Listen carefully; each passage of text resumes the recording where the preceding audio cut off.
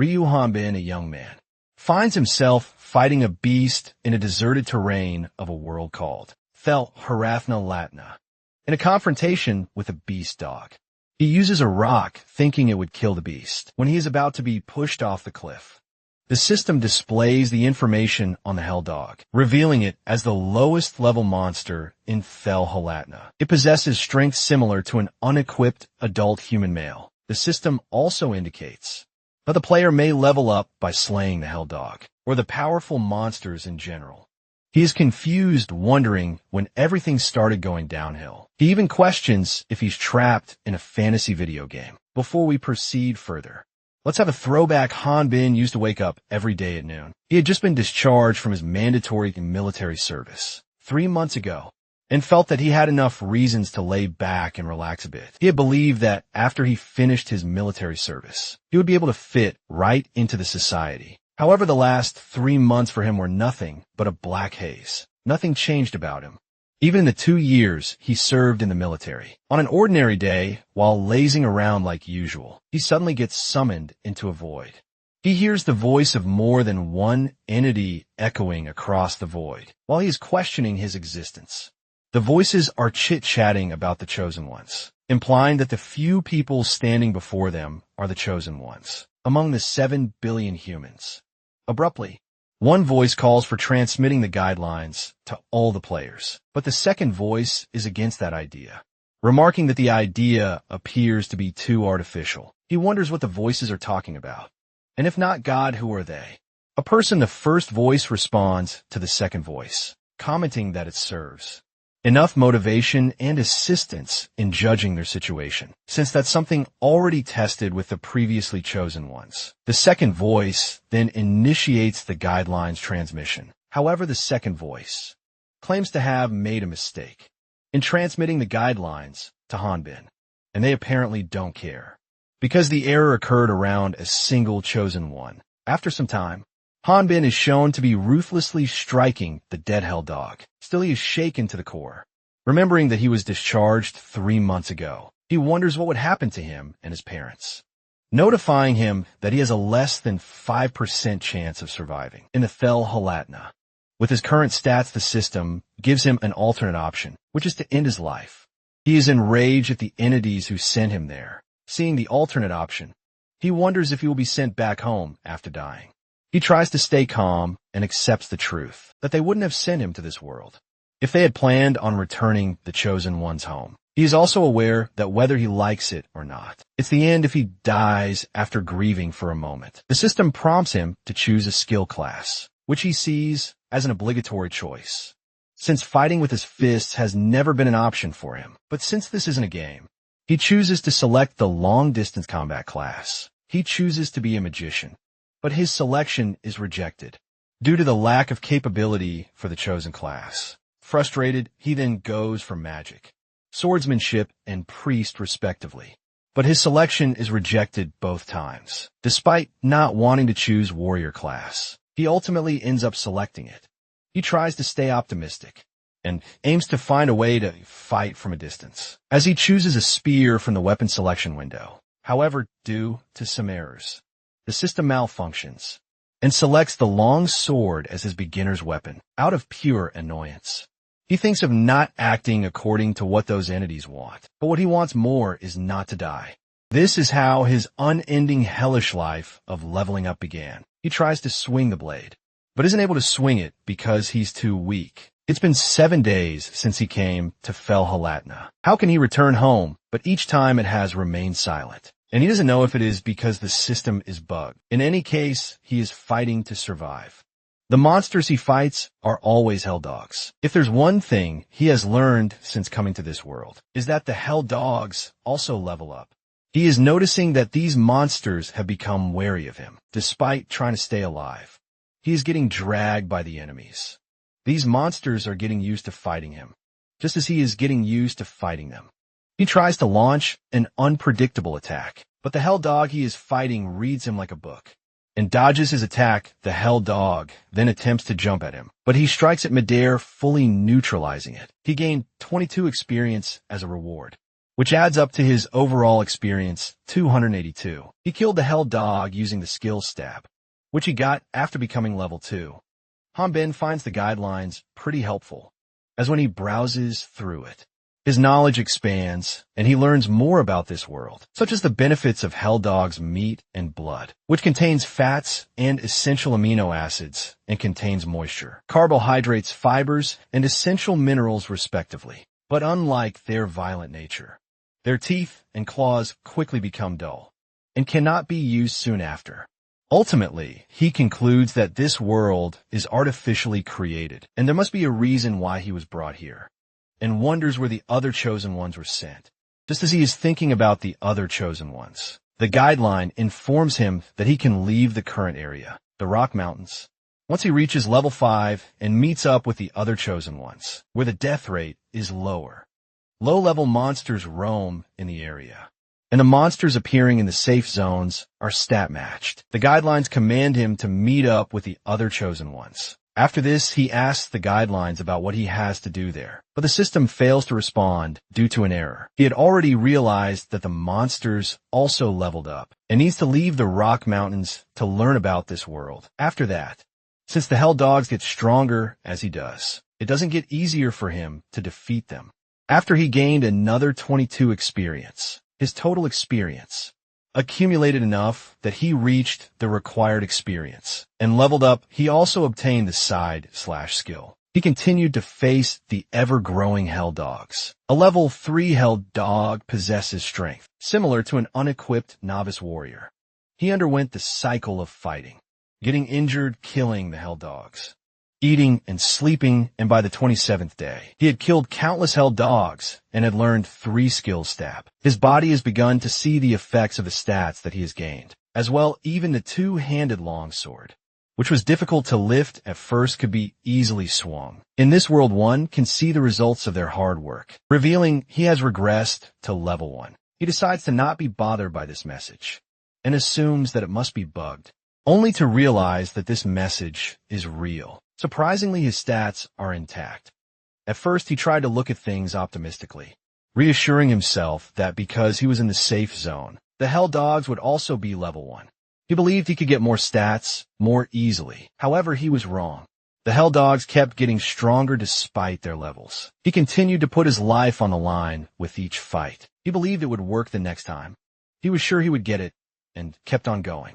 He kept killing the Hell Dogs that continued to grow stronger. By this time, he already has lived in a hell-like place for the past 7 years, running through levels 1 to 4 in an endless cycle. Chosen ones don't age, and due to their extraordinary healing ability, they will be healed of all their injuries in a single day. Returning to level 1 doesn't decrease his stats, but he couldn't learn a new skill since he couldn't get past level 4. The only skills he had were stab, side slash, and vertical slash. The Hell Dogs got stronger as his stats continued to increase, to help the Chosen One get stronger. But to him it appears that the monsters are just there to be killed, though the same can be said about him. The voices have completed the guideline transmission to the Chosen Ones that they had started earlier. These voices label the ongoing mission as Jaren. Lautna's 5th operation, one voice reveals it has gotten used to it. Because it's their 5th time commencing the mission already, they think that even if it is another world, players would normally take at most about a year to clear. They're expecting some useful players around this time. While inspecting the entity, Hanbin thinks that he is back home and tries to sleep. But when half asleep, Hanbin is about to select the alternate option in the guideline. In his life, he jolts awake and realizes that it has been about 10 years since he started killing Hell Dogs. He fell from a cliff and survived, which signals that the fall damage doesn't inflict any damage on him. Even after years of training, he's still at level 1. Or rather, he keeps regressing the moment he is about to hit level 5. Additionally, he isn't far from selecting the alternate option, putting his life to an end. He regains his composure, because agonizing over this countless times won't get him anywhere. He is still wondering if he'll be sent back home. After he decides to take his life, he gives up on counting the days he has been in this world. He doesn't know how long it has been since his arrival. 5 years, or maybe 7 years. During this time, he developed a hobby and even came up with work to do. Surviving alone isn't an easy task, but this harsh environment doesn't allow him to doze off, even if it's for a moment. This is the reality. He can't change his situation and devotes himself to doing things that he can. He built a house with debris and boulders and lived every day with devotion. Simply, he no longer lives with rage. When a colossal hell dog destroyed his house, that took him 3 years to build.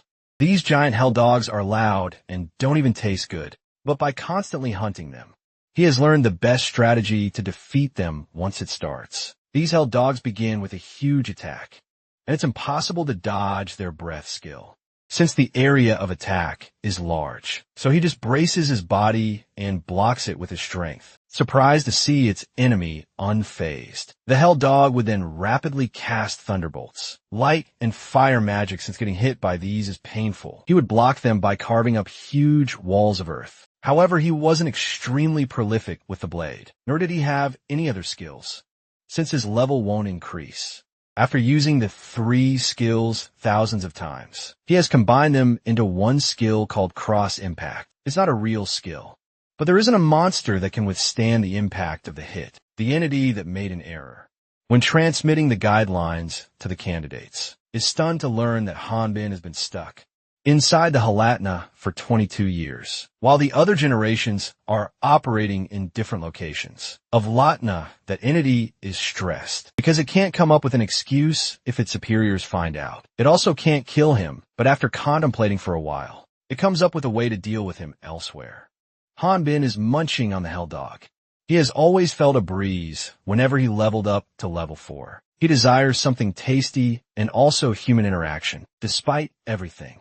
He is optimistic that there will be a day when he will get out, even though there could be some problems. The entity wants to erase his records and the world from existence. The entity is destroying the world, mostly because it believes Hanbin is level 4 and will die soon. It doesn't have any background progress records. Meanwhile, Hanbin, spectating the entity destroying his world, receives a notification about the completion of Thel Halatna. Soon the system commences the transport of chosen ones to the designated level. All this time, what Hanbin saw naturally became a norm. A red sky where the sun never rises or sets, with clusters of dead tree branches on ground, and being stranded on a rock-filled mountain of hell. He can't believe his eyes. He is in south of Forest in the Grey Loot Kingdom, northern Latina continent. The man doesn't know what's going on, but knows that it's not home, though it's better than those God-forsaken mountains. He finds it weird that he suddenly became level 5 when he got there, and has got the communication skill. He remembers that to come to the Latna continent, he needed to be level 20 and wonders if the system is still bugged. Moreover, he sees a new guideline window giving him one final mission: kill one of the 6 goddesses of Latna. If he succeeds, he will receive several rewards, such as eternal youth and immortality. Be sent back to Earth with stats intact, and get your 3 wishes fulfilled. Another window reveals a few factors to consider when participating in this mission, and also warns him to keep his identity hidden from the people of this world. The first thing he needs to do is register at the Hunters Guild in the corporate city of Onpris. The dragon arrives, cursing him as a filthy, otherworldly demon for trespassing. He tries to get into a fighting stance, but realizes that his sword is way back, on the other side of the river's shore. Since running back and grabbing the sword is risky, he opts to charge barehanded when a punch lands on the dragon's body. Then a brief epilogue about the dragon is set forth. It is the dragon itself, describing its experiences with otherworldly humans. Long ago, a magnificent dragon soared through the skies, serving the dragon knights of the X-Rad kingdom, who whined about wanting to ride her. Because of that, Ephra's poor knight was executed, and she herself escaped the kingdom through the help of the other kind knights. The lonely dragon, who now lived in the forest, didn't even have time to mourn, because the forest was where many other worldly humans would frequently appear. However, despite receiving training, she was kind enough to never kill her opponents. It was then that countless other worldly hunters gathered together to hunt her, she thought. to herself that letting the otherworldly humans live was a bad idea. She had no choice but to hunt the otherworldly humans. She clears the misunderstanding, telling him she's not a dragon, but a wyvern. Dragons have 4 legs, and their wings are located on their shoulders, while wyverns have wings on their forelegs. She accepts defeat and requests he let her go. He demands that she explain how she knew he was from another world. She says that she can't tell just by looking, but their bodies disappear when they die. Besides, Latinians hardly ever enter this forest. He wonders if she thinks of him as an otherworldly person. He realizes that his guidelines haven't been updated and is frustrated, thinking about what reason could be behind it. She begs for mercy, asking him to forgive her. He believes that she could have laid low instead of attacking him, and rejects her pleas. She calls him an otherworldly demon, and admits to having attacked him because of it. He rages at her scared. She reveals that the goddess was the one who called the otherworldly humans demons. He is a little intrigued by this information. He demands she tell him everything in detail. She explains that at first, the otherworldly humans and Latinians got along, but that period didn't last long. A group to kill the goddess. She reveals otherworldly humans are strong. There was no way to fight against them when they were being LED'd by a leader who was level 100. So before they came, the continent's 4 heroes massacred the otherworldly humans. In an instant, these heroes were Barolt, the Sword King, Zenobia, the Archmage Garhon, the Terrible, and Holian, the Transcendentalist of life and death. After that, the 6 goddesses blessed the continent. Earthlings are otherworldly demons that have made contracts with a wicked demon god, which is why they are quickly executed. He is triggered by her bizarre speech delivery, and remarks that he was kidnapped out of the blue and rotted on a rock mountain for dozens of years. When he finally gets out, he is told that if his true identity is revealed, the whole continent would become his enemy. This all happened before she was born. As per what she claims, he speaks out that he doesn't care whether he makes a deal with the goddess or becomes their underling, but he will kill that demon god and get back alive to Earth. He tells her that he can't let anyone know his true identity and must do something about her. She promises that she won't speak a word about him and will live as a normal wyvern, pretending not to know how to speak. 5 days later, he leaves the Sata forest and heads towards a huge castle wall that stretches across the horizon. It is a city in the northern part of the Exrad Kingdom. The city is called Empress City, which is enormous and also has a large human population. Nearby, there is the Sata Forest and a dungeon in the Ifan Plains, where countless monsters continuously appear. There's also the Empress Hunters Guild, where many hunters try to get rich by putting their lives on the line. The people who visit this guild are either hunters, or people who aim to become hunters, or otherworldly beings. When he steps his foot inside the guild, he leaves the local hunters in awe. He ignores the gossip and heads straight to the business, telling the receptionist that he wants to become a hunter. Instead, he struck a deal with her. He asked for her help because even if his appearance isn't suspicious, the fact that he doesn't have any clothes on or equipment of this world is likely to give him away. She was hesitant to help him because she was convinced he was going to kill her anyway. He reminds her that she has been killing people up until now and is a wanted beast, so the odds of her going outside, telling people about him being an otherworldly person, are not very high. Moreover, he was happy to have a decent conversation like this with another living being. Hanbin's words had her recall. Before the conflict, she decided to help him by giving him some clothes, though they were a little too tight for him. She warned him to not take off his clothes anywhere. When asked about goddesses, she tells him that goddesses rarely meet people, not even the Latinians. To meet the goddesses, one either has to be one of the 4 heroes or have done a great service to meet with them and receive their blessing. It would be safe to say that the only way to receive blessings is to become a hunter who hunts dungeon monsters that were created by the demon god Ormflaws through hand gestures. He tried to point at the guideline and told her that the guideline also mentioned he needed to be a hunter to contact the goddess. Ever wasn't able to see the guideline, leaving her confused at the present. He recalls the wyvern explaining that a hunter has a more free lifestyle, and it isn't that suspicious for them to have a high level. This is why he needs to be extra careful. since many others like him would have gone through the same method. She taught him to not act like a foreigner. He is overwhelmed by nervousness and anxiety. He can't seem to relax his body. The receptionist fetches some details and then registers him to the Empress Hunters Guild. He is glad that he didn't follow the guidelines. When registering as a hunter, as it suggested, he should say he came from the backwoods in the West. The receptionist girl questions him. She's not the only one surprised he isn't already a hunter, given his massive physique. Noticing the people becoming wary of him, he wonders if he made a mistake. When the receptionist asks him to place his hand on the measuring stone, he is thinking if he should prepare to fight, since the local hunters haven't attacked him yet. He presumes that the hunters still aren't sure that he is an otherworlder. The receptionist informs him that depending on his abilities, they can create proper verification, according to the rules of the guild. All he needs to do is place his palm on the measuring stone. He is suspicious that the measuring stone might be the receptionist's antics. He is worried that if he gets caught, he won't be able to meet the goddesses.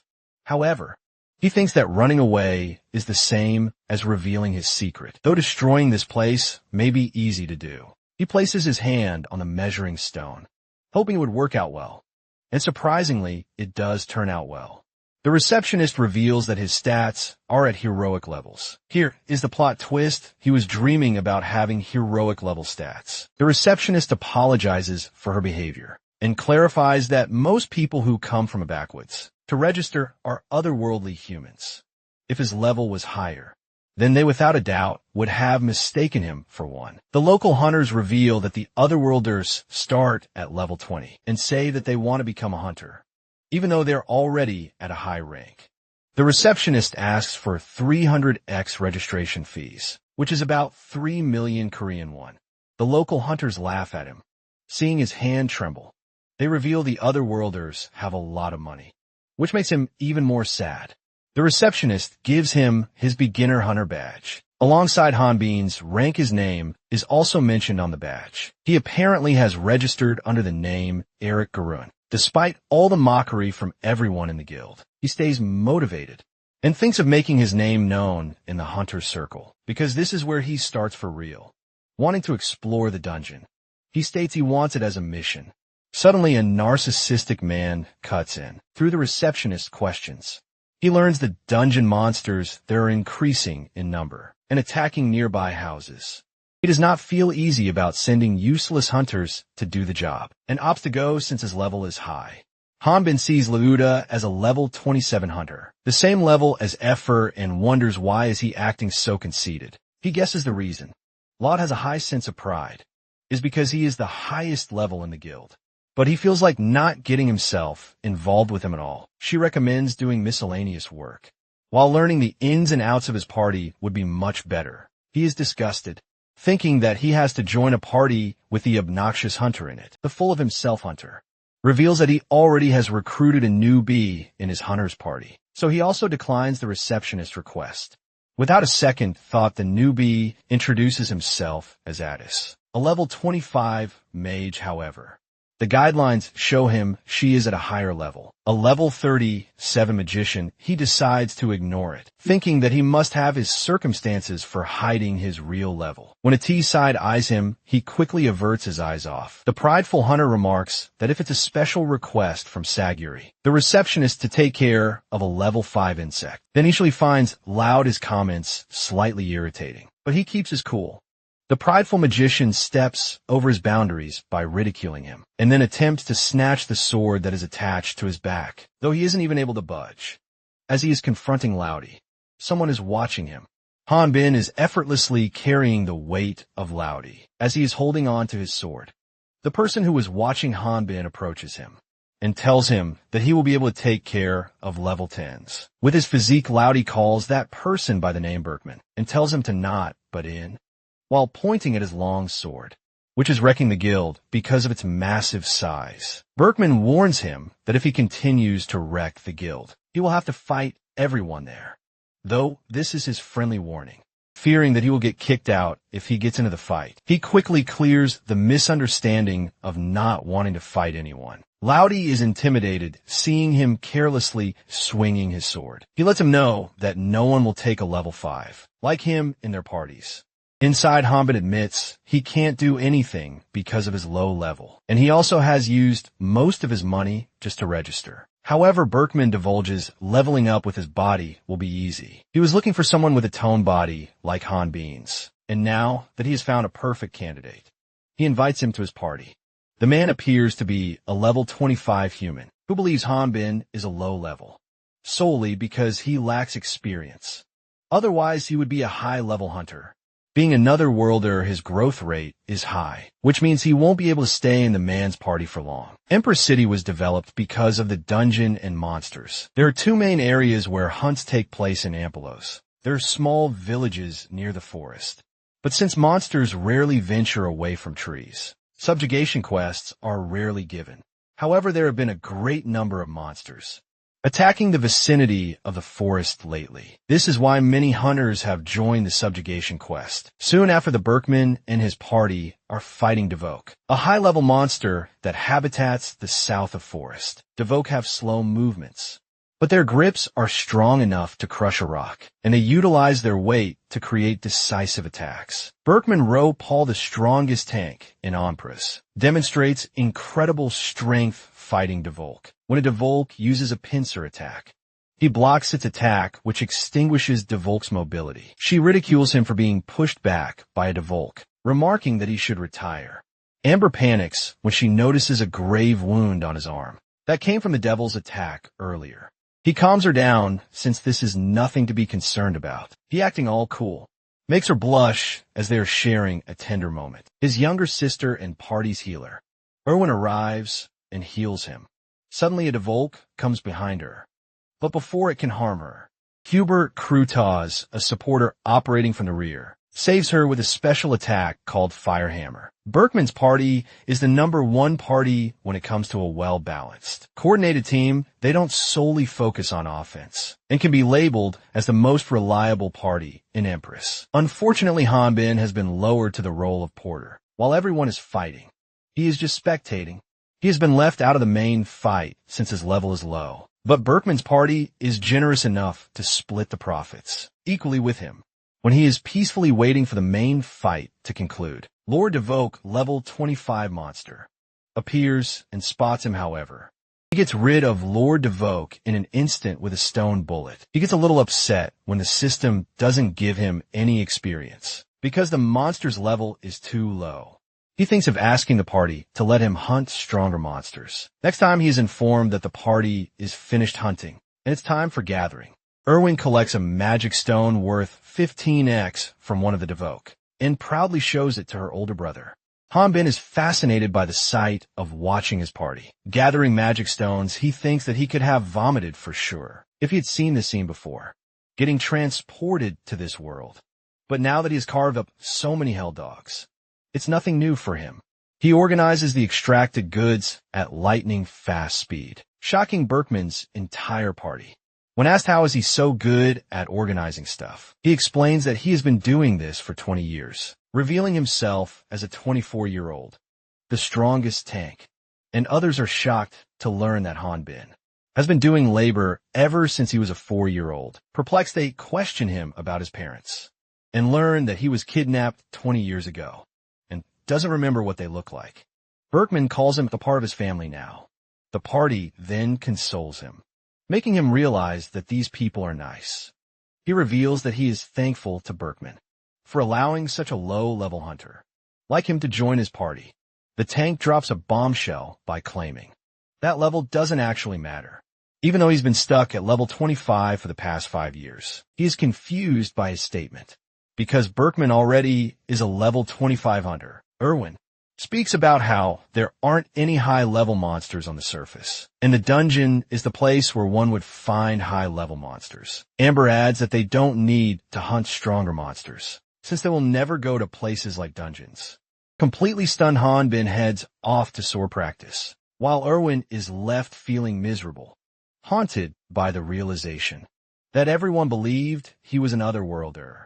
Hubert goes after him because he is worried about sending him alone. Berkman approves of that idea, as one doesn't know when a monster could appear nearby. Hubert tries to look for him in the forest, but doesn't find him. Meanwhile, he is wandering around, desperately looking for monsters that could give him experience, as every monster he passes by is low level.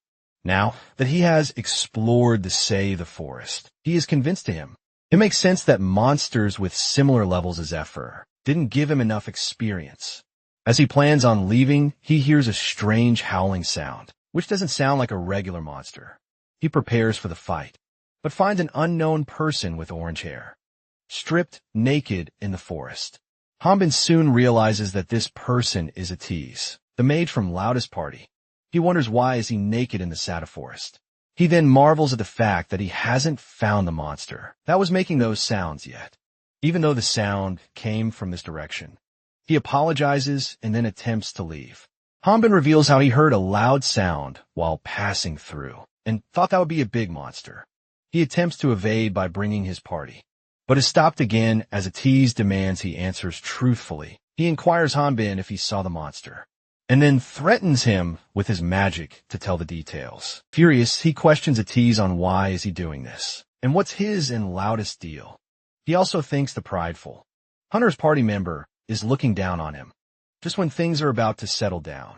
Loudy appears and starts talking smack about Hanbin. He reveals being furious at him, because he initially humiliated Siguri and now has planned on laying his hand on the party's female member. Addis presumes that Lauda is misunderstanding something. He also thinks that it might be a good idea to stay away from him. He respects him, because the prideful hunter is a pretty strong swordsman, and the pose he is demonstrating shows that he's getting ready to execute a technique. Both of them indicate through their actions that they don't care how embarrassing or strong attacks Luda demonstrates. Being ignored makes him extremely angry, and the anger fuels his desire to demonstrate incredible strength. Luda uses Thunder Lightning Sword, hoping this attack will kill the Hanbin. Later, Erwin treats the hunter, while Berkman reassures Hanbin that what happened wasn't his fault. Hanbin knows it's not a pain he can be forgiven for. The tank suggests they should wait for the results. After treating the injured Luda, Erwin reveals that his life isn't in danger anymore, because Hanbin brought him to her quickly. But there seems to be another problem. All the men that stood there fell silent. The blame may have fallen on Luda himself, but the pain and suffering he was going through was something that no one could comfort him from. Due to this accident, Lauda received a major hit on his privates that morning. Atiz took him back to Empress City. After he learned the truth about Atiz's gender, he had a hard time facing him again. The monster who made that sound couldn't be found, and Hanbin also forgot about it. After spending 3 months at Berkman's party, at present the Berkman's party has set a camp in front of Sada Forest. The tank himself and his party members are shocked to learn that Lauda went inside a dungeon. All alone, Amber also feels that going alone inside the dungeon at Lauda's level is the same as committing suicide. However, Hanbin thought the prideful hunter's level was pretty high. She discloses that Berkman has been used to fighting indigenous monsters. Those monsters were hunted for them to survive, so it helped him naturally raise his level. Hanbin remembers that Effer and the Lord Devoke are unique monsters. He wonders, how different are these dungeon monsters compared to normal ones? Amber reveals that those monsters are not originally from this world. Hanbin believes that if they certainly are level 30 or above, then it might help him to level up. He decides to go to the dungeon, even if he has to go in secret. Berkman reveals that monsters aren't the only problem. Many other worlders also go hunting there secretly. Hanbin remembers that screening for dungeon entry is rigorous, so he thinks of forgetting about going there. He has Berkman reveal that Lauda may be hoping to find a healing artifact. The tank further explains that the sources that are placed within those dungeons are artifacts. They come in various shapes and all have different abilities. Hanbin perceives dungeons and artifacts like a pot of gold at the end of a rainbow. He thinks that it's his only option. Berkman turns off the lights, as there have been many monsters creeping out of South Forest. As of late, he hopes it isn't a bad omen. When he falls asleep, he finds the forest very spooky. He also thinks of saying hello to Effer as she lives nearby, but ends up bumping into a unique monster. The monster he has bumped into is a level 31 Taiyero that can nullify attacks from a sword with its body, which is entirely encased in a carapace. Though it's weak to magic, Tatiros usually dwell in the dungeons. He knows that these monsters are a bad match for him to face. Unexpectedly, another Tatiro monster surrounds him, and they start enunciating human language. Comprehensible, but not clear, which terrifies Tatiros. The monsters claim knives don't hurt them, and they eat knife holders. He approaches the monster, questioning why it's mentioning the other Tatiros, when its kins have already withdrawn from the fight. He quickly catches up to the running Taiyero. The running Taiyero tries to use a portal underneath a tree. This portal connects to iPhone Plain Dungeon, but he plucks out the tree like it's a small plant from the soil. Hanbin wonders if the dungeon monsters that escaped from this portal cause the native monsters to be pushed out. He is a little discombobulated, as he has never heard of something like this appearing in the dungeons. He presses the Tatiro to reveal who created this portal, but even the Taiyero doesn't know anything. He threatens to destroy the portal. Taiyero mentions that no one should go inside the portal, as it's a direct order from that person's order.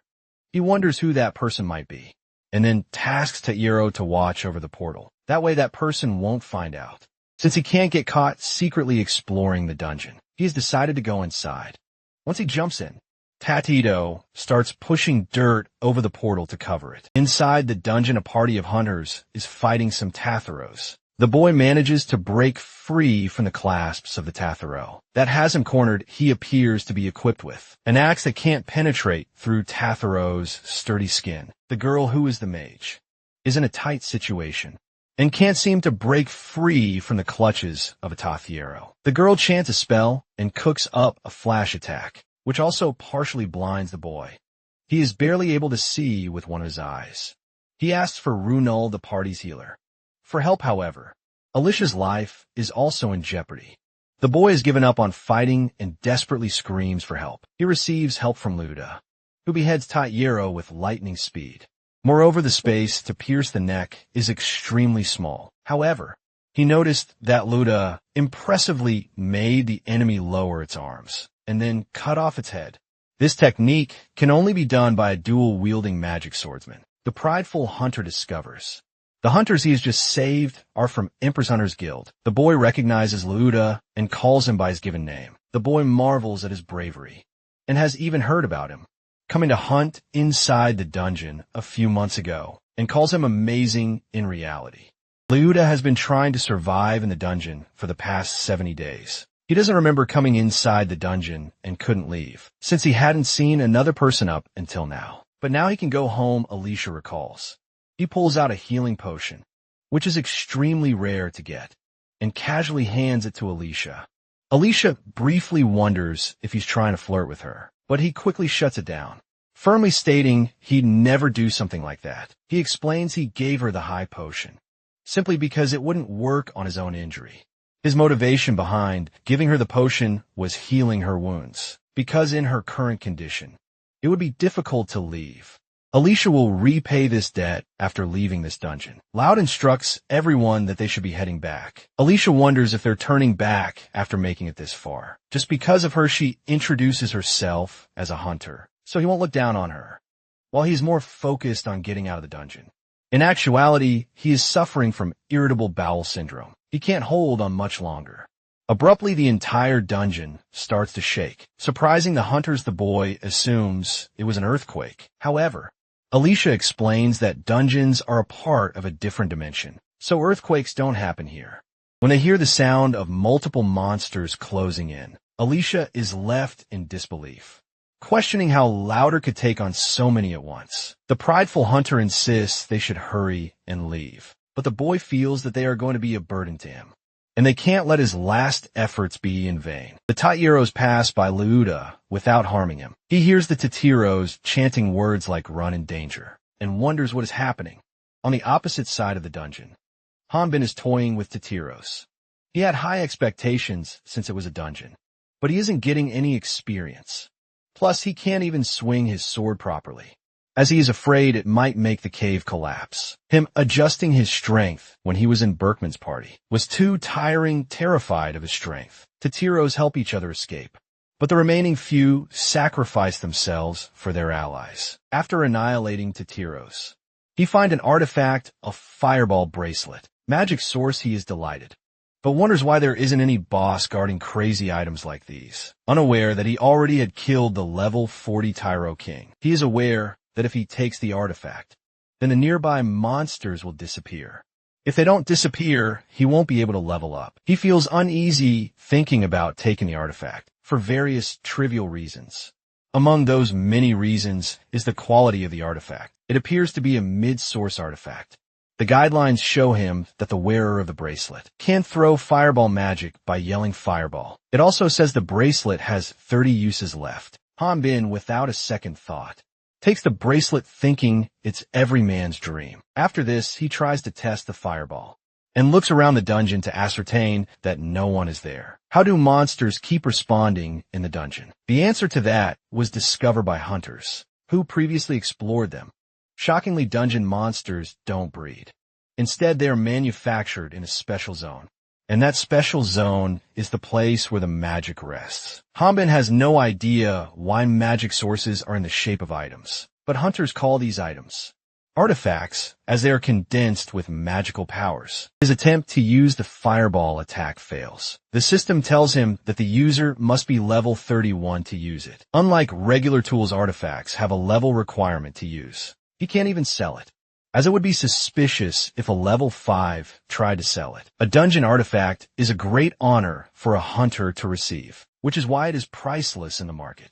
Though a hunter owning an artifact is a rare sight, and the reason for that is the pride that they had from slaying all the monsters until that moment, but the moment they got their hands on an artifact, the very opportunity it presented became their downfall. He finds a passage that leads to the boss's room and decides to continue going forward. He makes it to the boss's room. He plans on doing a quick exploration and then returning before Berkman wakes up. This boss room is located in the middle of the dungeon. He wishes for the boss to appear so that he can go back. However, he finds the boss's room empty. He continues to intentionally provokes the monsters in the room by loudly declaring that he's taken the artifact. Suddenly, he finds his arms roped by tentacles. He faces up only to find the dungeon boss, the level 45 tentacle beholder. He assumes this monster might give him some experience. However, his arms and legs are all caught by the tentacles. Monster in his current position. It will be over if he gets hit by its attack. Laudi comes out from the door in the far middle door of the room, much to Han Bin's astonishment, who is occupied calculating the odds of him winning against the monster. Since he is strapped in the tentacles of a monster, Loud assumes he is a weak monster that utilizes an opponent's weakness and trauma against them and gives shape to their fears. In simple terms, he thinks the monster is imitating Hanbin. The prideful hunter wants him to not use such petty tricks again, because it's impossible for the level 5 hunter to be here due to its omnidirectional body. The original monster doesn't have any blind spots and can efficiently attack and defend from the air. It will use its tentacles to attack hunters in their blind spots with super hyper speed. He saves Lauda from getting hit by the dungeon boss's tentacles without him knowing, however.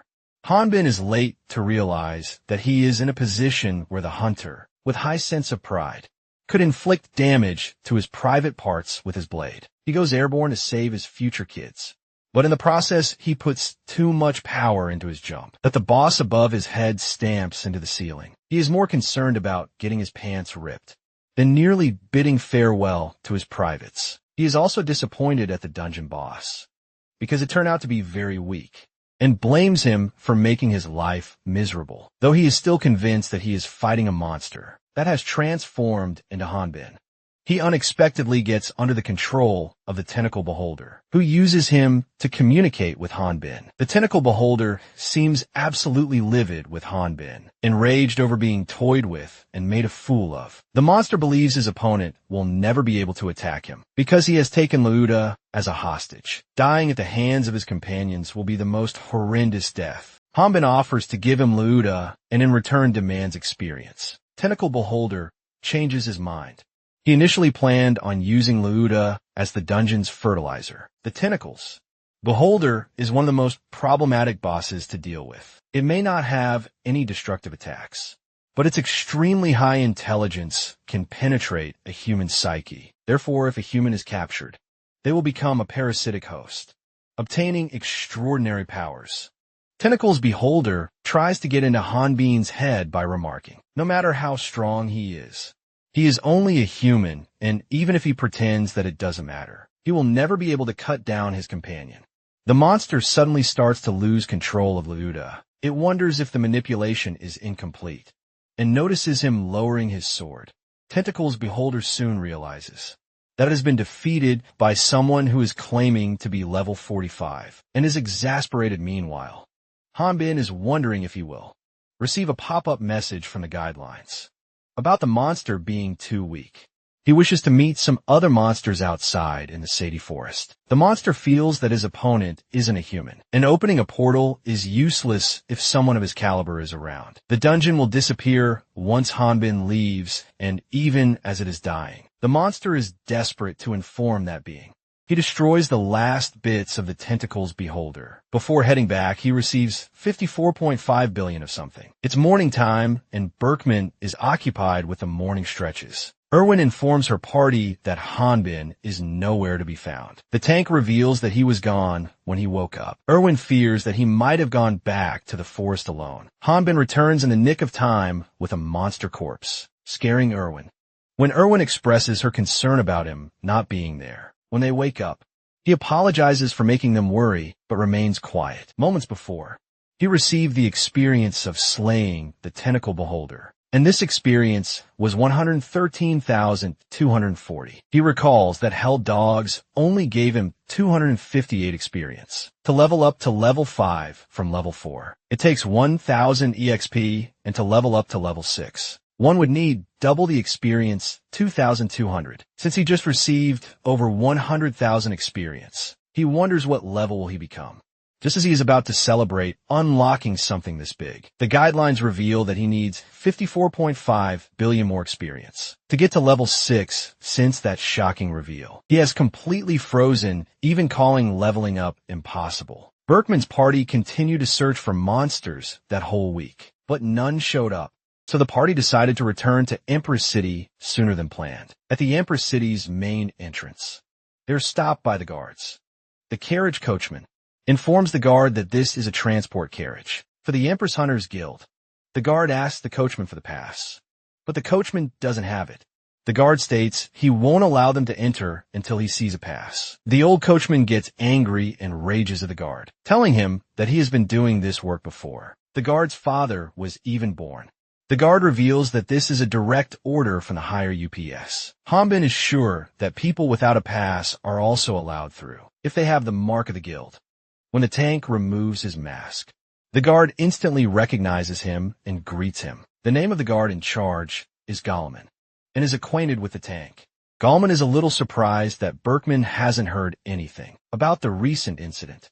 He explains that the Hunters Guild had an emergency recall of all the hunters that were out, saying that the iPhone Plains dungeon had been cleared up, although Goleman allows them to enter the city. Hanbin is feeling uncomfortable with the atmosphere inside the city. He didn't take the magic source, Dragon's core of the iPhone Plains dungeon, and since the dungeon is closed, he wonders if someone else took the source and cleared the dungeon. No one knows who and what LED this dire situation happened. Hubert reveals that clearing a dungeon is a great honor for hunters, but it's only the otherworlders who choose to keep it under wraps. That said, Amber blames heresy inquisitors. Hanbin finds it unbelievable, because both Berkman and Amber are over level 20. Hubert admits he is right, which is why most hunters have already left this place. Hanbin realizes that otherworlders aren't welcome anywhere. Berkman feels that they should drop this matter for now, and should finish up what they came for.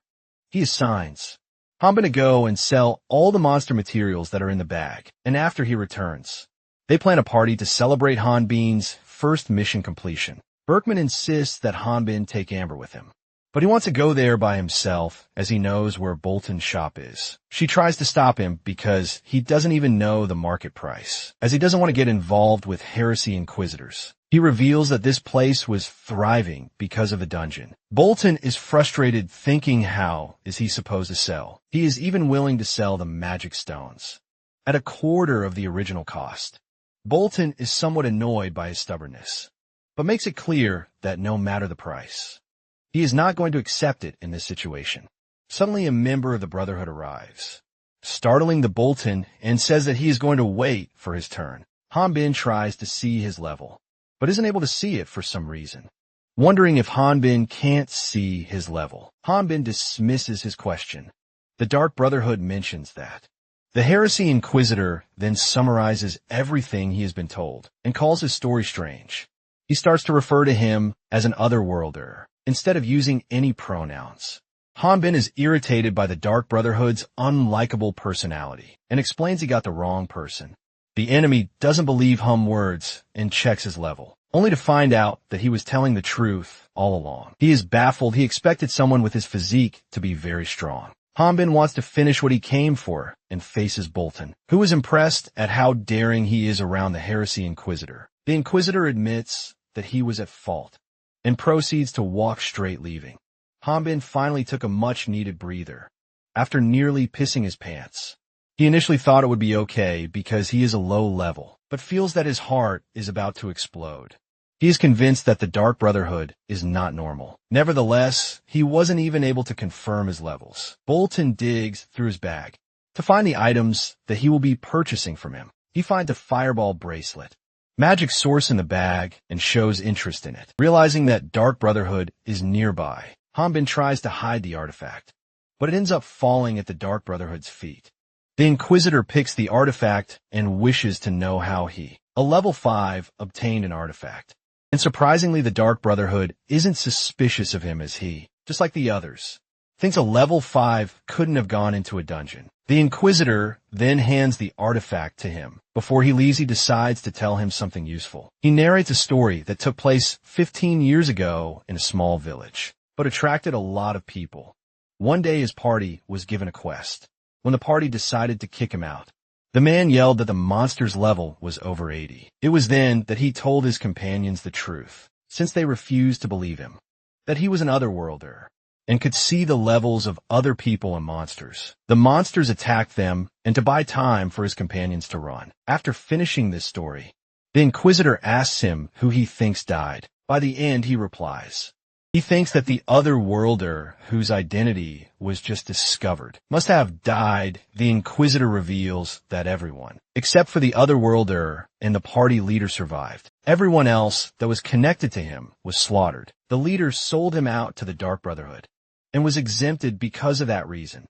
The otherworlder, who miraculously survived, then returned home. However, the villagers burned down his house after hearing the rumors. His burning rags caused him to leave the village. Afterward, he massacred everyone involved in it. According to the Dark Brotherhood, anyone related to otherworlders will suffer misfortunes, but wonders what fault would a simple level 5 have, as he wonders why the Inquisitor revealed this in the first place. He is enlightened that it is common to see otherworlders dispose of artifacts by using innocent hunters. For cases like these, the Inquisitor decides to let it slide this one time, but demands details about his party. Unable to hold back any longer, Hanbin tries to land a punch from behind, only for Atiz to jump in at the last second to smooth things over. Atiz starts shouting at Hanbin for being useless and even calls him a dumb meathead.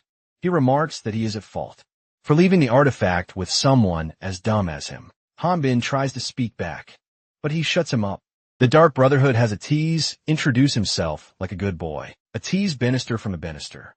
The Inquisitor is amazed to see someone from the Dragon Hunter. Bannister family alive, he thought their bloodline had ended, but his special amulet proved otherwise. Atiz lies about Hanbin being his party's porter for a quest a few days ago. Additionally, it hasn't been long since Hanbin came to Empress, so he is unfamiliar with this place. Hanbin is startled and wonders if Atiz is lying just to help him out. Meanwhile, the mage continues to waffle to save him, following the artifact incident. He claims to have sent Hanbin to bring the artifact for further investigation, which brings them to where they are now. Hanbin gets the gist of what's happening, and since Addis is helping him out, he chooses to play along. He apologizes to the Heresy Inquisitor. Atiz wasn't happy with his friend acted earlier, just before they are gone. The Dark Brotherhood baits them both by asking what kind of ability the artifact has. Expectedly, they both enunciate a different ability and realize that they have messed up big time. The enemy closes the distance between them promptly and orders them to follow his lead. We go back to the first day after Hanbin joined Berkman's party. He is fighting different species of monsters varying in levels, but are overall weaker. He is not satisfied fighting only puny monsters. After struggling to get past Rock Mountain, he is taking out his frustration on the monsters and feels that even the Hell Dogs are better than them. And when he snaps back to reality, he finds himself in the company of his old friend. He offers Hanbin a special dish prepared by Amber as a welcome gift, though he can't guarantee the taste, which makes her angry. She advises him that once he steps out onto the field, he should think of it as a war, even though Berkman has accepted him. She also states that they don't need a brat that will complain about the food, but is confident that it wouldn't be worse than Hell Dog's meat. Upon reflection, he realizes that it has been a few decades since he had something other than the Hell Dog. Hanging out with his new party was a feeling of not being alone. Back to the present. The Dark Brotherhood is prepared to take Hanbin and Eitz with him. Hanbin assumes he is using wind magic, but Eitz refuses to believe that, because the Inquisitor isn't exerting any mana. He believes it's healing winds, something that only high-leveled spiritualists can pull off, implying their opponent is a formidable priest. Hanbin isn't confident about fighting a priest under the current circumstances. He can win if he starts fighting seriously, but then his identity will be revealed. Their limbs may get cut off fighting the Dark Brotherhood, but won't be lethal, as long as they stay inside his healing winds barrier. He prefers if they both quietly follow him. Hanbin believes that there is no choice but to surrender. He approaches the Dark Brother and asks if they will leave everyone else if they find out who cleared the dungeon. The Dark Brotherhood accepts the conditions because they are busy people and withdraws the healing winds. Hanbin confesses that he was the one who cleared the dungeon before the situation escalates. Luda interrupts. He has returned with the two hunters. He saved the survivors. Alicia and the hunter boy appear to be complimenting him for clearing the dungeon alone, unaware that it was Hanbin who cleared it loud himself, believes that he must have beaten the boss, and cleared the dungeon by grabbing the dungeon source. But after the dungeon disappeared, he almost died of hunger in the Ethan Plains. That was when the surviving hunters from that dungeon found him on their way back to Empress. They all are thankful to each other, as the prideful hunter is daydreaming. Hanbin and Atai's are surprised at how he was the one to clear the dungeon. Hanbin thought he would turn into a complete monster.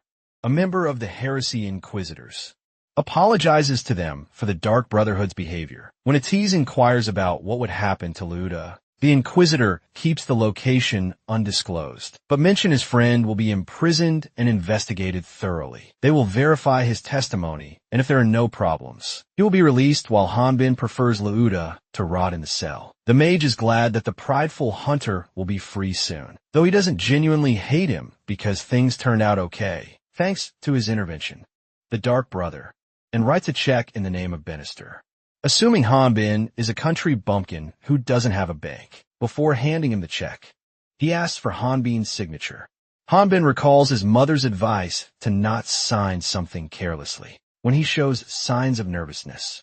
The Dark Brotherhood assures him that they don't use underhanded tricks, though no promises can be made about the Order of Light. He hands him something to look at once the signing is done, and then leaves.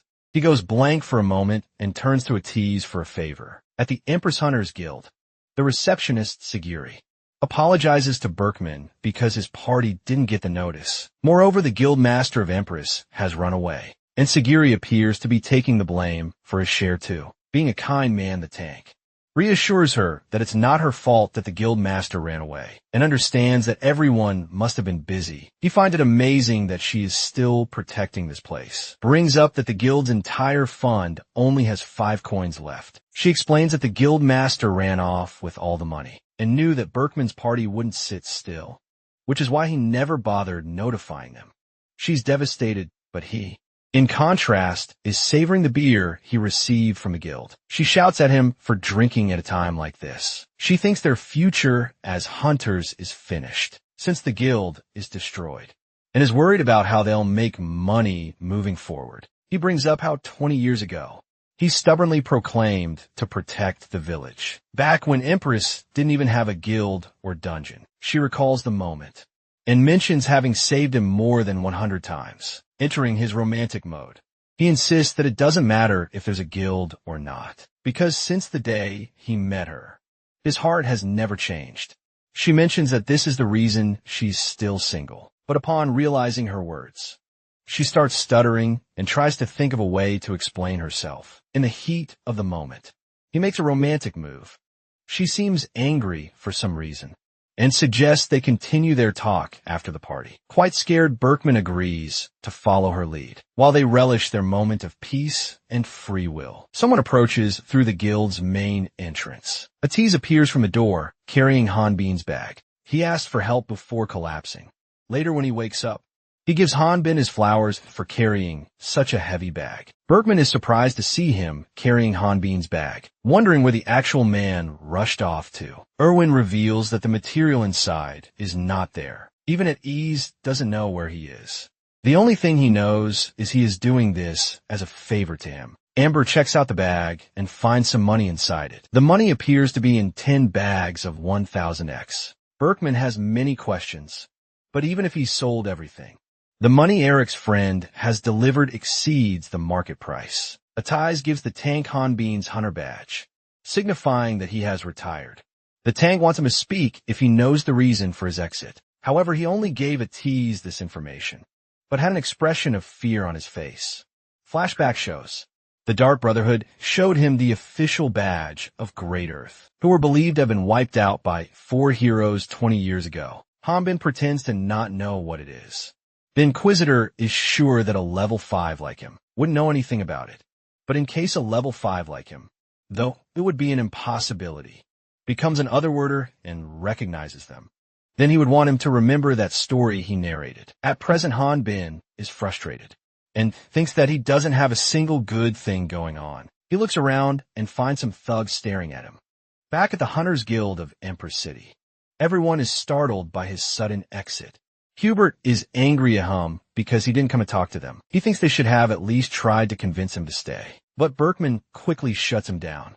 He reminds him that their work requires them to put their lives on the line. Therefore, they shouldn't pressure someone to risk the same. Berkman asks Attize to let Hanbin know he's more than welcome to take over as their bag boy. Whenever he wants, he agrees to pass on this message inside. He thinks that he doesn't know what Hanbin's reasons are, but he feels a little jealous seeing some people care about him. Meanwhile, Hanbin finds himself tied to a chair. He opens his eyes to some thugs and wonders where he is. One thug comments that he's never seen him before and figures he must be a hunter. The thug says that he has heard Hanbin has broken the arms and legs of his men. Moreover, he slept in their territory and ruined their stuff. The culprit apologizes for the damage done to his men, but points out that it was their arms and legs that broke when they hit him, not the other way around. And since he didn't have anywhere to sleep, he just slept in an abandoned house that he found. He reveals he doesn't use magic, encouraging thugs to even test magic on him. If the thug boss is not tempted to hit him, just like the thugs behind, does that make him a chicken? When they refuse to admit to saying something this outrageous, he calls them liars enraged. One of the thugs punches him in the face. However, this doesn't end well for the thug as his hand gets broken, since he has ignited the flame by fighting the thug's boss. He wonders how will he be able to break out of there. The chairman of the thugs arrives and learns that only a single hunter has been caught, and unlike other thugs, he isn't scared and even calls him a dog, pissing him off to the core. Surprisingly, he seems to be aware that he is from Rock Mountain, probably because of his bad temper. He orders his man to let him go, because if he wanted to, he would have cooked them easily. Hanbin is quite astonished. The chairman agrees to reveal how he knows about Rock Mountain, only if he works for him 6 months after the dungeon disappeared. In a residential area in the eastern castle wall of Empress City, the bandits are forcefully collecting the possessions of a resident, whether it's kitchenware or furniture. They have collected everything that appears to be valuable, comes rushing and jumps at the bandits. However, the man in charge of the bandits asks him to not make a fuss and commands his men to bring the hammer. The man of the house, equipped with some good armor, is stunned to see a huge man carrying a giant hammer. To protect his house, the man points his sword at Hanbin. The man attempts to stab him in the chest, but the sword fails to penetrate his skin. He first moves him out of the way, and then crushes his house with a single hit. After this, the family is introduced to one of the projects that the On-Pros Builders Association is pushing forward. The bald man from the thugs shows them around their new house that the nobles used to build their castles and have strengthened with golem magic, so they are quite sturdy. Furthermore, they have finished it with a special slime extract coating to prevent monsters and enemies from climbing up the building. This whole information, from their house getting demolished to being given a new one, has left them poker-faced. The bald man then addresses the conditions of living in the house. They're allowed to live there, as long as they agree to let soldiers occupy their homes during emergencies when civilians have been evacuated. Additionally, the man of the house may be able to receive a monthly payment for helping to maintain the castle wall. The bald man has explained this all before to the man of the house, but the man was drunk at that time and didn't understand a thing. The man of the house thanks them for helping him and his family. Like this, he is quite regretful of pointing his sword at him and apologizes for his behavior. Hanbin is eager to leave this place and even asks the bald man if they're finished. The man of the house offers him to stay for a meal, but he refuses to wait any longer, as he has to go back to give the report. The bald man calls him rude, as the man of the house is sincerely offering them the meal. He isn't able to handle his emotions, and everything around him looks as if it is processing too quickly, that he doesn't even fathom it.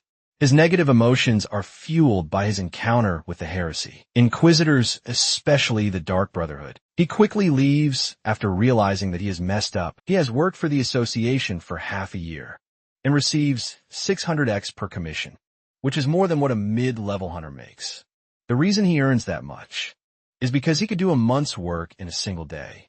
He returns to the chairman of the thugs, or bandits. He slams the door open and confronts the main man about what's happening outside. He wants to know why the buildings that normally don't exist here have suddenly appeared.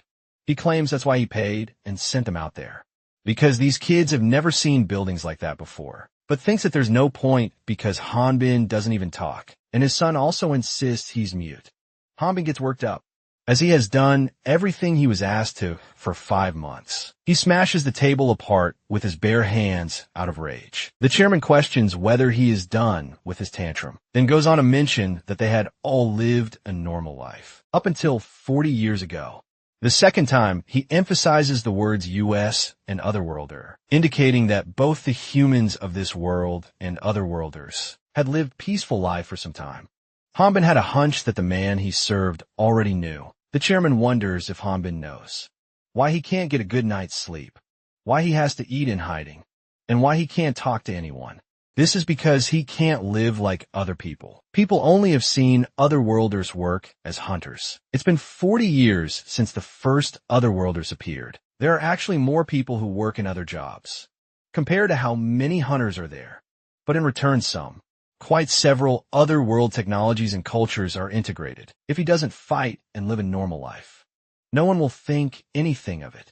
He believes that he has no reason to accept this, and he won't even be of any help. The chairman points in the direction of the door, revealing that one begs to differ and requests it must be Hanbin. He turns his head back and finds a tease, surprised to see his old friend.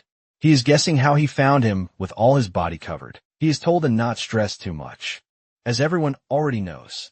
He reveals that the man kept nagging him, so he thought they at least heard him out.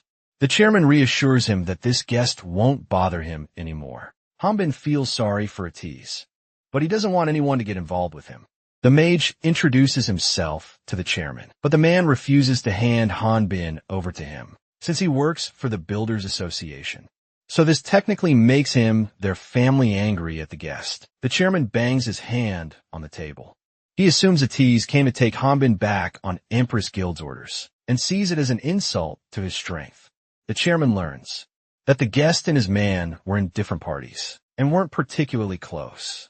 But Hanbin protected him when he was discovered by his party member. He doesn't quite understand Atissa's explanation, and asks, If there is a problem for members of different parties to meet, the mage clarifies he was naked at that time, but can't say much more, while visualizing what might have happened. Chairman says that he gets it. Since Hanbin has spent quite some time with the chairman, he can see what's going through his head, and tells him that he is misunderstanding it. He calls Hanbin a scoundrel. Meanwhile, Atissa feels his old friend was suffering from guilt after the incident with Lao Day. Before leaving the city, he was in an extremely difficult situation and had him deliver a check of 1 million X to the guild before he quit being a hunter. In that instant, everyone goes silent for a moment, waiting for the chairman's response. Unexpectedly, Hanbin shouts at him. As he doesn't give the proper details of the incident, the mage is sure that the situation with heresy inquisitors is a bit touchy. Hanbin believes he's in an even worse situation now. He argues that it's already been 5 months since he quit being a hunter. A TC reminds him of his quest to explore and collect samples from Sata Forest, and so it won't be dangerous. Sometime later in the Sata Forest, Hanbin is pondering why it has to be him. Why didn't Atiz choose someone else? He remembers. The chairman told him that nothing would appear suspicious, as long as he acted normal. He finds a small species of low-level monster that inhabits, say the forest called Kellogg. He tries to play with it, but ends up getting bitten. Ruthlessly uses his fireball magic to exterminate Kellogg. He comes running to him and gives him some potion, in case poison starts to take over his body. Moreover, he wipes his arm where he is bitten. However, since Hanbin's skin is too thick to be penetrated, the monster wasn't able to leave any poison in his body. Atiz shows him a sample of some portion, wanting him to inform her when he finds something similar. Hanbin wonders if his friend has blue blood. Asking someone if they have blue blood is like asking the person if they are not human, or don't have any emotions, such as sympathy after this. They continued their exploration. However, Atiz burned everything that was in the way they were passing through. This forest has quite a large number of dangerous monsters. Hanbin wishes to forbid him from using fire magic. Atiz wants him to not worry because if he stops his magic, then the fire will die out. Hanbin insists it's banned. Later, the mage reveals Lauda's party was the first party that he joined. He thought it would be fun to collect and research materials by himself. Rich people and mages can level up just by doing magical research, so they don't need to go out in the field. While laughing, Hanbin asks him, how can a dragon hunt dragons at home? He believes he can level up if he gets to encounter one, and lies to Atiz that there are no dragons where he is from. They are rare monsters which makes them difficult to see. The mage describes the dragons as a fearsome monster that flies in the sky with wingspans as wide as castle walls. They can burn up earth with their limitless mana. But the real reason why one must fear them is that their levels increase with each enemy they defeat. Like an otherworlder, they are an intelligent species of monsters that can verbally communicate with others. Dragons may be secretly surviving by hiding out and living solitary lives. Based on his personal experience, Hanbin remarks that no matter how lonely the dragons are, living while being safe may be better. Atiz starts laughing hysterically, thinking Hanbin is joking. He asks him if he has thought about being a hunter again. Hanbin wonders, how is he going to show his face to the party's leader and tank? As it would be shameful, the mage reveals he is making his own party and wants Hanbin to join him, who wonders why him because he could run away again. Leaving him puzzled, Hanbin is suspicious, because how can a mage use magic without casting any spells? The mage wants both of them to keep their secrets a secret, which doesn't convince Hanbin, as he feels that Atiz might betray him first. The tension in the atmosphere increases when both prepare to fight. The Sword King attempts to take out his sword, while the mage has already charged his wand and is about to launch an attack. Atiz shoots a mana bullet that schemes past Hanbin's face and hits a beast standing behind him. The mage explains that he shot a mana bullet down the beast's throat and ignited his lungs. It will likely die of suffocation. Hanbin is enlightened that the monster could have alerted others. If it had made a noise, he is convinced that Atiz is on another level. Compared to the mage from Berkman's party, he is genuinely surprised at how quickly he was able to make a decision. He had thought that the mage was a delicate young master who had stayed home and researched. Atisse thinks it would be nice if he could persuade Hanbin to join his party. But now's not the time for that. He instructs Hanbin to open the monster's stomach while he goes to check on the net. He opens up to Hanbin about how the monsters that normally don't approach humans have come out on the open areas and have attacked them. It doesn't seem strange to Hanbin. After all, his friend burned everything. A TC snaps at him for not properly listening and orders him to cut Kobold's stomach open. When the sun falls, they stealthily arrive at the nearby village and find themselves a place to peek at the kobolds. Without getting caught, they find 2 kobolds in the tower, and the majority of them in the village.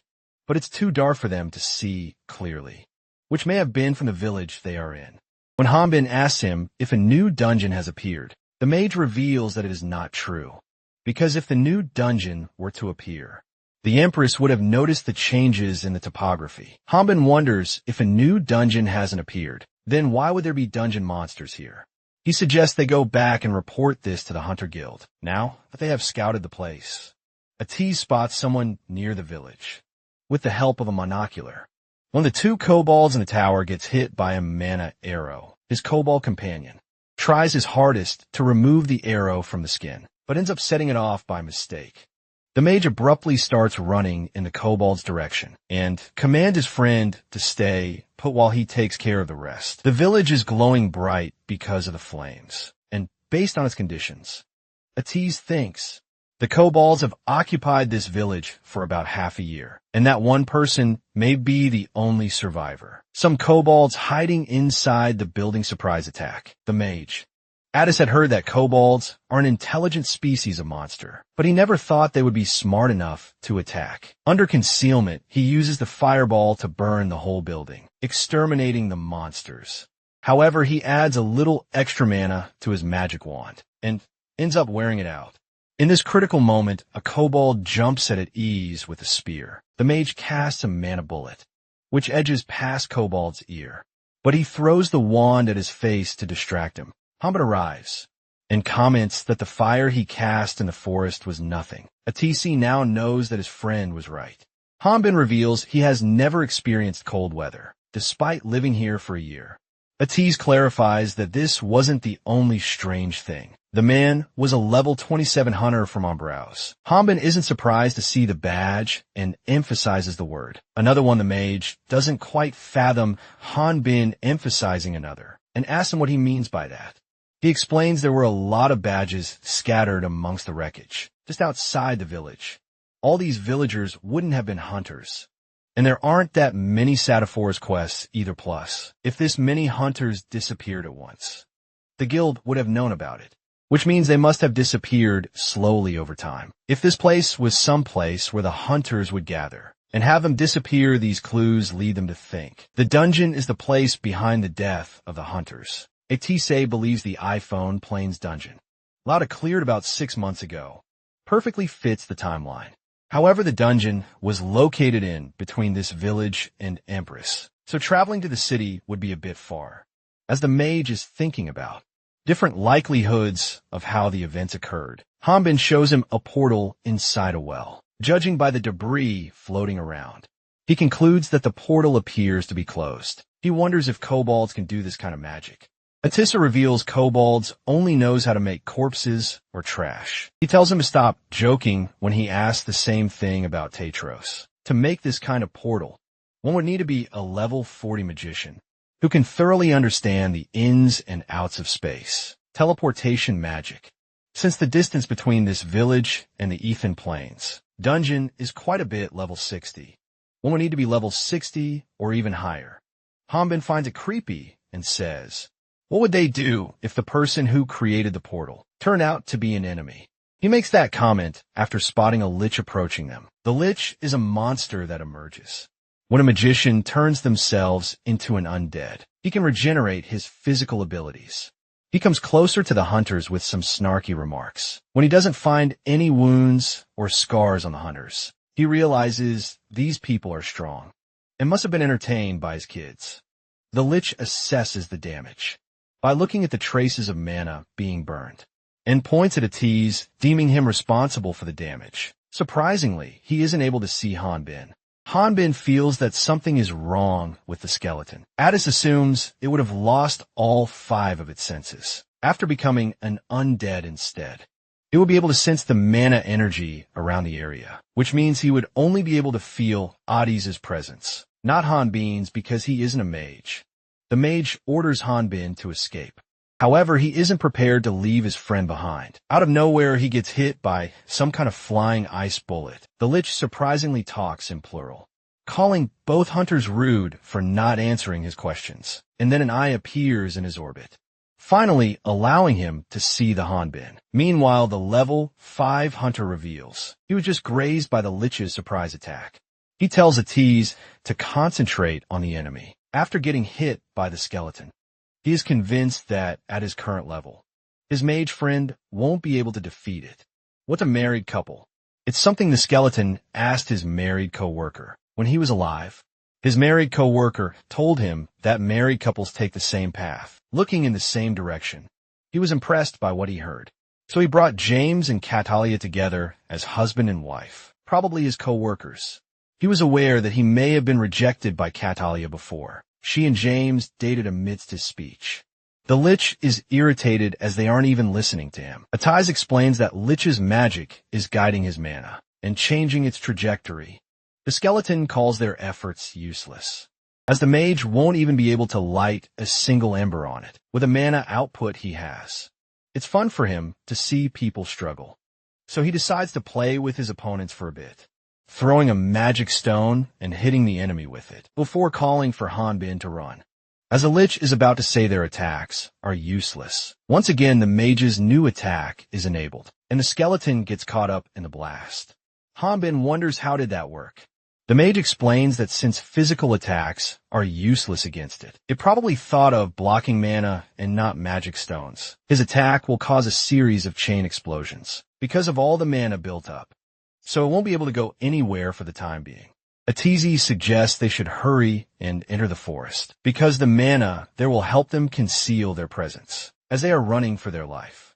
He senses a sinister feeling. He first assumes it's fear, but then realizes that the feeling isn't as ominous as that. Hanbin, with his gut feeling, saves Atiz from collapsing into an iced crevice dome. He is surprised by the snow inside the iced prison. The mage is grateful he saved his life. But now isn't the time to be surprised, because if they stay inside it for a long time, they will end up like the frozen dead hunter. So he can't ignite anything. He isn't able to understand and questions. What does that mean? Lich points out that the mage seems to only focus on fire magic, so it is obvious his mana would freeze. After explaining the mechanisms of fire magic and mana frozen to create ice magic, it says, the lecture is over and the next thing is conducting an experiment. The Lich then casts Freezing Storm, which is another challenge for the duo. Hanbin feels the cold air, but believes he can handle it because his stats are high. On the other hand, his friend is having an extremely hard time keeping up. The level 5 hunter is sure that Skeleton plans on taking his time, killing his friend, and he can start to fight once Atiz loses consciousness. This is the only way he can live like a normal person, since he doesn't want the mage to discover his strength. The mage appears to be in a critical condition. He apologizes to Hanbin for being selfish, and then unexpectedly uses his magic on himself. For a split second, he cries out of intolerable pain. As the energy circulates his whole body, Hanbin doesn't understand what is he doing, wondering why he used magic on himself. Meanwhile, the Lich starts laughing, because of how interesting these things are to him. He's impressed at Atiz, but wonders how long will he be able to last with just that. The Lich is curious about what the mage is cooking up next. Addis wants him to guess, and then instantly throws several of his wands in the air, which causes an explosion. The skeleton avoids the damage by quickly getting out of range. After this, he attempts to understand the magician's chain explosion that was created using the magic stones on the wand. The skeleton believes the magic wand. Explosions are too weak to cause a hole in the ice wall, and wonders was Atis's attack a suicide bombing, though he hopes it's not something dull. The mage's magic stone has turned into dust and is now causing too much noise. The Lich looks at the large clump of mana in the middle and discovers that the fire is still burning. However, when it isn't able to detect a tease, it realizes that things aren't going his way. Moreover, the dungeon disappeared. Just as he is thinking of playing with Hanbin, a dragon appears from behind. Hanbin finally understands the reason behind the sound he heard in the forest when he encountered a tease naked, and why he was there in the first place. He solves the puzzle and discovers that his friend was a dragon all along. Addis, now in dragon's form, asks his companion to trust him and can't explain anything because of shortage of time. The Lich is stunned to see a young dragon, just 100 years old, which seems unbelievable to him, which explains how he was able to use fire magic without casting. The black dragons are believed to have the ability to breathe fire as soon as they learn to fly. The dragon shuts him off for claiming to understand dragons, based solely on rumors they have heard. The Lich admits it doesn't know much about dragons, but is going to learn by fighting one. The skeleton is still thrilled after discovering a dragon, which can even gain experience by killing its enemies. It admits it's trying to figure out how the dragon's leveling mechanics work, and believes that once it cracks the code, recreating it will be a breeze. The dragon breathes fire and precisely hits the skeleton. The Lich escapes danger, and then talks about how a dragon can't harm him. Not even a young one Atis's damage output can't even compare to when it was in its human form. Atis's level is not that high. Even in his dragon form, he is only level 52. The mage wants Hanbin to hold on for a little longer, as he is preparing to attack the Lich. Using a particle cannon made of superheated, compressed mana, the evil skeleton casually dodges the dragon's heavy attack. By shifting the trajectory of his legs midair, the skeleton reminds Addis that this area is surrounded by its cold mana, so his magic from that distance won't break the ice. Furthermore, he is fighting while protecting Hanbin. He informs him that their plan to melt the ice wall has failed, and regardless of that, he doesn't want him to be stressed. Hanbin wants him to focus on the enemy, because he can protect himself inside.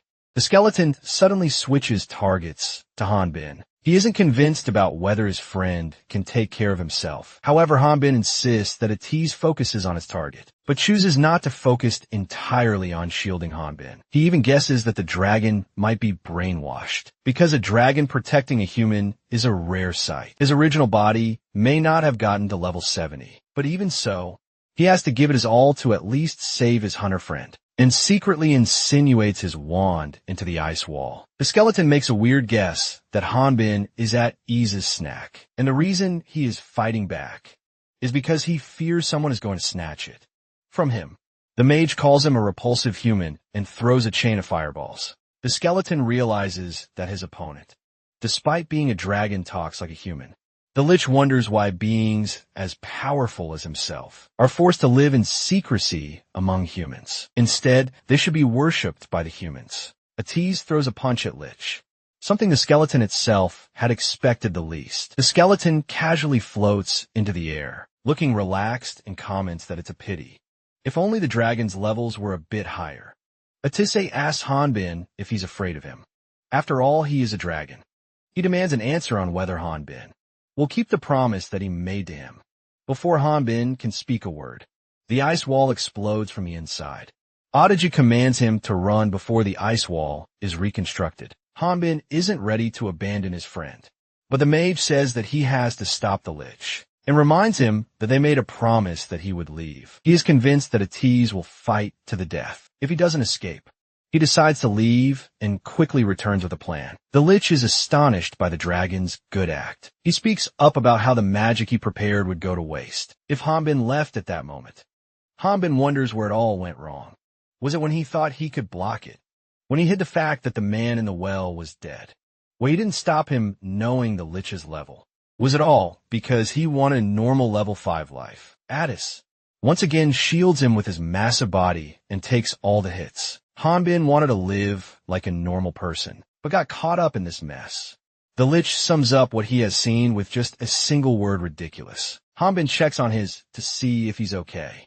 Atiz doesn't want him to worry because dragons have strong bodies. All the ice that pierced his body has melted and is causing a huge amount of blood loss. He wonders if will his friend still be alive after he finishes. Fighting the Lich, he can't heal Atis's massive body with a number of potions they have, and revealing his identity isn't an option for him. To fancy Atis feels that it would have been better if he was stronger, even though he promised to protect him. Hanbin is devastated to learn that his friend did this, all because of a promise. The Lich apprehends that the dragon has taken a liking to humans. He wants to know Atis's perspective on whether he thinks it is righteous for the strong to protect the weak, and whether is it honorable.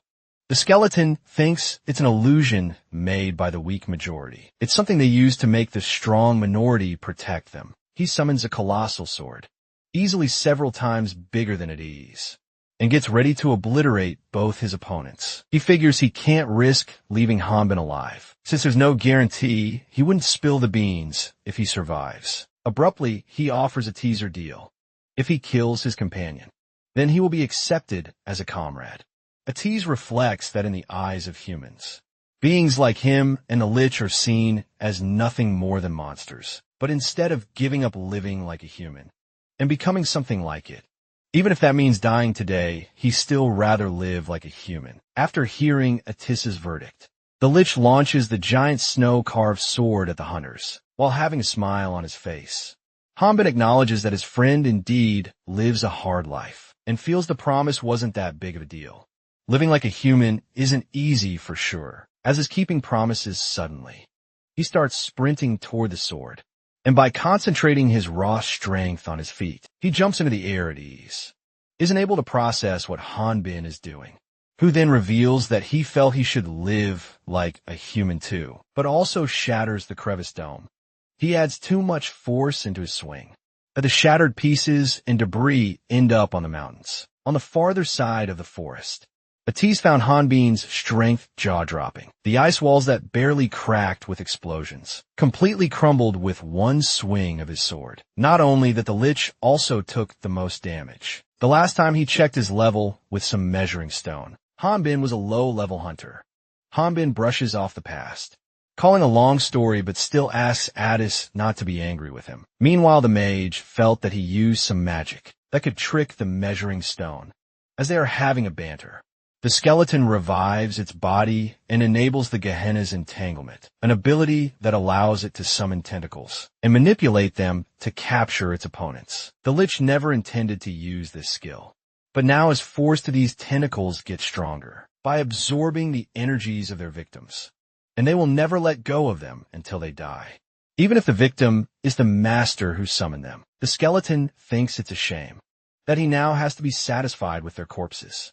Hanbin is shocked that the Lich is standing on its feet again, even though he did his best to destroy his entire body. Atis explains that their enemy's entire body is composed of mana, so it can't be destroyed with physical attacks. The skeleton threatens them to reveal how Hanbin disguised himself as a level 5. Hanbin proves that his opponent wrong by powering up so hard that even his shirt gets destroyed due to the overwhelming energy surge. The skeleton couldn't believe what it was witnessing.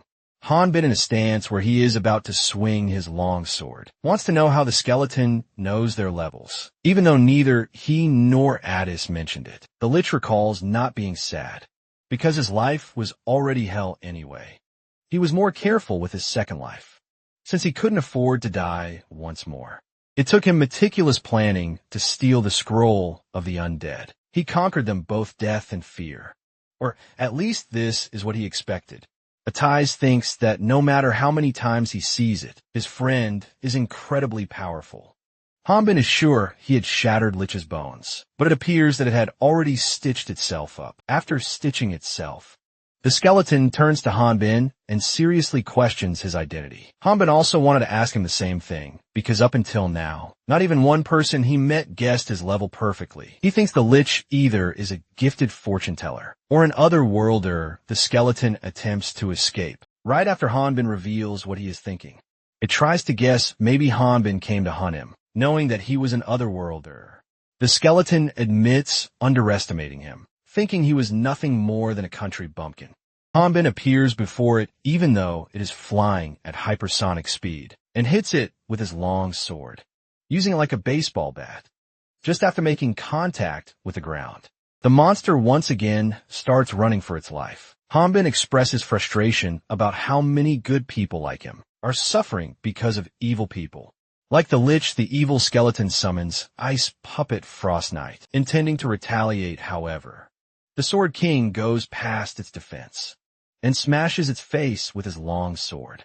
Meanwhile, Addis, spectating their fight from the distance, thinks his friend's power level doesn't compare to a normal human, though he feels that something is off. He speculates that Hanbin is most likely an aura user, because a sword of that capability can't be equipped by a normal human, because he is planning to turn him over to the Inquisitor for the bounty money. He offers him triple the reward money to let him leave. Hanbin proceeds to throw a stone shotgun before questioning. What is it babbling about? The stone shotgun puts countless holes in the Lich's body. Hanbin finds the enemy's regenerative abilities annoying. A tease from a distance shouts that Hanbin should use his aura, and explains that the skeleton's body is composed of mana. So if he severs its mana connection with his aura, then he can neutralize it. Hanbin asserts that he knows he is supposed to use energy skills, like mana aura, and these skills can be used up as the swordsmen are leveling up. However, the thing is, he can't use any of them because he is level 5. The mage explains that aura is often described as the life energy from an image in one's mind. A moment passes before a tease and the Lich fully process what the man just said. Their faces go utterly blank as the realization sinks in. The enemy doesn't wait. Any moment after learning that the Sword King can't use magic and throws magic crystals at him. When Hanbin dismisses his attacks as useless, he disagrees, saying that they are still decisive, compared to his auralies and ineffective attacks, and they would work just fine on someone like. A tease taking Hanbin by surprise. He looks back and confirms that the Lich's attacks are indeed. The dragon reveals that the enemy plans to increase the distance between them. Now that Hanbin has taken a step back, the skeleton produces some ice slabs. The evil skeleton believes Hanbin can't use aura because of his normal human body, even if he can block liquids from magic. He doesn't have any protection from the mana itself. The Lich reveals it is going to super compress the mana energy and will vaporize him in the critical moment. The Sword King digs up the frozen ground with just sheer strength and creates a shield, however. The mana level is too great that even it won't shield them for very long. A tease once again wants him to leave because if he can't use aura, there's no way to kill the Lich. Hanbin points out that the skeleton looks dirtier than they saw. At first he decides to take a closer look, and in an instant pierces through everything the skeleton had, set on the path to cover itself. Hanbin grabs the skeleton from its cervical vertebrae, while smiling like a maniac. He remarks not seeing those cracks before. He is now sure that these cracks indicate that the skeleton can't regenerate if it is ground up into the dust. The Lich attacks him from underneath using his special ski. The skeleton reveals killing countless high-level people and monsters, and feels that he shouldn't be underestimated. He doesn't want to die from someone who couldn't even use aura before the skeleton can finish his sentence. He falls flat on the ground and notices that his legs are missing. Hanbin comes out from the smoke and dust, holding the Lich's legs, and starts aggressively rubbing Lich's leg with his long sword. The opponent cries out loud, asking for mercy, but he continues to rub it against his sword. Hanbin pours his healing potion over his companion's gigantic body, and his body is covered by Hanbin with some clothes. He reassures him that he is fine with the treatment he has been given. Hanbin wonders why is he always naked when he transforms. Atiz also wishes he had clothes that didn't shred into pieces. He discovers that Hanbin has incapacitated the Lich for the time being. He drove his sword through the skeleton's rib cage, and its arms and legs crumbled into dust. Since the skeleton's actual bones are composed of mana, it wouldn't be able to use magic. Stopping the undead's movement is the best he could do when a magician spots that the Lich is still alive. Hanbin admits that its core frame was much tougher than he anticipated, which is why he had to resort to more extreme measures. Atis chuckles and tells him to not talk in circles. Also, it's not easy capturing an enemy while killing it. The same applies to Hanbin. If that enemy was a dragon like his friend, then he could have never been able to kill it. suggesting that he already knew Hanbin's identity. Hanbin wonders if his friend already knows the Lich's identity, while Atiz wants to find out something from the skeleton. The skeleton feels the magician is looking down on him, while being in his human form. Addis grabs the skeleton from its femur bone and sends mana backlash. He has just discovered that skeletons could also feel pain. Atiz reveals the mana backlash of the amount he just used. May feel a bit uncomfortable for normal people, but for a lich whose body is composed of mana, the pain would be excruciating. Atis demands Lich answer him truthfully, if he doesn't want to die suffering from such pain. Suddenly, aqua-colored smoke started coming out from the skeleton's mouth. A moment later, the skeleton expelled the Great Earth symbol, a round coin-shaped badge. In its last breath, the Lich remarks, "A young dragon like Atiz wouldn't understand how the world works. A 500-year dragon would have already figured it out by now, since they have already joined them. A mysterious organization." The magician is perplexed by Lich's use of the plural pronoun. Hanbin enunciates the Great Earth. While checking out the symbol, the skeleton self-destructs by releasing all the mana stored in his teeth. Elsewhere, Ephor is packing her stuff, planning to leave her old home. She has packed 2 comfy blankets, a brush and nail file, and more, and is thinking, has she forgotten something? However, her bag is overfilled and she isn't able to carry it, leaving her with no choice but to leave some of her stuff behind. She gets emotional while hugging her bag, signifying that she doesn't want to leave any of her belongings behind. These strange things include the unexpected appearance of a forest fire, which made the embers burn up her garden when she turned off her light to sleep. This doesn't end here. There was such a great earthquake that it seemed the continent itself would split apart. And because of that, she couldn't sleep.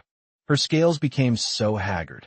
Ephor speculates that everything that happened must be the goddess's punishment, because she helped the meathead otherworlder. While she's recalling her encounters with Hanbin, she takes notice of someone standing at the entrance of the cave. But when she takes a look at the cave's entrance, she doesn't find anyone. She decides to hurry and leave, because her gut is telling her that something bad is about to happen. Abruptly, a man appears before the Ephor and is astonished to see a talking wyvern. She is startled, wondering when the man appeared there. She thinks he caught her speaking to herself. The man admits to having a hard time looking for them.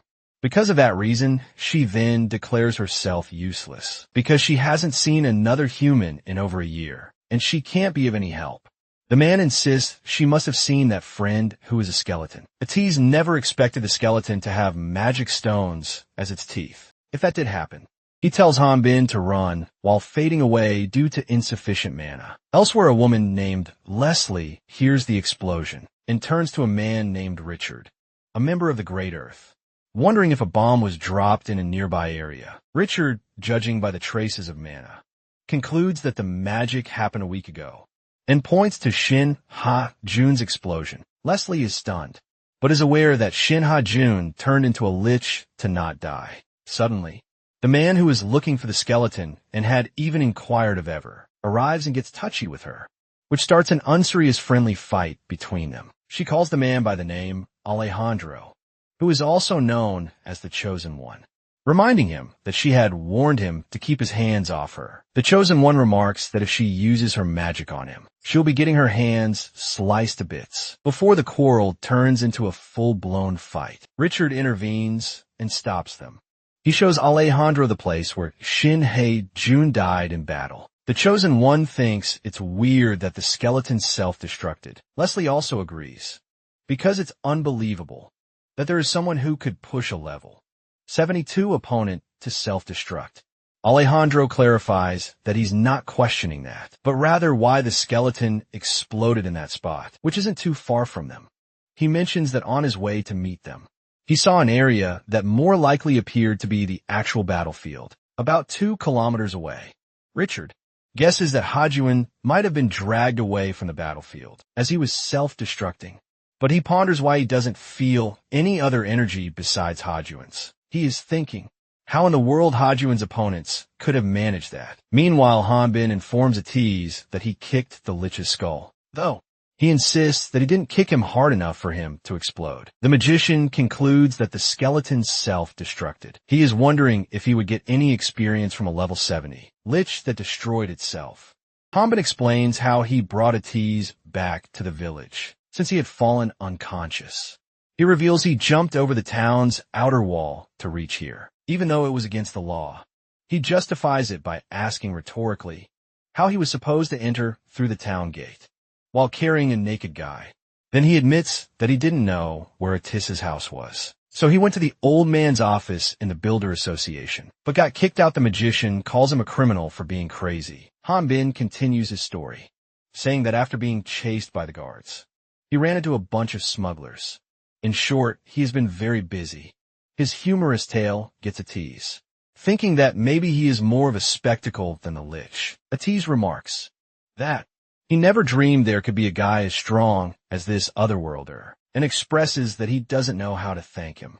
He isn't sure about what would have happened to him if he had gotten captured by that otherworlder, referring to the lich.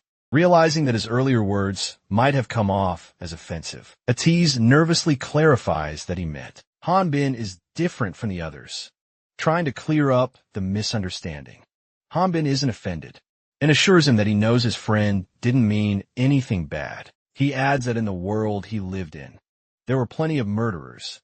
Still, with ORM Flaws's mission of infiltrating the Latna continent and killing the goddesses, Hanbin states that he would rather live the life of a normal folk, adapting to this world than become a crazy killer. Atiz then inquires whether Hanbin is saying that the majority of otherworlders are normal humans. The Sword King acknowledges that they were, at least in the beginning. But in reality, a lot of them became killers. He adds that if there's one thing that differentiates him from the other, the mage already seems to know what a guideline is. Hanbin states that being able to see levels is one of those powers, and believes there is also a hidden ability that the user isn't aware of. Addis repeats what his big friend said, to confirm whether there's something that might induce otherworlders to commit murder or follow the demon god's commands in due time. He admits he doesn't know how severe that defect is, and he isn't sure whether he will suddenly go crazy and become a killer, but that's why he believes Atiz won't gain anything good from getting involved with him. He shares that he saved a lot of money, and with no reason to stay in the village. He is leaving. He bids his friend farewell. Addisai clenches the blanket tightly, his fingers digging into the fabric as frustration simmers within him. The fire dragons are known to fulfill their duties with a smile on his face. He affectionately calls Hanbin a military veteran. After a while, the chairman sees Hanbin off. As he gets ready to leave, he provides him with a cart that will take him to his destination and a map to help him find the way. Furthermore, he informs him that he should be able to pass through the city's gate if he shows them the Builder Association's documents. He is going to send Hanbin his new identity through a broker. The chairman wants him to leave the goods at the drop-off spot and simply sell the cart when he questions what he should do with the money he gets from selling the cart. The chairman tells him to keep it and remarks that it's worth sending him away, considering how troublesome he is. Before Hanbin leaves, the boss demands a promise from him to never kill a person, because the moment the savage hunter kills someone, he becomes a monster after this. The chairman takes a deep breath, looks up into the sky, and asks God to watch over them. Elsewhere, Epher has been captured by Richard's party. Leslie isn't convinced that the lich would have lost against such weak magic. She looks to Alejandro and questions the reaction of the other energy. He confirms he already checked for auras, pronas, and force, but found nothing. Richard questions whether Alejandro is trying to suggest that the lich's bones were broken and shattered through physical force alone. He elaborates that some living beings can overpower a lich through sheer force, with the power of a dragon that lived over 500 years ago being the epitome. Its power is more than enough to turn a lich's bones into dust. Richard then instructs them to use the dragon's blood on the ground to find its location. Hanbin's cart has broken down in the middle of a random forest. His cart is missing a wheel, which is stopping him from moving forward.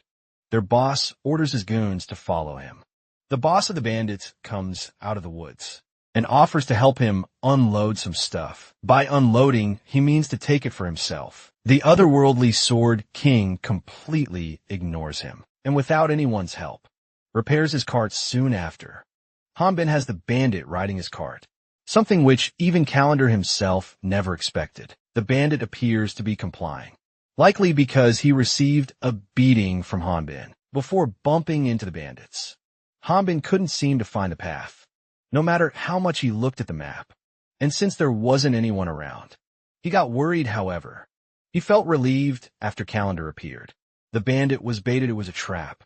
When Hanbin butchers his name, he tries to correct it, but soon regrets it because the man gets offended. He is awed at how it's so much bigger than Empress. Calendar then takes on the job of tour guide and introduces him to the city.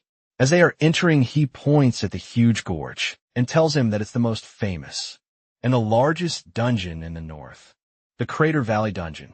Hanbin thinks it's dangerous to build a city right smack in the middle, but Calendar reveals the entrance is at the base of the gorge, so it's rare to see monsters climb up to the top, though it's true that as a hunter, staying closer to the dungeon is more convenient when commuting. Hanbin thinks that being closer is nice, but climbing down that gorge to secretly enter the dungeon won't be easy for him. Calendar informs him that they have arrived. Seeing him distracted, the bandit attempts to run away because at the city's entrance, he will be checked and will be punished for his actions. Calendar reveals there's a prison camp at the end of Crater Valley, where all the criminals from the north are placed. It's swarmed with ruthless criminals who are no ordinary humans, and claim that a small-time bandit like him wouldn't last long in that place. It would still be somewhat better if those monsters were the only problem. Recently they caught and locked an otherworlder too. Even the inmates are terrified of him. Hanbin repeats the word otherworlder in disbelief. Calendar says that the demon will tear him apart, just as he is begging Hanbin to let him go. An officer approaches them. Hanbin gives him a pouch of money and tells the officer that the man, Calendar, was ditching his work, so he was just scolding him. He shows the officer his card. The bandit wants to know why he received this money.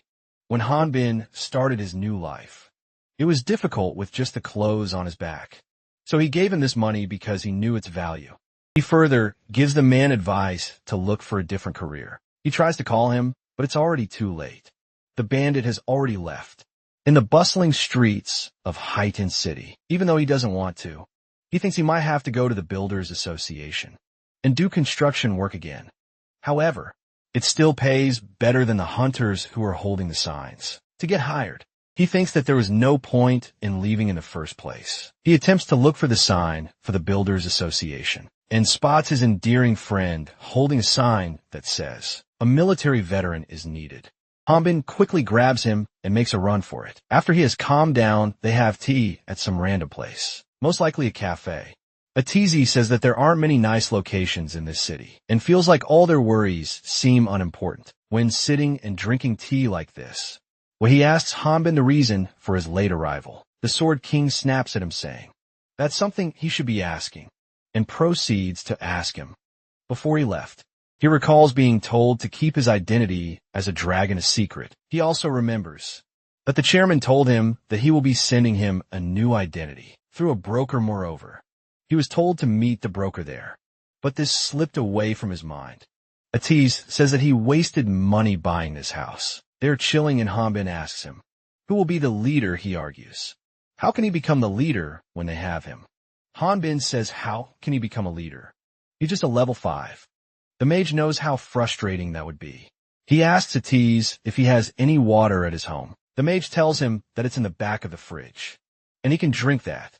He is so surprised to see fridges in this world. He gave up on hope after being stuck at the Rock Mountains. Now, he is excited to have all the water and drinks inside it as he wants. When he tries to open the fridge's door, the guidelines tell him that his level is insufficient. To look into a fridge, the user must be level 10. He starts freaking out, screaming, why is there a level requirement for just opening a fridge? Atiz, while trying to save his fridge from getting demolished by the madman, remarks a fridge is a magical tool, so it's obvious one has to meet the requirements. Hanbin doesn't understand why it is obvious, because there was nothing like levels in his world. When he curses at magical tools and artifacts, The dragon reveals that they are both tools. They are the foundations for dungeons. Created by Ormflaws, the demon god. Atai's lost in thought for a second. Says he just thought a way where Hanbin wouldn't have any problems, becoming known despite his low level. The big man is confused, but Atai's explains that what he's suggesting is much simpler than that. He reveals he wants to get rid of the name Hanbin first. At the height in Hunter's Guild, Atai's and Hanbin are getting themselves registered. The receptionist handling Atai's registration announces that the magic stone has confirmed he is level 37, and as a result his hunter's registration has been completed. Seeing his emotional-less face, she gets intimidated and apologizes. She quickly brings out the measuring stone and checks his level. The local hunters are gossiping about him, as they haven't seen someone like him.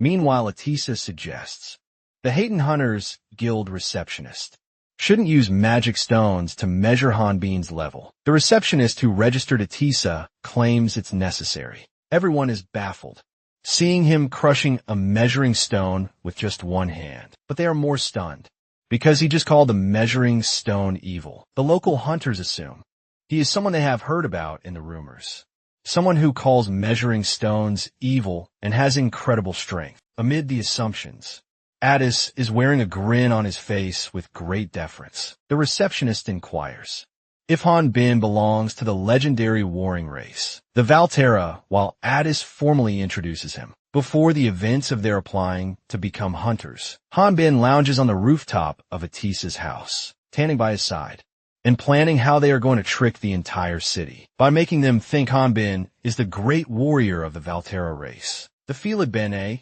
he has the mage, clarify that the Valterra warriors are proud of their radiant, gold-toned physiques with a puzzled expression. He questions whether the Valterra are truly a warrior race, since to him, they seem more like a bunch of flashy show-offs, hiding behind a fancy title. Atai's continues with his explanation, describing Valterra tribes as a unique tribe that resides in the barren mountains in the Far East. People's understanding of what they look like is fascinating. Atai's replies the brave warrior father, Philid Bene, steps forth towards the Latina continent for the sake of his family. Perplexed, he wonders why is he the dad making his friend. Reveals this is a part of Philip Bennett's setup. He comments about what's the point of making a bachelor walk around. Embarrassed to death Atai's thinks that if people start to believe he is the Valterra warrior, then he doesn't have to hide his level anymore. That way, as he gets more famous by clearing dungeons, he would eventually meet the 6 goddesses. He reminds Addis that he would still need to use the measuring stone to become a hunter, however. The locals are wondering why is the Sword King's race here. Addis reveals that he is there to fulfill his duty. Inside, he is convinced that his friend looks like a Valterra warrior to others. He joins in on Hanbin's Philad roleplay.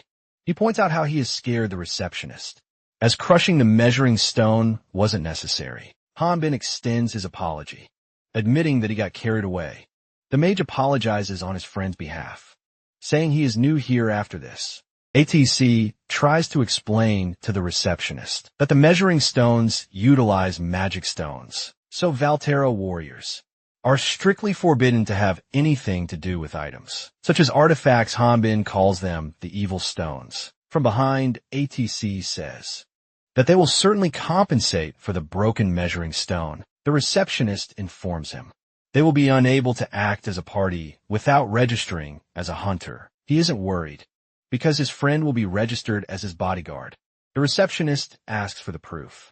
Documents proving the Valterian as his bodyguard. The magician makes an excuse of forgetting those documents at home and finesses his way by charming the girl, charmed by the man in disguise's visuals. The receptionist gets energized and registers him right away. The other receptionist even asks him out, suggesting they grab a drink together at a nearby bar sometime. When Atis says alcohol is a bit too much for him, the former receptionist suggests he should have some coffee with her. Hanbin, spectating from a distance, is annoyed at how he is the only one that has to be popular. However, he tells himself that it is all thanks to Atis. He can go around without worrying, so he shouldn't be jealous. Moreover, he thinks he should have known his body wouldn't attract any girls. Suddenly, a bunch of dudes surround him, inviting him to join their parties temporarily. Some hunters are feeling his muscles, and others are inviting him to their parties, offering up to 70% of their total profit. Overwhelmed, he shouts, "Stop somewhere close to Hayden City." Richard's party is staying at a pit-like place that is giving eerie vibes. The acting party leader and Alejandro are talking about dungeon drifters. Richard tells Alejandro that he has caught a good number of Latinians. The Chosen One isn't happy with how his fellow Great Earth member phrased it. He replies he only brought in wandering drifters. Alejandro thinks that from the perspective of a territory ruler, hunters who gather around the crater dungeon are more profitable than normal citizens. Plus, they only accepted selected Latinians as citizens, because no one follows orders as easily as poor scavengers do. Leslie concludes that Alejandro hasn't done anything, based on his reasonings. She reminds him that the place they are at was given to them, as proof of their alliance with the greater dungeons. He explains that it's because of his efforts that they were able to gather this many people. Richard mentions, every dragon over the age of 500 years has joined them, and if there's a traitor among them, then they will need to think carefully about what their goal is. Alejandro feels relieved that Atai's ran here in the heightened city. He won't be able to live anywhere else in his human form, except in dungeon cities. Leslie feels that it's a shame the dragon's blood has dried up, and they can't use location spells anymore. With a smug grin, she thinks Alejandro will have to start putting in the work to find Atissa. Irritated by her remarks, he makes it clear that they're not finding the dragon isn't his fault. To Richard, it appears that the Chosen called them, just to act like a king in front of them, and Alejandro doesn't deny it. He moves the curtain and shows them a performance stage, where he summons an ex-hunter, who got caught for killing hunters in the dungeon. This crazy ex-hunter killed about 25 hunters, and he took them away before his execution. Alejandro is going to grant him liberty if he kills his opponent. Leslie isn't impressed by her comrade's feat of capturing a worn-out level 37. The Chosen One tells her to take another look. This time she notices a patch on his neck. She thought no one survived after having those artificial guidelines implanted in them. He reveals they have changed the method from the dungeon extraction technique to the human extraction technique. Richard initially assumes Alejandro minimized the side effects of the implant, though he knows that even by doing that, it still won't meet the expectations of that person. The Chosen One compliments him for understanding everything right away. He then reveals that it's a matter of sacrifice, and this sacrifice is a human girl. The girl wielding 2 swords tells Effer that she is a kind wyvern, so there's no reason for her to feel sorry because it isn't her fault. The former hunter is eager to kill the girl quickly. Alejandro allows him to play with the girl as they are celebrating his release. The game now begins. The former reveals he was anxious at first, but the more he used the guideline, the more he began to like it. He believes the girl, his opponent, should be able to see that his level is higher than hers, and wants her to beg for her life. She knows that doing something like that would be useless. Meanwhile, Effer is scared, but is self-aware that being a scaredy cat like this won't make her situation better. After all, she was the Ace Knight Wyvern that protected the kingdom. To rescue the girl, she decides to look for an opening when otherworlders aren't paying attention, and then escape from here. She takes off the grazing muzzle and cautiously peeks out of the room. She finds the girl using sublime movement. It appears like she's dancing in the air. The former hunter isn't impressed at all. He wants to intensify their fight even more. She replies that if that's the case, then he shouldn't have taken some time with his appearance. The former hunter is bewildered as the girl cuts his hair with her sword, and he couldn't even notice. Leslie wonders if the girl also has an artificial guideline. Alejandro remarks that it doesn't make sense that she's at such a high level at her age without even having an artificial guideline. She feels that even a level 5 difference won't matter much if she's of that caliber. She wonders why Alejandro wanted to show off that guy, who only looks good enough to use as an experience. He asked her to take a closer look. The former hunter's rage reaches a new level that he completely ignores Alejandro's order to stop. Leslie is astonished to learn Alejandro used the human extraction technique, which has turned the mad hunter into a tight hierro. He reveals human extraction technique involved creating half-human and half-monster. This nullified the side effects of the implant. This chimera transforms when they try to use their skills. The only way to get rid of the implant side effects is by utilizing the human extraction technique. The former hunter, turned into the half-tetero, attempts to attack the girl, but the girl uses her special lightning ability and sends him unconscious. She informs the judges that she has stopped the test due to the opponent losing consciousness. Alejandro reveals they won't be able to use him and instructs the girl to take care of it before it runs wild again. The half-tetero regains consciousness and announces that he is fine, only to get slayed once again. Effer was spectating from the get-go and witnessed the girl, who was being kind to her, kill the former hunter. Even though the former hunter looked like a monster, the girl followed Alejandro's order without a second thought. Richard remembers Alejandro mentioned that the girl was blind and presumes that the magic, swordsman skills, and sword skills must have been executed using the guideline. The Chosen One reveals the girl's senses are extremely heightened. Richard wonders if that means the artificial guideline is a success, and he's curious why Alejandro hasn't reported it to that being yet. The Chosen One reveals that when a person with an artificial guideline implanted in them kills an opponent, they can't gain any experience. Leslie concludes that it's a guideline that can't absorb experience. But before she can share her opinion, Richard intervenes and remarks, absorbing experience points from defeated opponents to level up isn't only possible for Earthlings, but also dungeon monsters. Alejandro adds, this is why they've tried to experiment on dungeon monsters as well. But as they can see, there are still side effects. Richard claims that ability originates from another source. Alejandro assumes he is referring to the dragon's core, since they agreed with the greater dragons. They were unable to test it out. But if there's a traitor, then the story changes. Richard throws an artifact toward him and reveals that the madam has given them this unique item for when they exterminate that greater dragon. Leslie reminds them that this item dealt with Lich and wonders if he would be able to handle it with his level. Alejandro calls him generous because being given an artifact is great, but to be given a unique item is a paramount feeling. Richard plans to inform that, being that they are close to completing the artificial guideline. He and Leslie leave since they have some work to do. Before leaving, she reveals feeling jealous because Alejandro gets to catch a greater dragon. Plus, if he ends up making the artificial guideline, then his popularity would skyrocket. Is thinking of the potential risks behind what he has been given. If he doesn't find it, then he will be responsible. He admits to becoming a pushover. Alejandro is thinking about how to find a dragon in human form, without any location skills. He commands the girl Ellie to tell the wyvern to come out and clean up the corpse. He then also leaves.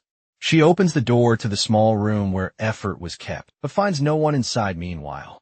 The wyvern is running for her life. She surprisingly had heard everything from Richard, Alejandro, and Leslie additionally.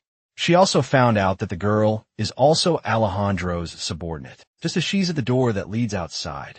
Ellie closes the distance between them and hits her with lightning magic. She feels relieved that the airstrip was short and believes that it would have been over for her if Ellie knew how to fly abruptly.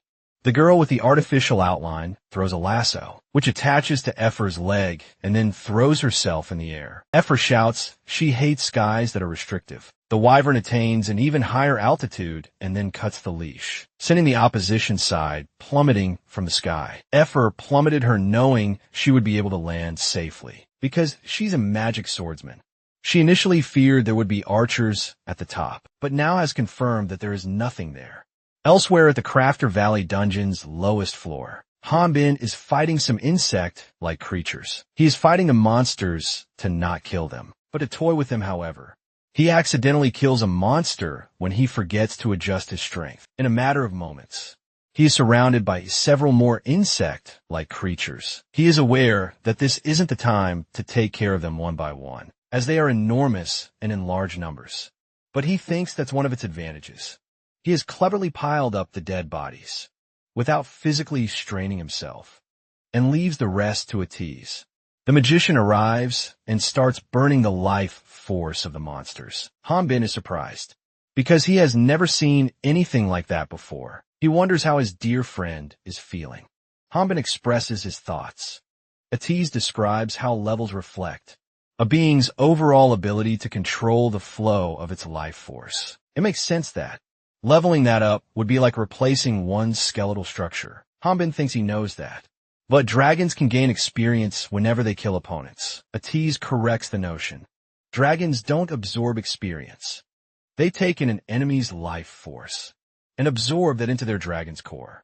However, this force can be extremely unstable and, in a way, has a life of its own therefore. To level up, dragons like him need to deal with that unstable life force. If they absorb more than they can handle, they will die because of the explosive nature of life. Hanbin wonders if Atiz mentioned having a limit to what he can take in. Atiz agrees he is right, and adds even water can kill if it is taken too much. He feels excited, thinking about how he finally will be able to level up after 15 years. Atiz drops the bomb. He is turning 150 years old this year, making him scream, "Old Gramps." He casually remarks that 150 years old is considered to be an adolescent, because dragons can live past 1,000 years. Astonished by it, Hanbin wonders what level an old dragon can get up to. The mage admits he isn't sure. There's no way to confirm a dragon's level. Still, he's convinced they both are in a similar predicament. Hanbin guesses it's because they also don't have anything to hunt. That will increase their levels. The dragon agrees there aren't a lot of opponents high enough to hunt. Plus, it's riskier.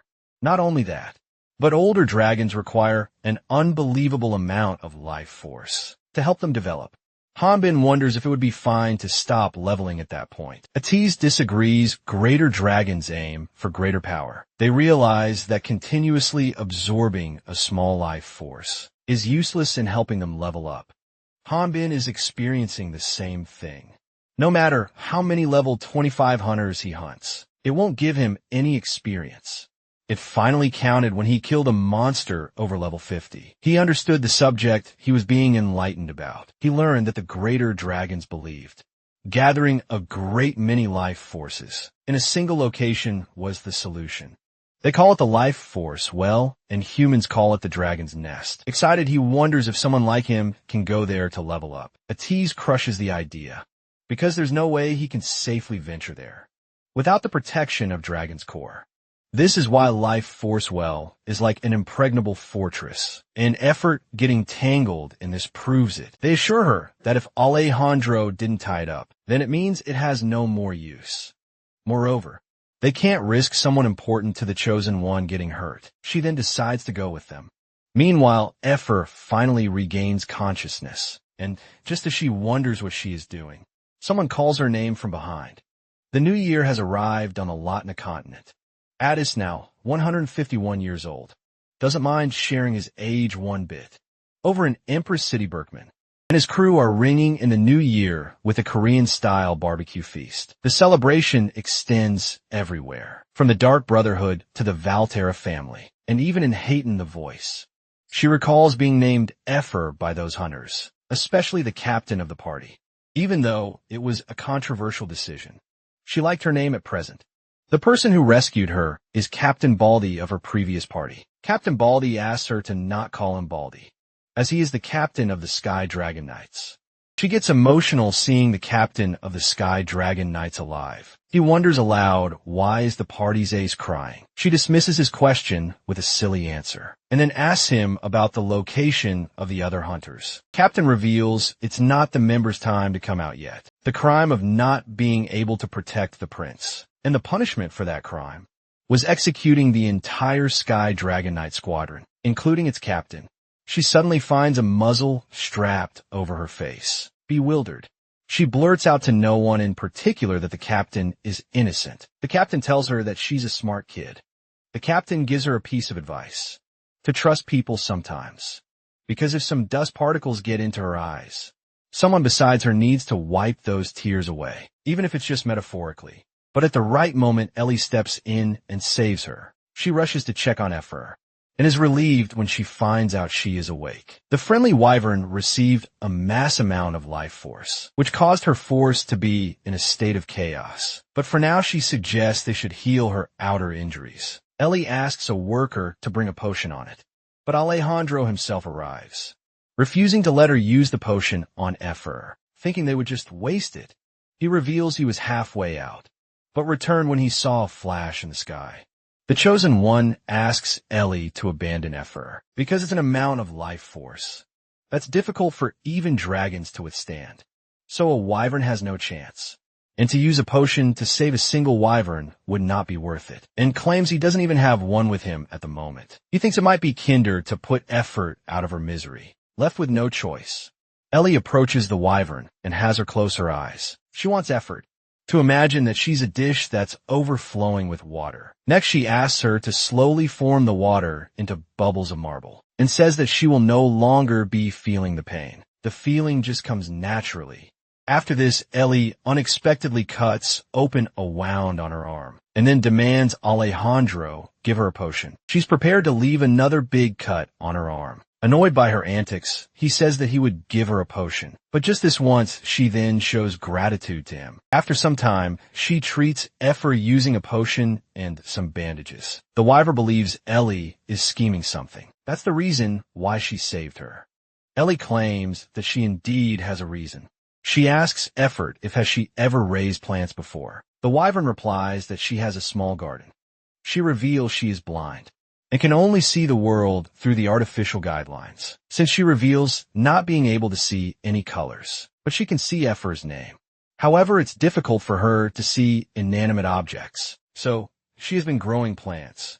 She explains they don't water plants with diseases, or ones that are completely wither dry. But in contrast, Effer is alive, even after absorbing a great amount of life force. She wonders if it is the reason why she asked for the potion. Ellie clarifies that most people, including those with the guidelines, may believe that the wyvern was just lucky, but she feels the life force circulating inside Effer's body. At first, this was puzzling her, but she eventually realized that Alejandro had been looking for a dragon core, which further bolstered her assumptions. However, she hid that from Alejandro and has brought Effort here. Then it does seem like she is quite devoted to him. She also thinks she could be pretending she is lucky that she's alive. So it would be impossible for her to say that she planned for all this. Ever is sure that she won't be able to figure out Ellie's goal if she keeps making guesses.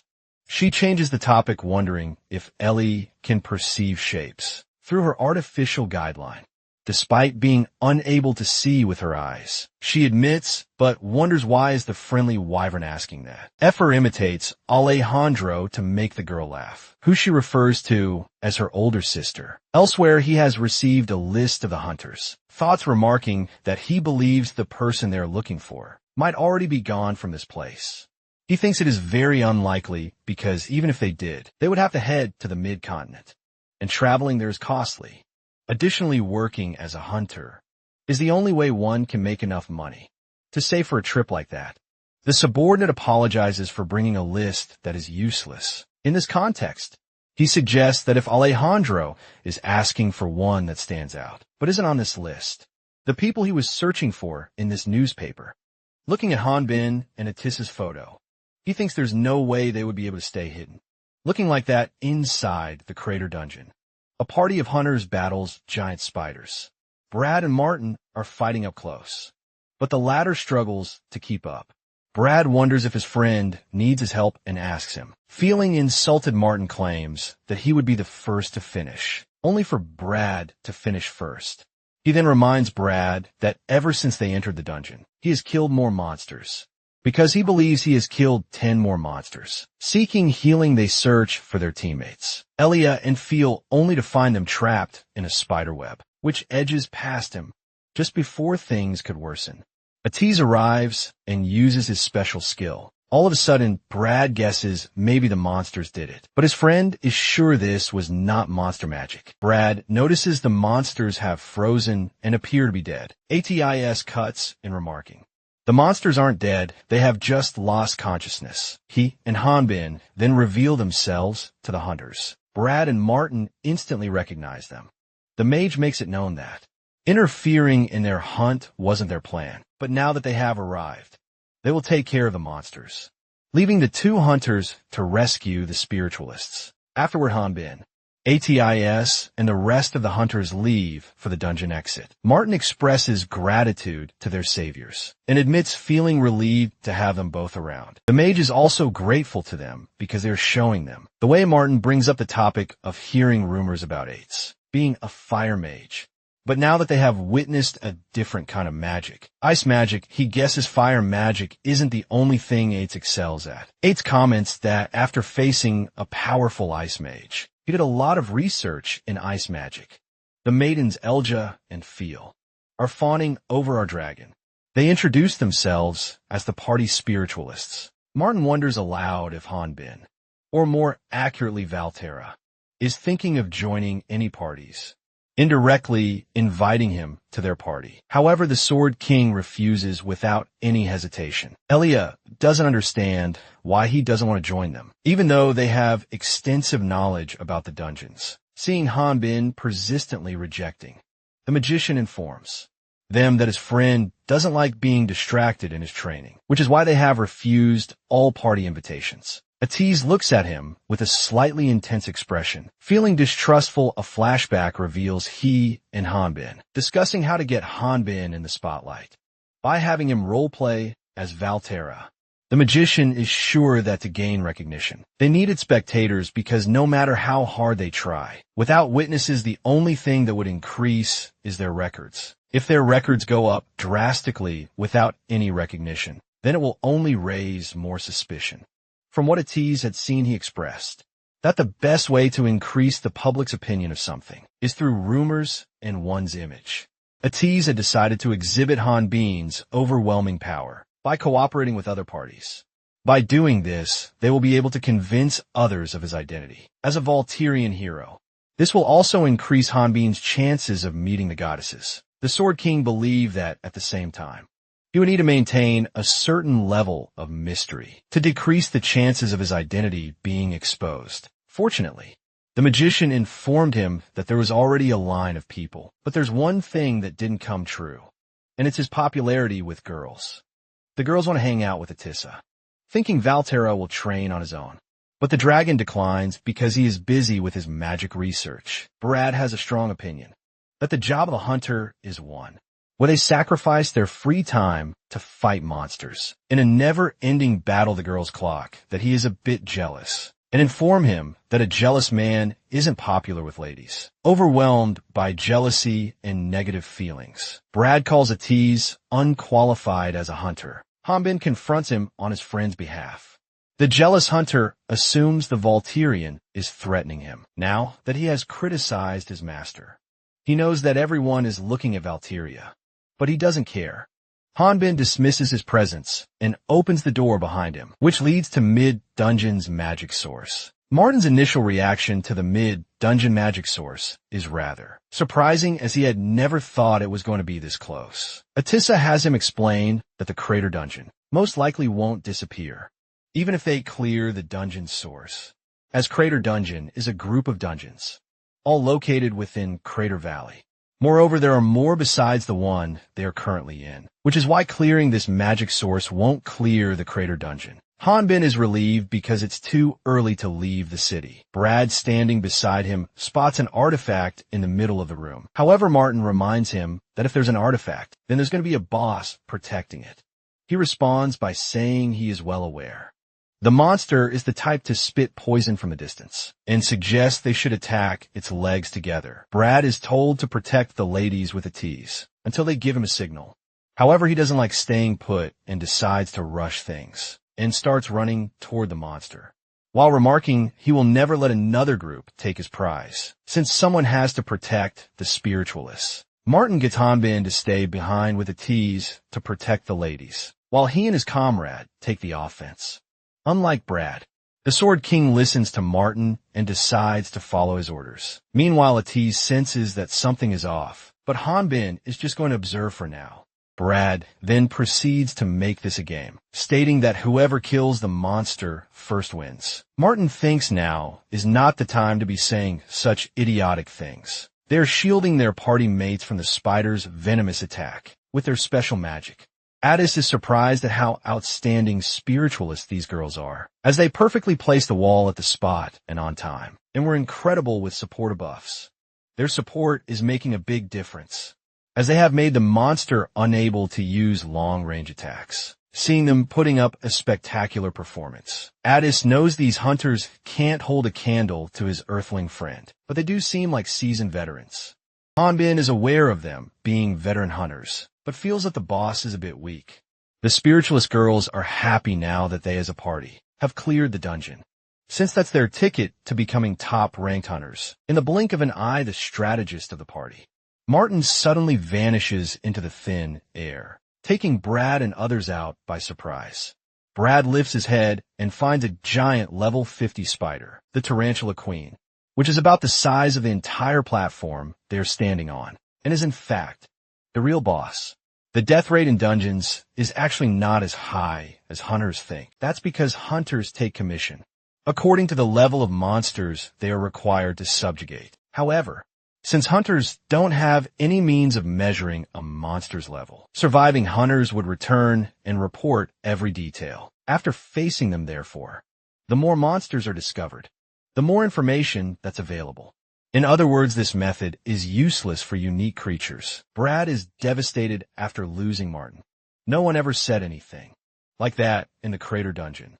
Brad is stunned to see the magician who, despite being on the same level as him, is protecting him with his magic.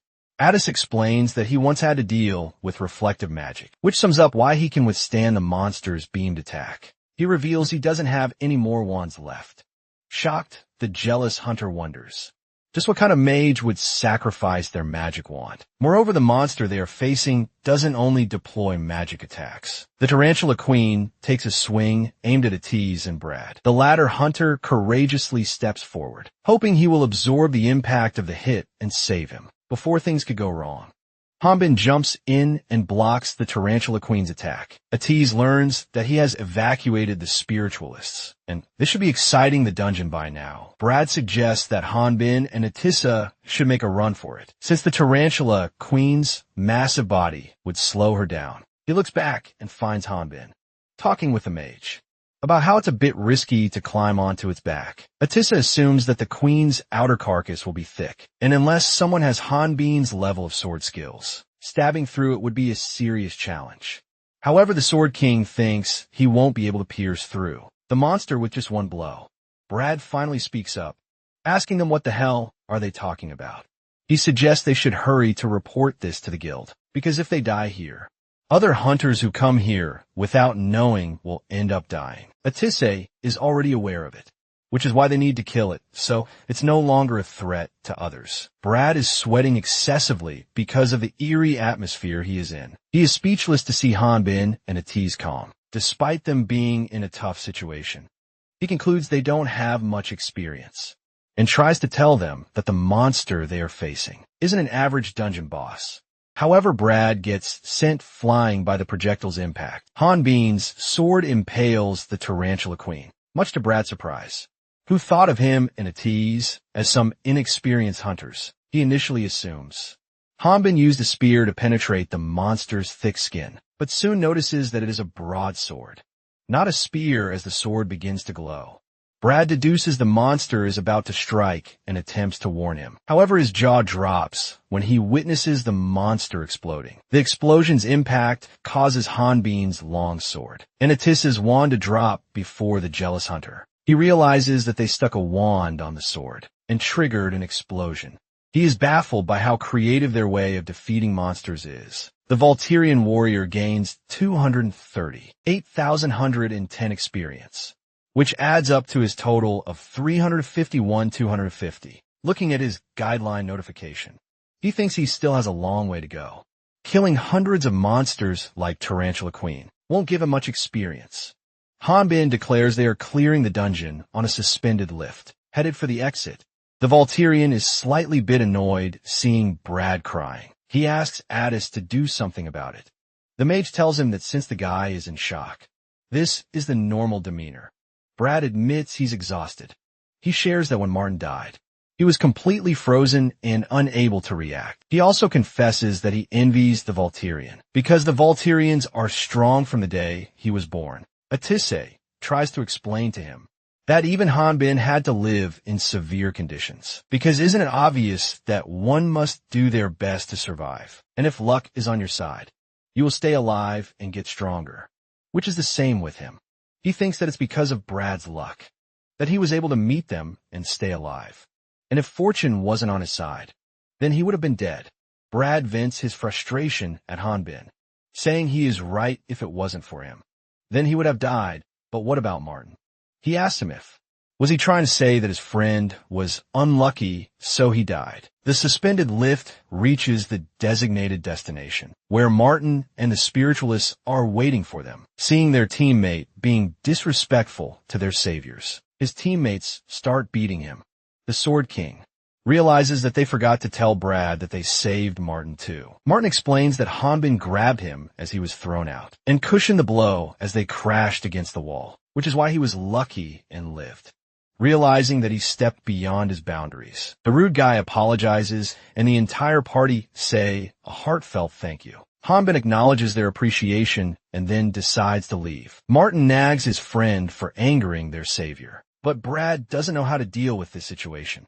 Now ATC tells him that they have an offer for him. He discloses that they can't use the artifact they got from the Carter dungeon and are planning to sell it. But since his companion suggested checking with Brad first, he wants to see if they're on board. Atiz further says that they will offer it for half price, since he will be doing them a favor by buying it from them, without having to go through any hassle. When Brad asks the mage, why is the Volturian offering this expensive weapon to him, he reveals that is also because of good fortune. Brad and the rest of the party are excited to finally have one artifact, and they are eager to check what abilities it has. A coachman and an unknown man appear to be watching him from their cart. The party of hunters asks Addis to pass on their gratitude to the Volturian.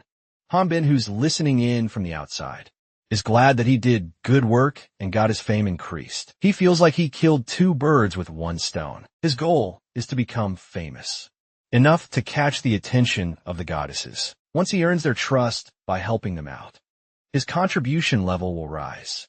Eventually, he plans to team up with them and get his revenge on the demon god. Atiz is approached by the strange man from the cart, while Hanbin assumes his companions has already left, since he only hopped on because the man said he wanted to talk. The mysterious man replies that he also didn't think it would be this easy to escort him, making Atiz question who is he. The mage is in a tough situation. He has used up all his magic wands, even the backup ones.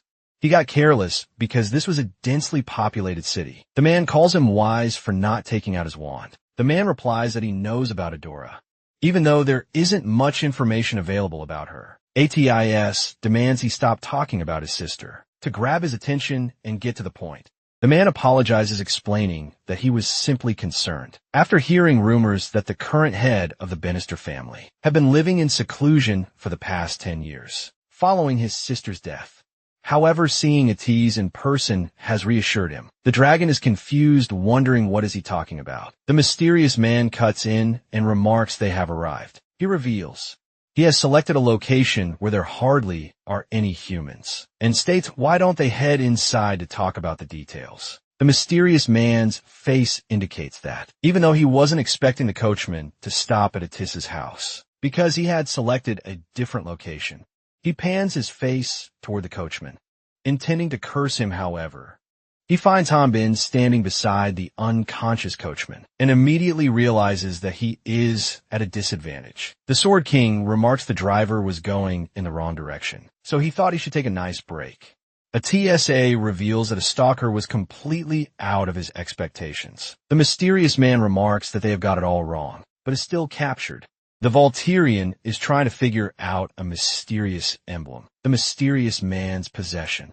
Atisse can feel subtle holy energy coming from it, which belongs to Altea, the goddess of light. He concludes that the emblem is the genuine thing. Hanbin and him realize that the man before them is a priest from the Order of Light. The mysterious man introduces himself as Emil Otto. He understands why Ties took such measures, but cannot forgive his savage friend for restoring to violence. Before hearing his explanation, he insists Volturian warriors say something, and in response, Hanbin uses a special skill to pretend that he is a foreigner and speaks in the Volturian language, but still fails to convince Emil. Atisse is quite baffled that the Order is looking for him, rather than the powerful Valterra.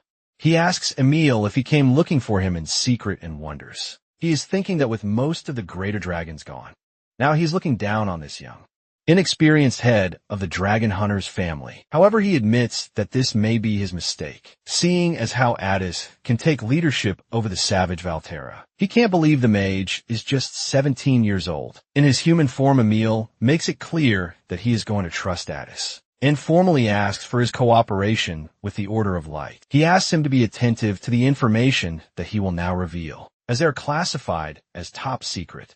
Emil informs them that he is currently investigating a man named Alejandro in the refugee villages surrounding Crater Valley. He shows them the suspicious man's picture, but both hunters don't recognize him. Atiz wonders if the man in the picture is running a criminal organization and using the refugee villages as his base. Emil claims that it would be a lot simpler if that was true. Emil starts explaining about the refugee villages first. The refugees were originally not citizens of this city, but due to the appearance of Crater Dungeon and the sudden inflow of hunters, they were forced to live outside of the city. Due to the sharp increase in resident taxes by the ruling lord, a flashback shows a breadwinner returning to his family. After making some bread and butter, his family greets him warmly, his wife inquiring about his trip to the city, and his daughter eager to know how much he sold. The man of the house informs his family that he didn't make much and blames his facial appearance.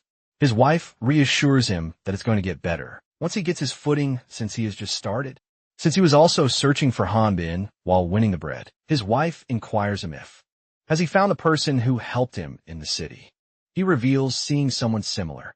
While requesting the monster subjugation quest, he was the famous Valtora. His wife wishes that Valtora warrior would come to their village once. Suddenly Joseph, their acquaintance, comes screaming monster. The man commands his wife to run toward the middle of the village and asks Joseph what's wrong. Joseph attempts to tell them about the toad-like monster, but before he can finish, the monster swallows him. Just as the man is preparing to fight the monster, his wife informs him that their daughter is nowhere to be found. He comments she must be inside somewhere, and tells her to hurry up and look for her. Soon another man wielding an archer, acquainted with Joseph and the family man, comes forward to help. He reveals that Joseph charged into the monster's net after saying he would hunt one. The family man already instructed Joseph to wait because he was going to report the monster to Guild. But Joseph didn't wait and got annihilated based on the monster's size and strength. The archer deduces that no one would accept their quest for a small reward. Moreover, this isn't the first time they have made a request, and is sure there is no backup. Emil claims that the Order cannot interfere with the management of territories, so they must resort to asking hunters for cooperation and helping out those in need. In exchange, they will increase the level of their contribution so that it would increase their chances of meeting the goddesses. Hanbin wants Emil to stop making his words sound as if they have a sense of justice. He remarks if what he just said is true, then there would be no reason for him to come and find a dragon hunter. Emil tells the Volturian that he is correct and reveals the goal of this mission is the base of Alejandro. The dragon's nest. Addis gets all worked up, calling it impossible and wants them destroyed, and even if one still existed. This isn't a matter to be handled by hunters, but by the Order or the Brotherhood themselves. Emil says that their Order wishes to go into a full investigation. Right away, however, they can't find a single fault with Alejandro, and the actions that he's been seen doing are not criminal in nature. On the contrary, the refugees actually call him a hero. Another flashback shows the family man's little daughter was rescued by Ellie, and Efer Ellie, the magic swordsman, informs family man that they came from the dragon's nest and were sent by Alejandro. The story takes an even further step back in time to reveal an earlier event. Ellie was tasked to assist the refugee town with effort. Alejandro calls it a small effort on his part for the powerless refugees. He wants the magic swordsman and Handy, a member of the refugee support team, to hunt the monsters prowling around town. However, Ellie is not very happy with Alejandro's decision to send a refugee team to support her. An effort she wonders what is he planning. He asks Handy to monitor the wyvern's activity, as she previously attempted to run away. He involves Ellie in the conversation, who says she's been continuously warning her. She believes that if she lets go of effort, the Chosen will have the support team take responsibility. Alejandro reveals that up until now, they have been moving secretly for the sake of justice. But if many refugees wish to migrate here, it could change most things. What was the point of minimizing the number of residents there, while strictly keeping this place a secret? She once again wonders why he's suddenly so determined to tell the world about the dragon's nest. End of the flashback. Ellie is about to be crushed by the monster that has attacked the refugees. Effa repays the favor by tackling the monster. Resting near a riverbank, she is drying out Ellie's hair. The magic swordsman wants her to stop, because she's projecting too much wine. The wyvern compliments her for having beautiful hair. She replies she is thankful for the sentiment, but there may be many monsters left, suggesting they can't be careless and have to keep their guard up. Following her comment of being wary of the monsters, she wonders if Ellie is planning on completely exterminating the wild monsters, because she believes doing this much will reveal their location to monsters. Effer claims to have lived life like a wild monster. She wonders aloud are there any times when Effer uses her sword without the guideline? Ellie reveals she often doesn't use the guideline because she feels that it isn't good to be dependent on it. The wyvern claims to have memorized the movements of her swordsmanship when she was using the guideline because she has witnessed it many times. But she has noticed that the rhythm becomes unstable once in a while, which is why she asked Ellie remarks, wondering if the magic swordsmanship of the guideline is accurate. But she wants to get used to the magic swordsmanship that she has seen when she was younger. Her mother, who would brush her hair every morning, never exposed that side to her. She is sure that one tragic morning was also the same as always. But her mother, who went out to hunt, never returned. And the one who came looking for her a few days later was Alejandro. He brought her to the dragon's nest and forcibly implanted the guideline in her body. As a result, she lost her eyesight. Now, whenever she practices her mother's magic swordsmanship, she ends up relying on the artificial guideline. And she is scared to think that she may end up becoming nothing more than Alejandro's pawn. Effa shouts that Ellie should climb on her back, and they can fly to the west, where no one can follow them. The magic swordsman simply responds that she can't do it, because if she decides to run, Alejandro will probably kill someone else. But the next day, he was discovered as a corpse. When she refused to train or participate in a test, Alejandro would force them to obey him. Ultimately, the only way to break free from him and the Otherworlders is to let the dragon's nest consume all life, leaving nothing behind. She reveals that's why they need Effer's dragon core. The wyvern, being aware that her dragon's core is important, while patting her, Ellie says she doesn't want to force effort and instead calls her a genius and believes it will eventually come to her. She tries to cheer Effer up by saying that she might end up becoming a legendary wyvern when she finally has a dragon core. When Effer wonders what her older sister thinks of her future title, she says something like Genius Wyvern. Effer wants them to hurry before another dragon comes. She explains that if they spread rumors about the dragon's nest, then other dragons would arrive there. Ellie replies that Alejandro is using the dragon's nest to bait a greater dragon. Effer finds it unbelievable, as she believes someone like him wouldn't be able to beat a greater dragon. Ellie is convinced Alejandro never takes risky moves, and she is sure he has a method of extracting a dragon's core once he finds a greater dragon.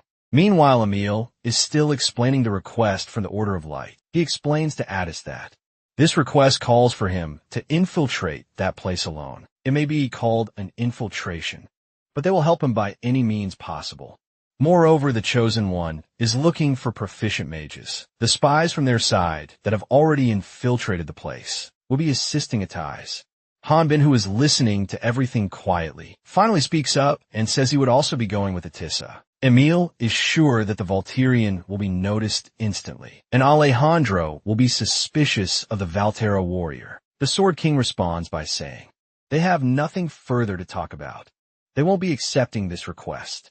He asks Emil to find someone else, just as he finishes sharing his opinion. And before he can say something, the person who decides to accept or decline a request is the master. Since Emil is waiting for Atai's response, he is satisfied with his response.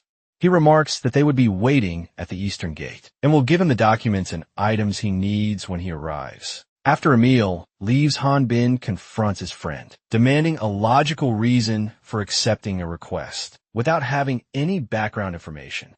He believes that cooperating with others might be good, but he can't be of any help if Atiz is required to go alone. He once again suggests Atiz reject the order's offer, or else he would reject it himself. Angered by his judgments, the Volturian wonders aloud if Ates is saying that unrelated people should stay away. Furthermore, he reminds the mage that he himself is also a dragon, and the Bannisters are a human family. So this technically makes them unrelated. Enraged, he feels otherworlders know what honor is. Atai's wasn't expecting a very emotion-driven reaction from him. In response, he explains that he has gotten a little stronger after leveling up, and wants him to not worry. He then leaves without bidding his friend any goodbyes. Sometime later in the cart, Emil gives Addis his new identification papers in a briefcase that carries his disguise. Emil reveals in his identification papers and commands him to stop so he can concentrate. Emil apologizes and internally thinks that this appears like the mage just had a couple's fight, which gives him chills after reading the identification document. Atai's finds a mistake in the document. He clarifies that the mistake lies in the change of gender in the identity. Emil shockingly claims that this isn't a mistake, and unexpectedly asks Addis if he knows how to put makeup, leaving him astonished back in the refugees' village. The family man Carlander and other male members of the community are preparing to leave for physical labor. The family man says goodbye to his daughter and wife. After bidding farewell, he approaches the line of other men when he suddenly spots Ellie. She wonders what brings her here. Ellie reveals she has come to escort the people going to Dragon's Nest and was expecting him to join. Calendar feels that doing physical labor is the only thing he knows, so he has decided to work as a construction worker. The magic swordsman reminds him that if he goes, then he won't be able to return unless the work is complete. When Ellie raises a question about Calendar's family safety, he says that monsters can't be avoided. But Alejandro is hiring some hunters through a strict selection process, so he feels reassured while he is talking with Ellie. Varies from level 25 to 30, which isn't as high as she expected. Effer enlightens her that going to the dungeon is more beneficial for those of higher levels.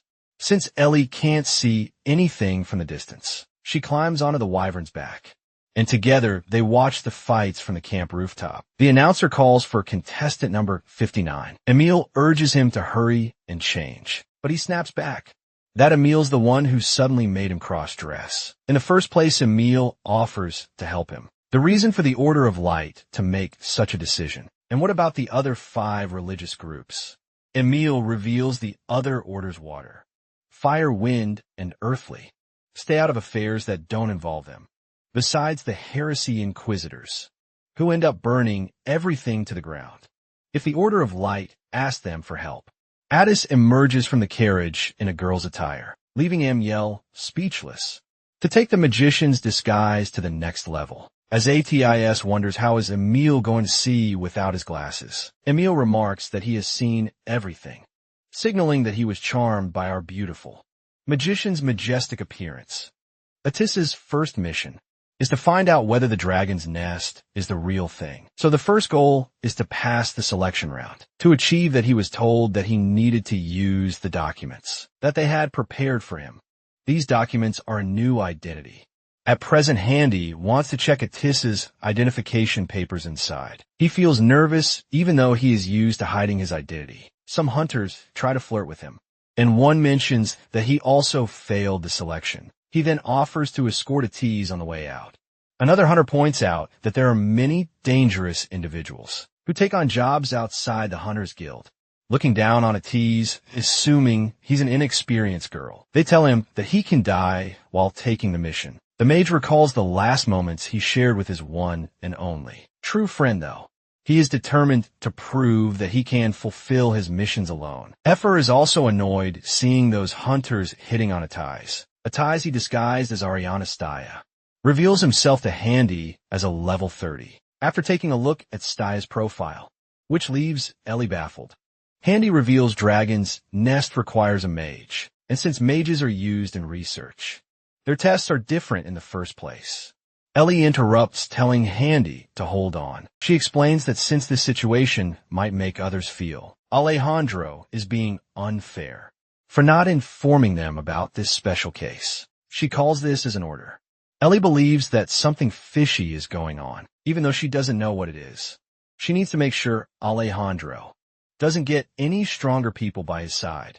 She rushes past Handy, charging at the mage. However, before she can land a blow, Atiz conjures an ice wall to shield himself. One of Ellie's swords gets stuck in the ice. She is awestruck, seeing a mage who also excels at close quarters combat. The mage tells her that it was a lucky shot. He is being careful, as he doesn't want to expose his real identity using advanced magic. He wonders if sticking to only ice magic would be a good decision. Atiz notices that the magic swordsman has abandoned one of her swords, but he is confident that a magic swordsman won't be able to do anything with just one sword. Just before they are about to close the distance between them, a tall and obese man intervenes and smashes the ground with a giant mace. His attack's impact sends people in the range flying. After wreaking havoc, he demands to know if he will qualify. After killing Atiz and taking his place, revealing he is level 45, he reveals that human meat didn't taste good in Crater Asylum, so escaped to look for tasty things to eat. Polypork looks down and notices that his giant mace has been separated from the handle, and spots Atiz holding a wand lit with fire, magic prepared for the battle. The mage wants his test to be postponed. Ellie once again wonders aloud if the magician's shot also lucky. Atiz states that the monster was using a bad weapon that relied on weight alone, and it was indeed a lucky shot. Polypork has lost interest in the lump of meat he had prepared to eat and casually swings it, hoping to kill Atiz and Ellie. Suddenly, the huge meat lump slips away from Polypork's hands and hits a nearby cart. For the day, Polypork assumes he has passed the trial. Handy, giving off unsettling and maniac energy, comments that he seemingly forgot to inform him beforehand. But how can a person pass if they are dead?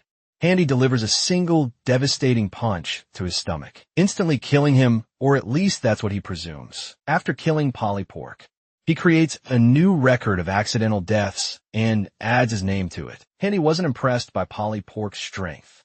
Atizia is convinced that Polypork isn't weak. He is sure of it because of the brutish strength Polypork displayed when he ambushed. He senses his energy as red as blood from Handy and realizes that Handy is an aura user. After this, Handy suggests they should depart for Dragon's Nest. With Atiz by his side, aura is red color, energy that is emitted when one trains their body, and life force to the extreme.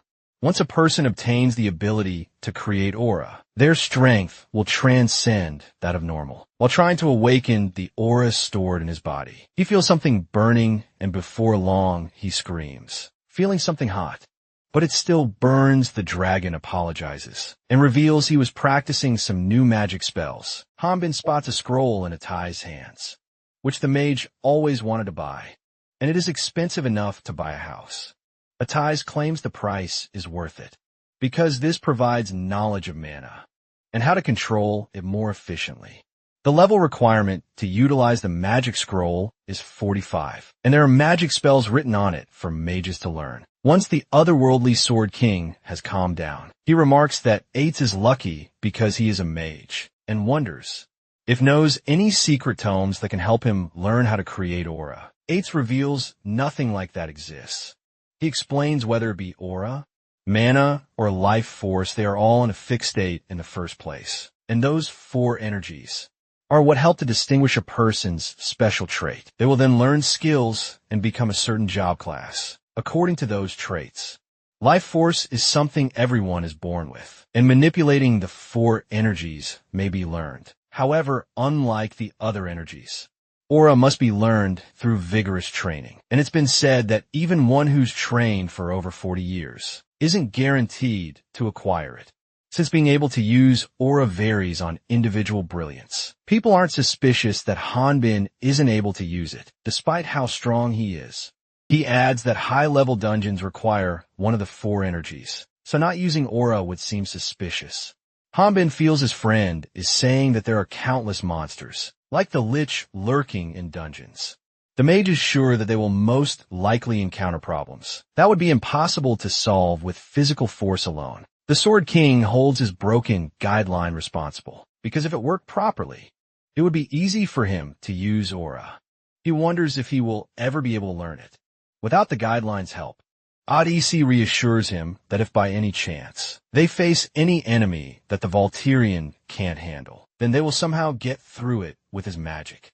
He admits that he still has a long way to go, but he will work hard to raise his level. Shaking off the memories, Hanbin refocuses on the situation at hand. He is feeling desperation due to Ati's stubbornness. However, when he looks back, he realizes that the mage lived up until now, hiding his identity as a dragon, and is now sure that he will be all right with his disguise. Moreover, he feels that no one else would have a level as high as Ati's. After confirming that Polypork is alive, Ati snaps at Handy asking why Polypork deserves death. Ati's remarks, understanding that Polypork may have caused a scene during the test, but demands an explanation on why is Handy reporting it as an accident when Polypork is still alive.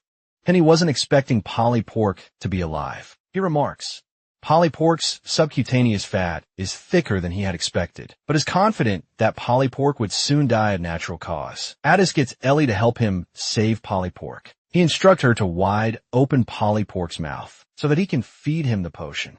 He thinks they can't leave Polypork like this, and suggests they should place him in the bag carriage and take him to Dragon's Nest.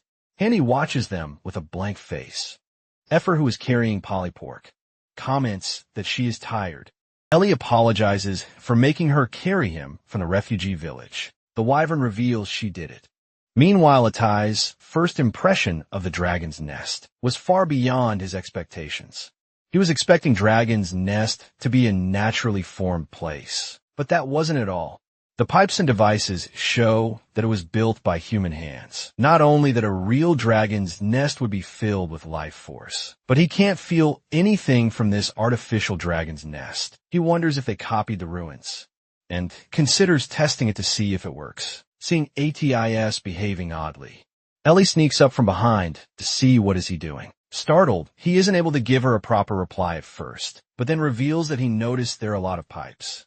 She is thankful to him for saving her life, and then points out that he was just very reckless. Ellie clears up the misunderstanding, and then she has the mage look behind, where they spot Handy operating as a judge. She reveals Handy is only working as a judge for now. His real job is the head of security in Dragon's Nest. The reason she is explaining this is because she wants Eights to know what kind of person he dissed. When Eights expresses that he can't let someone die, Ellie tells him that good people don't survive here. People outside may believe that this place is a hidden castle, but this place also lacks some essential things: food. She discloses that this place is just a secluded island, not a dragon's nest. Rules and orders are the most important things here, and the stone walls are chipped away daily. After hearing Ellie out, Addis points his wand at Polypork while commenting, "There's no other choice."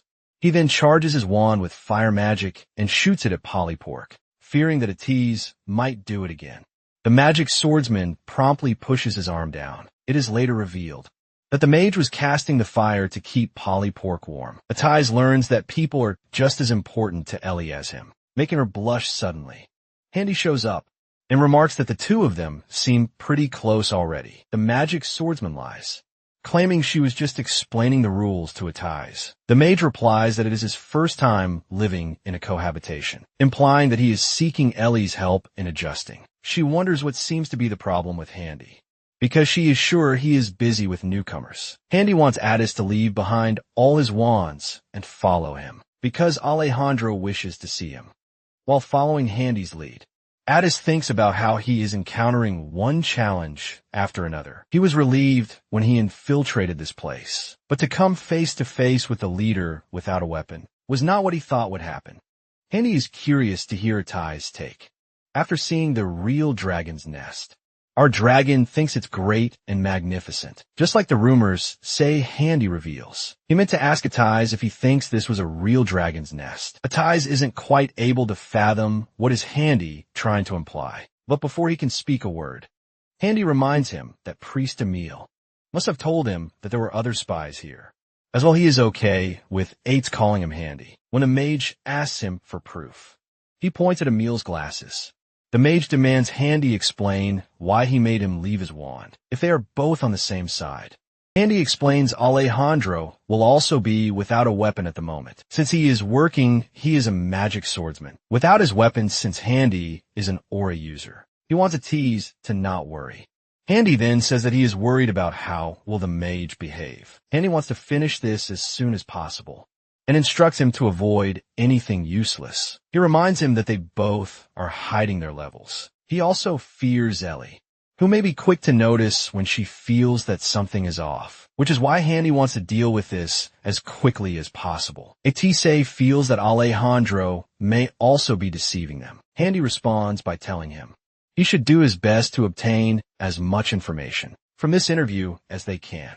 Doesn't matter if this isn't a real dragon's nest. Just as he approaches the door to Alejandro's room, the Chosen One reveals himself holding the wand, which appears to be infused with his magic. Alejandro remarks a useful insect may be better than a harmful one, but either way he doesn't like bugs.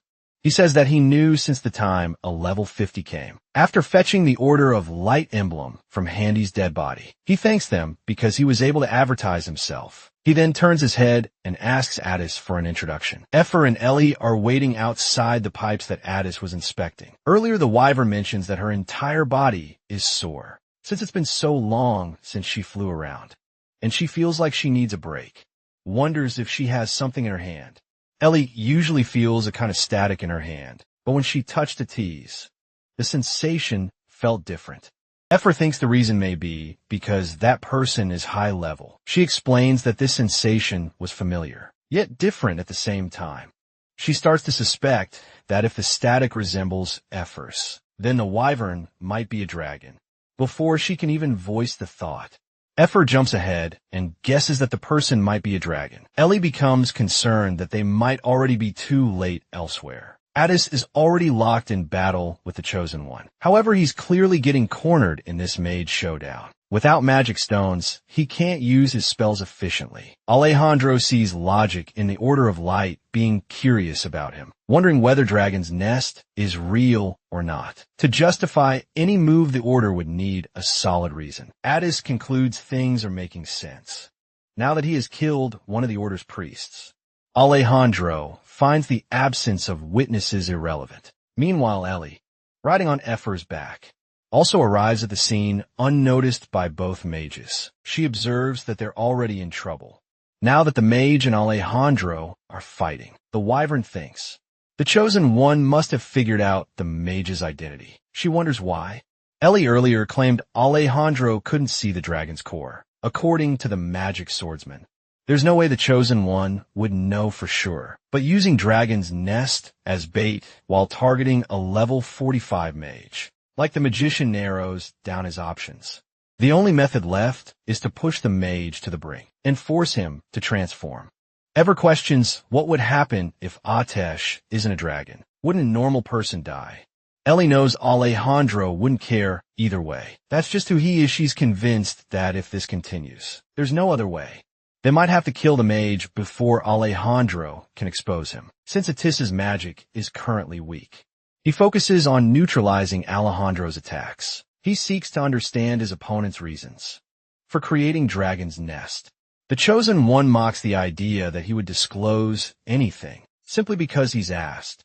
He suggests Addis should try asking again after defeating him. That is, if he survives, more magic is launched in the mage's direction. Sensing the danger, Addis conjures an ice wall to block what seems to be a physical attack. Despite his efforts, Alejandro's magic wands start shifting in midair, showing his ability to control them remotely. The tease tries to dodge, but can't escape the onslaught. With his view blocked, Alejandro casually kicks down the ice wall. The mage fires off a burst of fire magic from behind another wall, hoping to land a hit, but his opponent appears behind him, suggesting that even as a fake human, he's far too fragile. Meanwhile, Effer and Ellie flee the battlefield.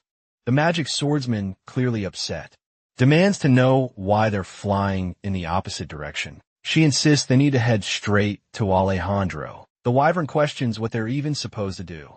Once they get there, Ellie reasons that the chosen one will force a tease to transform. And if that happens, she'd rather end the dragon herself. If Alejandro's plan succeeds, everyone could die suddenly. Criticizing her sister for always putting others first, she admits to being a coward. Even if someone like a tease dies, she'd rather look away. She doesn't even know him. And the dragon surely understood the risks. Clenching her fists, Ellie fires back. She wants to know what Effort expects her to do. This is the only thing she can do now. So she'll do it back at the battlefield. Alejandro now has a teaser, restrained with magic and chained to a wall. Alejandro has grown impatient. He demands honesty, questioning whether his opponent had any hidden reasons for coming here. Curious, he asks why. According to the mage, only dragons can control Dragon's Nest, because a dragon's core is required to collect life force. Addis gives a vague response, and notes that the Dragon's Nest is still incomplete. He doesn't know what Alejandro is ultimately after, but whatever it is, it won't come easy. Snap his neck with a little extra pressure, or let go and watch him fall. He keeps pressing for the mage's trump card, calling this his final shot, and with that the countdown begins. He ridicules a tease by asking if he is thinking of leveling up. Using the Dragon's Nest, he reveals there is a slight problem. The Dragon's Nest won't work, which means he won't be able to level up. He refers to the mage as Greater Dragon.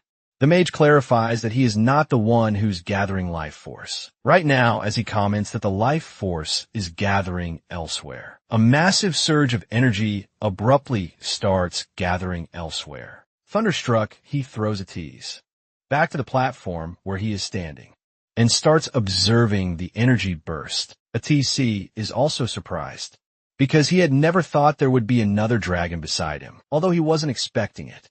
He is glad that he was able to keep his identity safe. He wonders if was everything planned to bait a dragon, because Alejandro is a vicious schemer to create such an elaborate plan like this. Since it's dangerous, he is planning to get out and quickly inform everyone about this. However, he can't even lift a finger. She secretly whispers in Atissa's ear that she is glad that he is safe. Alejandro admits that he was wrong for thinking his opponent is a dragon. Ellie suggests they should go and check it out.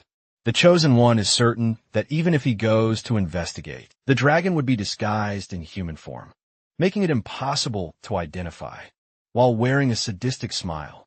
Ellie wonders if that's why he isolated the area. He admits he'd capture the girl if she were a dragon, but with the Dragon's Nest broken, it's not worth the trouble and future repair costs. Alejandro shows him mercy for now, because he can obtain something good to experiment on. Addis is perplexed upon hearing the word experiment, so he repeats it, hoping to get an answer from him, while wearing the same sadistic smile.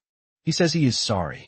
If he gave him some hope that he would be kept alive, he considered the living conditions poor, and thought it would be a shame to waste any resources. Out of the blue, Ellie remarks, "What a shame, Alejandro." Slightly confused, asks her, what is she talking about? She clarifies that she had no idea this dragon's nest was broken. She further explains that she felt a sense of disharmony ever since Atiz arrived. So she thought maybe he would be the one to do it, and maybe even help fix this place. Alejandro guesses Ellie is suggesting he assign a job to a spy of light of order. He found the idea appealing since the mage couldn't escape anyway. They might as well put her to use. He leaves Addis to her and then leaves. Sometime later, Addis opens his eyes to find himself on the back of Ellie. Atiz finally tells her his real name and is okay with her calling him Atiz. She assumes he is questioning such trivial questions because he is feeling uncomfortable. He is flustered getting a piggybacked ride from a lady. confusing her. He then decides to walk because he can't bear the embarrassment before she goes to her room. He thanks her for the help earlier. However, she tells him that he shouldn't be thanking her because she was thinking of killing him. He keeps up the act of not being a dragon and points out that Ellie saw the dragon somewhere else. She tells him to stop trying to feign ignorance. She further adds that he gathered a great amount of life force. Ellie reveals she can feel the subtle flow of life force, and she was able to learn more while carrying him. On the way here, he is thinking that he needs to figure out who's in charge before deciding to cooperate with her. She remarks there's no one here and the walls are thick. His level is 35 and her level is 45. And because a magic swordsman requires a magic tool to use force, she is nothing but a regular human without one. She claims she doesn't have a sword or even a piece of metal and believes that it would be easy for a wandless mage like him to kill her, but before she can elaborate, he tells her to get a hold of herself. While holding her arms, he inquires her if Alejandro is making her extract information. Dragon's Nest is something evil created by greedy greater dragons. He assumes she is being tricked by the Chosen One. Ellie attempts to explain herself, but he doesn't even pay her any attention. He states that he was hiding his true identity by being in the human form. Instead of keeping his secret and helping him out, they should face Alejandro. Suddenly, Effer charges at Aids, flinging him a few yards away. Meanwhile, Ellie scolds her for not listening to her, as she had instructed her to hide. But she didn't. The wyvern remarks. She rushed out because he was yelling at her older sister. Ellie points out that her threat implied she wouldn't mind if he exposed her identity. Since he shares their goal, they decide to let him in on it.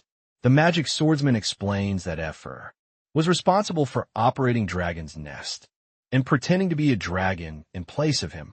And thanks to her wyvern friend, Alejandro's suspicions of him have disappeared. The wyvern is proud of herself inside. She praises herself for being a genius, talking wyvern that possesses a dragon core. He suddenly starts calling Effer by her given name. That is making him question why things turned out this way. He is plunging something down while enunciating it to go down. It turns out he's flushing the toilet manually, since it's the high-grade automatic toilet, and flushing mechanics requires level 12. In the process, some bits of the waste splash into his eye, causing him to scream in horror. It's been 3 days since Atiz left for his mission, and since then their house has turned into a place of living hell. Nothing was going his way. The water spout wasn't working, because it required someone of at least level 8. He even destroyed the fridge to get some clean water, because to use the fridge, one has to be level 8. Hanbin was no different from a primitive man. In that place, he couldn't even cook if he wanted to. Moreover, he didn't even have money to go to a restaurant, because a top-grade safe required level 33 to use. And without money, he wouldn't be able to buy anything, because based on the Hunter Guild's rules, a personal guard cannot receive missions without the consent of their master. After rejecting his mission request, the receptionist tells him that she understands his situation, and she's looking to see if there are any jobs here for him. But their policy concerning guards is a bit strict, requiring extensive background checks and prior experience in security roles. Hanbin startles her by shaking the entire guild with his raw power and convinces her to assign him a mission. She reveals it will be a personal favor and the reward won't be big. He claims it doesn't matter. He wants to make money. The receptionist wants this to be a secret between them and explains that this is something that happened a week ago. She reveals she bought some new clothes to wear for a party, but she couldn't find them after shuffling through her whole room. She found something nasty, a golden luminous hair. He claims he can't do much with the criminal's hair. While pointing at Emil's picture, she remarks there's only one person who would barge into her room and steal her clothes, her older brother. He looks at Emil's photo and realizes that the receptionist's prime suspect is the priest, from Order of Light, Emil. The receptionist explains. Emil was jabbering about some sort of secret undercover mission, and in the process he also touched her makeup, wondering where in the world Emil could be. If Emil is undercover, tracking him down would be nearly impossible. He realizes he needs some sort of lead to begin the search. Suddenly, the system asks him if he would like to initiate his tracking skill, using genetic information. and now in the wilderness. He commands the guideline to start. The guideline identifies the life force as prana and scans the area. The guideline fails to give him an exact location of T's, revealing that the mage is on the move. The wooden stick he vertically placed on the ground, hoping it would point in the right direction, ultimately fell after failing miserably. He considers giving up elsewhere in some cave. A beastman appears to be brutally assaulting Emil, demanding Emil reveal what he received from the spy. Emil, with his bruised face, claims that he doesn't know anything. The beastman wants Emil to be honest, because they've already found out about Handy being a spy. He points out that Alejandro is aware of Emil's alliance with Handy. Emil reveals that he now knows that the artificial guideline has a serious side effect, while tightly holding Emil's jaw. The beastman threatens to rip apart his mouth if he doesn't speak. A man with misaligned eyes arrives and commands the beastman to stop. The beastman moves away while Emil is wondering who this person is. The mysterious man admits he's sad Emil doesn't recognize him, but realizes that it makes sense. He's been hidden away at Dragon's Nest doing research all this time. He reveals he is the creator of the artificial guideline and similar magical tools. Emil snaps at him for committing blasphemy, changing the humans that were created by Althea, the goddess of light, into foul things, and then calling them products. The man becomes enraged upon hearing Emil label his actions as foul. He gets up really close to Emil and calls him uncivilized because of his statement, and then states that the true value of humans doesn't lie in appearance. The insane man points out Emil's level 45 status, saying it's no small feat, and questions if he did it just to be acknowledged as human, as he is, expressing his opinion on how a human's worth lies in their level, and a guideline helps to realize that worth. He removes the clothing that was covering his body, and is revealed to be a humanoid creature with insect-like features. He calls this experimentation a blessing, since it helps individuals to be transformed into a more efficient form. Emil dismisses his words as nonsense, arguing that if worthless beings like him were to grow stronger, does he even realize the big sacrifice it would require? According to the creepy man, his endeavors are not different from what the world is like now. Plus, a genuine artificial guideline is about to be completed. The madman realizes that he has said too much and remarks. He wanted to try to use a high-leveled, live body that retained its consciousness. But since it won't be that easy, he is going to use his skill. Ant eelworm. Ant eelworm enters the body through the nose and eats up the brain. By doing that, the host's willpower decreases, making it easier to control them. Emil's life flashes before his eyes. He wonders if this is the end, and wishes he could warn the Order of Light before he dies. The Sword King informs Emil that he was tasked to bring him back. Emil, on the other hand, believes the Order of Light has sent the Volturian warrior to rescue him. Hanbin feels relieved that Emil isn't wearing his sister's clothes, after all, which is what he'd expected before he got there. The Beastman abruptly charges at Hanbin, aiming to crush him in the contest of brutish strength. However, he isn't able to harm the Volturian warrior. It shows the Beastman as level 56, and reveals the monster species as humans, but with 2 question marks in between the words. The level 55 lizard man also ambushes, striking the otherworldly Sword King by wagging his tail. The Beastman claim that even a real Valtra warrior wouldn't be able to beat them. Hanbin is now convinced that these things attacking him are humans. He then remembers learning that Latna had many intelligent subspecies. He guesses they might be beast people, though there are no beast people in Latna. Hanbin hasn't completely gotten used to living here. He tries to not show any racial discrimination, but doesn't understand why are these beast people angry at him. He is still floating in the air from the lizardman's attack. The beast people then use an attack, combination of fierce tiger palm and death serpent palm, and fling him miles away with sheer force. The beast people explain that they are punishing him because he is prancing around, pretending to be a Valterra warrior when he is only level 5, seeing him still breathing. The lizardman wonders if they held back their strength. The Beastman calls Hanbin, the self-proclaimed Valterra, and asks him if he wants to say something. They offer to let him live if he entertains them. Hanbin suddenly starts speaking, shocking Beastman while making a sad face. He remarks that he never thought that the cave was their home, and he didn't mean to make a hole in it. He claims to understand their frustration since a stranger came and messed up their house. He then shares his memory of how a hell dog destroyed his house. He also admits he doesn't know what the yellow-haired man did wrong, but plans to take him back after repairing their house. Realizing Hanbin doesn't know the beast people's true identity, Emil suddenly shouts that they aren't human and urges him to take a closer look. As the Volturian warrior is trying to process, what is Emil trying to say? One of the beastmen attempts to crush him with his mere strength. Emil's words continue to echo in Ati's mind, as he seemingly repeats the words Emil said. The beastmen claim that they don't know what Hanbin is, but it makes them want to eat him.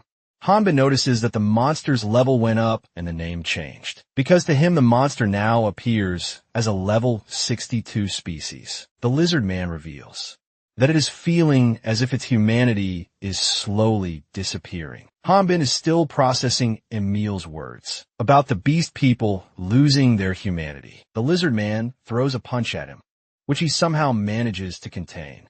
He finally realizes what Emil was trying to convey. Meanwhile, Emil, spectating from some distance, blames himself because he got caught and Hanbin had to come to rescue him. The man with insect-like features, the culprit behind the experiments, states that it's too late.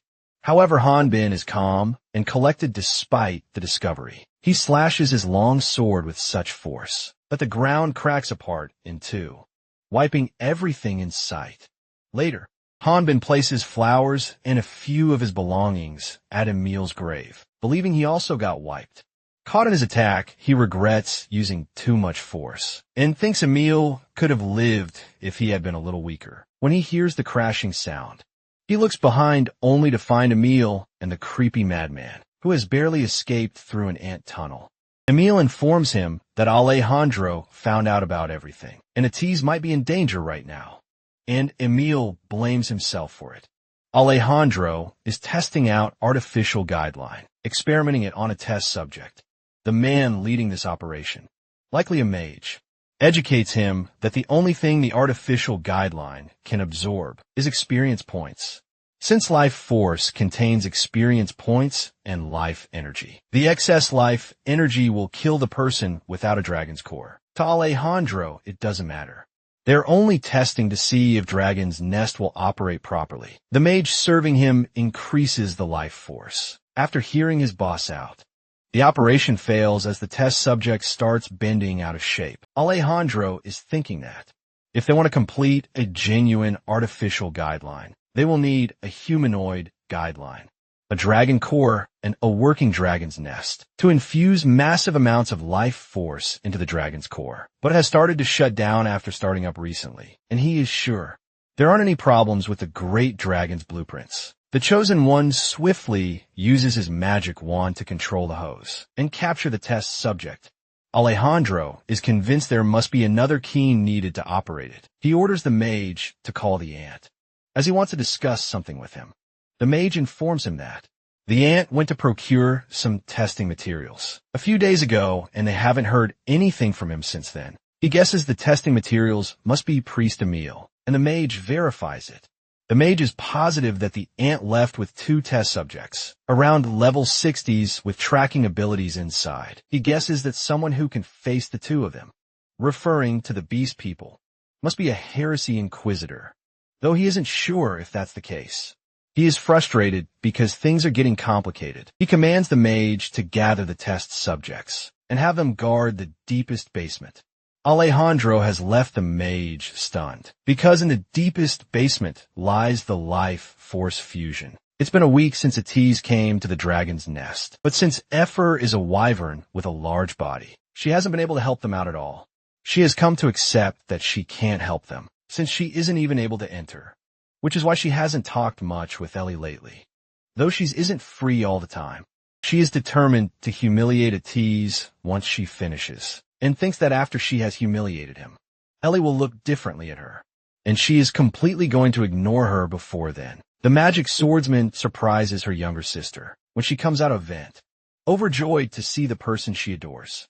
She expresses that she had a good feeling about today. Perhaps it's because her dragon's core is developing a lot. The wyvern goes quiet when she finds her, worried more about him because he has sustained an injury. Ellie is tired of hearing him compare himself to hunters all the time. Making him apologize, Effer is pouting seeing him, a dragon being cared for by her sister. Ellie informs her that they didn't find anything special today, either on their exploration. While wearing a smile, the wyvern ridicules him by reminding him that he claimed something, like dragon's nest is broken.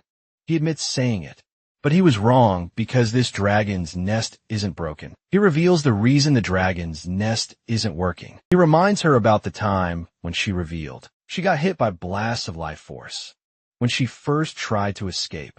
That was when her newly created dragon's core became registered as the key for the dragon's nest. But her dragon's core isn't complete. And although she can materialize life force, she still can't absorb it. That's why she wasn't able to absorb the life force here. And also the reason why it looks as if dragon's nest is broken, discovering her actual worth.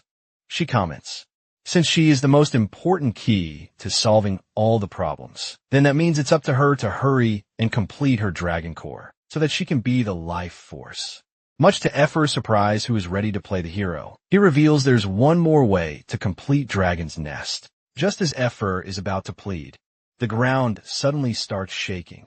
Since a tizzy, Ellie and Effer are a few levels above the ground level. They try to look down to assess the gravity of the situation. They find a test subject emerging from the underground testing lab. The level 51 test subject seems to be a distorted chimera, appearing with a chaotic blend of two faces, massive creepy eyes, and inhumane strength, scaring everyone working on the dragon's nest with its gross appearance.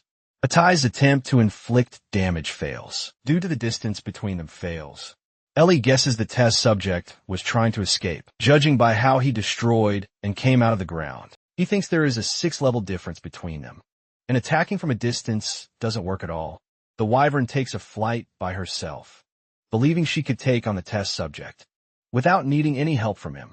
On the ground level, the test subject has wreaked havoc when he is about to eat Calendar, who is apparently stuck under a wooden dolly. Effer attacks it from the air with magic, which makes her angry. Effer thinks that if it's about attacking the test subject from the air, then she doesn't need to tease his fire magic. She could handle it by herself, even if it's a level 51 monster. The test subject throws a rock at her, but she barely manages to dodge it. Just when she clocks that the speed of rocks coming at her is fast, she nearly gets hit by another boulder. She appears to be confident about her flying ability. After evading several of the test subject's attempts to bring her down, she retaliates with a burst of magic. The test subject uses the metal plate on its arm to cover its body from Effer's intense magic and continues to slowly walk forward.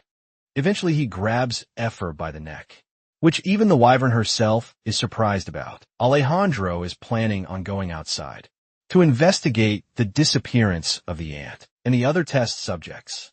It appears that he had asked one of his ladies-in-waiting to bring him the dagger artifact, and she has brought it before him.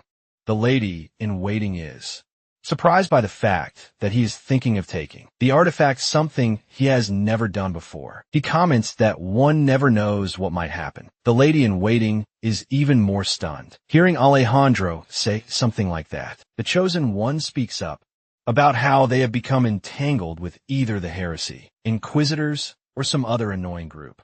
He plans on taking care of them, so they won't bother him from completing their work. To inform him that a test subject has appeared outside, Alejandro casually flings the dagger in the mage's stomach, without even looking at him.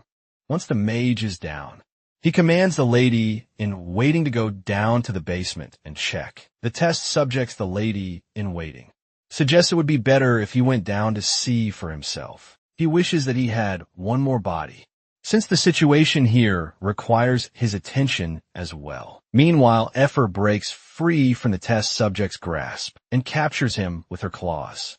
Atiz realizes that she is thinking of using Dragon's Nest. Effort soars higher, striving to alter her fate and hopefully defeat the test subject. When she reaches the Dragon's Nest's upper layer, the test subject explodes inside out, and the atmosphere turns into dust. Worried about Effer, Ellie calls her several times. The wyvern spreads her wings, revealing herself, as she sweeps away the dust and smoke with a burst of wind. Overjoyed, she goes to her sister to inform her about her victory. However, out of nowhere, Ellie slaps her in the face and then instructs her to leave. The wyvern is shocked.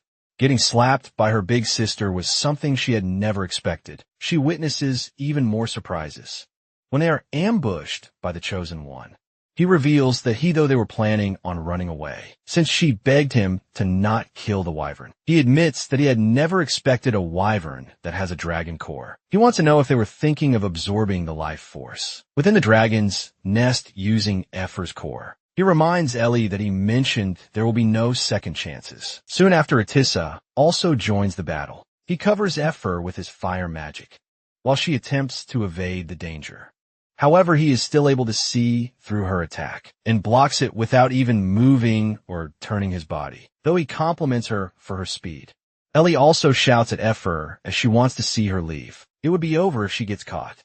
Seeing that there's no other option, initially reluctant, Effer finally decides to go with what her friends are saying. Once she is practically out of sight, Atis and Ellie charge at Alejandro, intending to finish him once and for all. However, the Chosen One vanishes into the thin air. Elsewhere, Hanbin is fighting monsters in a rocky mountain terrain and is accompanied by Emil. They came all the way here because they heard Dragon's nest was in the Rocky Mountains. The problem is, all the mountains look the same to our Volturian warrior. Emil wants him to look carefully, because this place similar to Hanbin's hometown. The Sword King ridicules him, because this is all because of Spy, who doesn't even know the location of the enemy. Emil reminds him of his status as a high-ranking priest. If he goes into enemy territory, then who's supposed to make the report?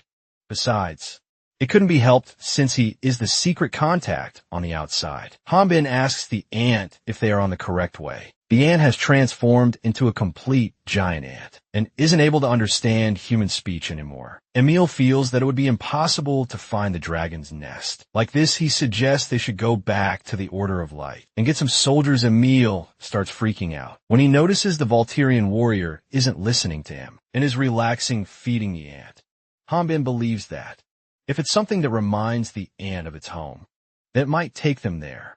Emil reminds him that this thing was originally a human. Why the hell would eating grass remind him of his home? Emil assumes it may be true, that the ant didn't get any report of Atisha's death, but wants him to think about what the mage could be going through while he is fooling around like this. Although he tried to knock some sense into Hanbin, Emil is aware that this isn't something he should be saying, since he isn't responsible for it.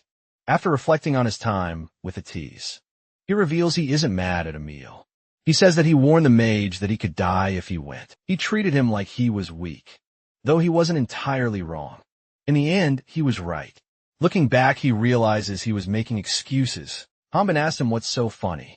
This makes the Volturian quite different from what the rumors say. Heavily panicking, he remarks on what Emil means by worry, because to him blood and guts are best.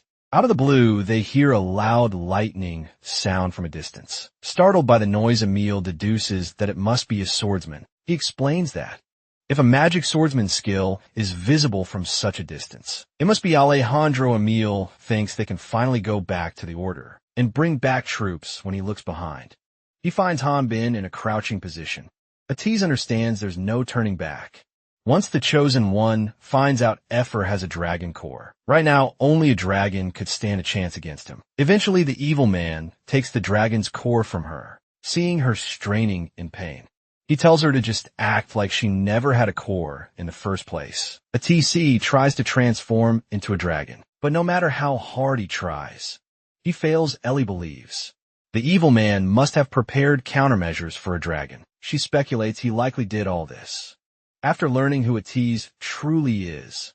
She explains that Alejandro's necklace is a rare artifact that lets dragons take on a human form.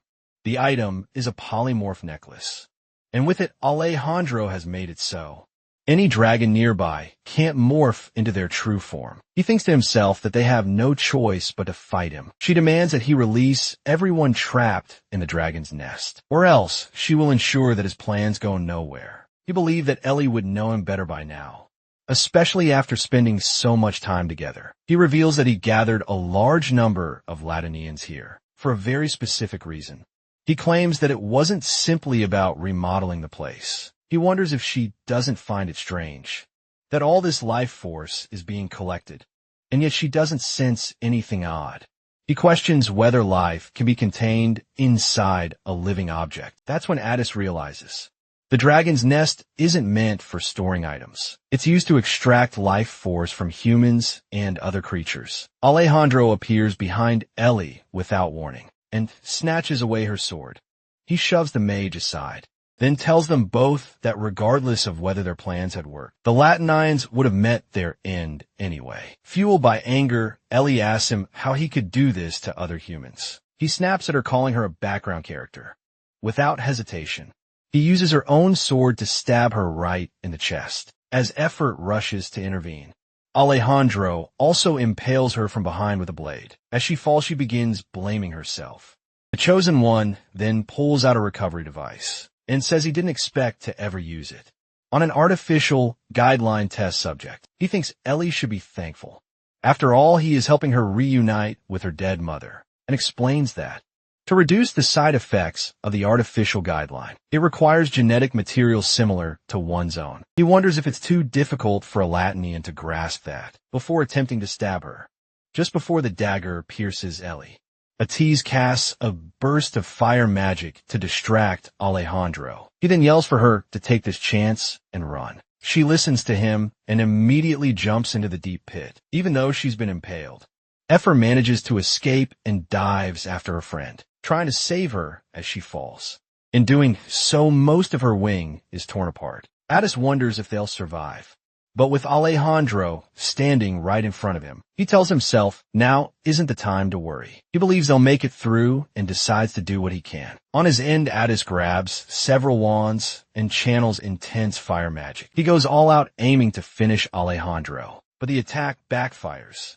The magic stones embedded in his wands begin to fade away. Alejandro, on the defensive, reveals he kept Atesh alive only because he seemed like a strong side character. But now he's messed with the wrong person.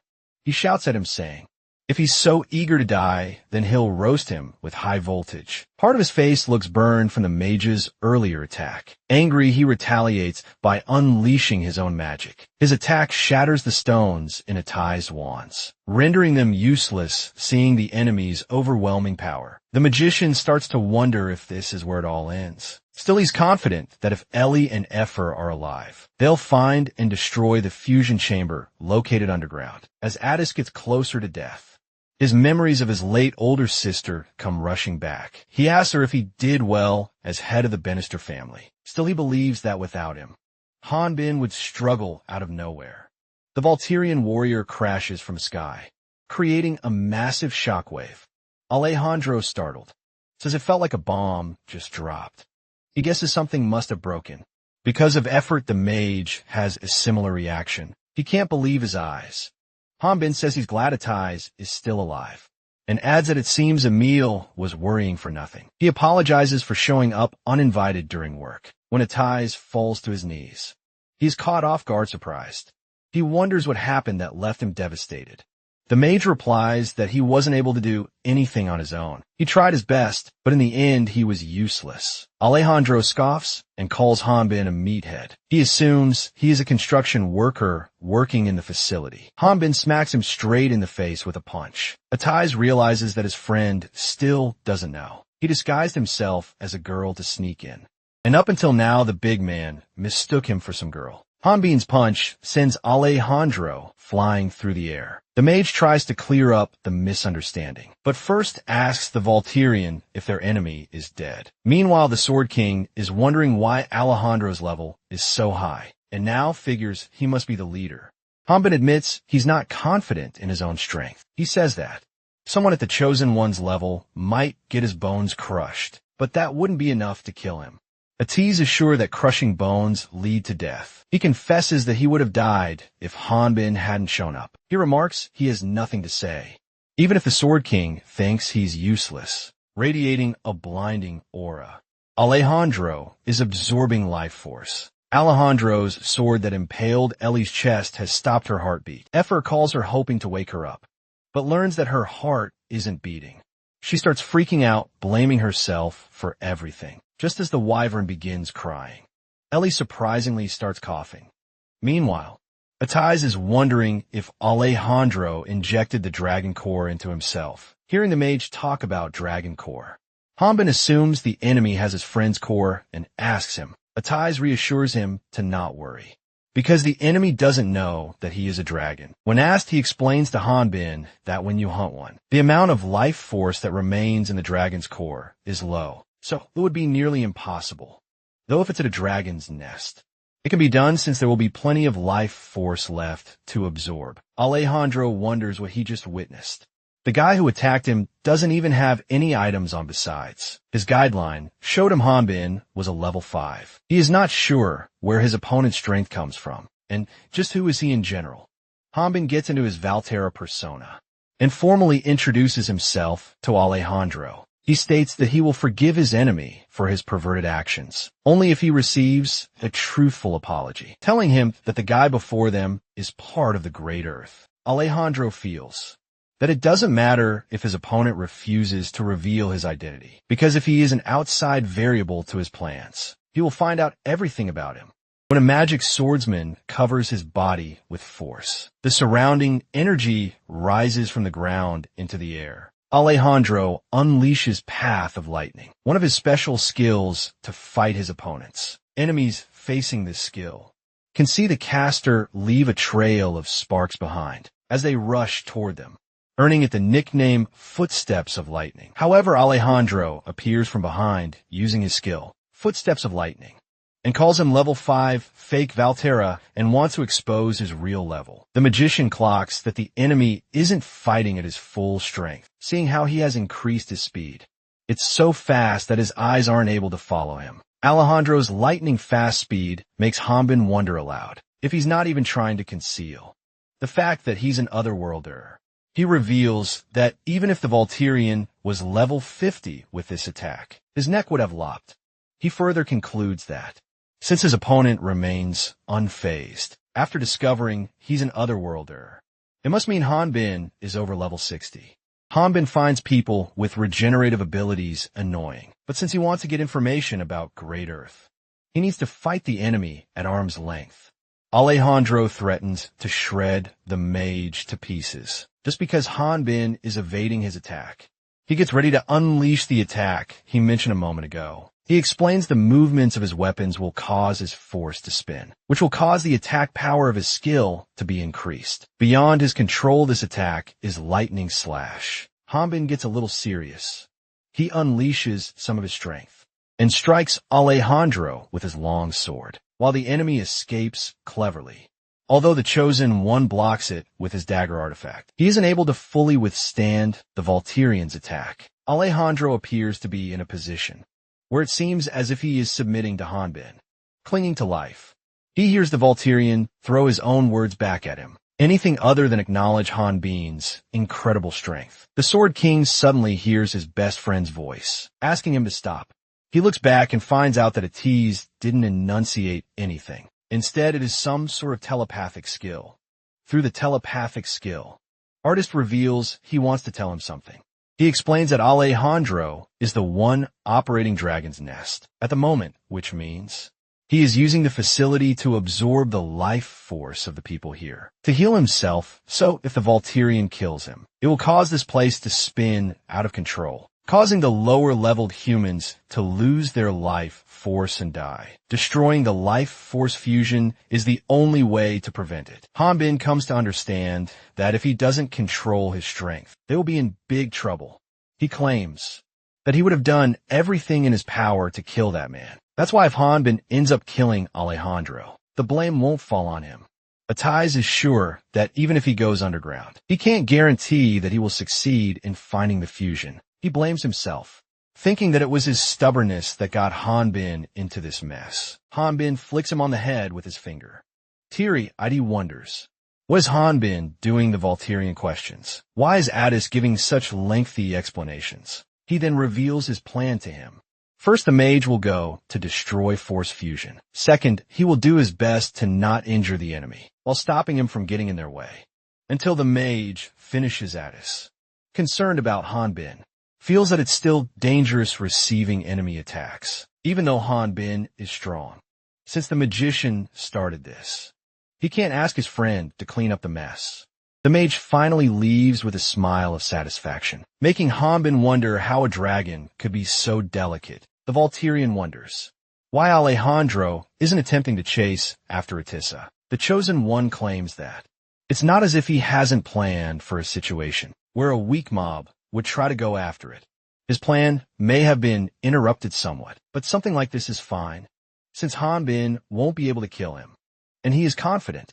The Volturian plans to beat the enemy without killing him. Ellie is mounted on Ephor and is guiding her to where the force fusion is. As they approach the force fusion, the magic swordsman informs her that they're getting closer. The wyvern is convinced that her sister is pushing herself too much, without a guideline, the older sister. Ellie is aware that even if they successfully disrupt his plans, it doesn't guarantee that they will get out of there safely. She apologizes to her for dragging her into this mess. The wyvern tells Ellie not to feel sorry. She wants to see the sad look on Alejandro's face when they tear this place apart.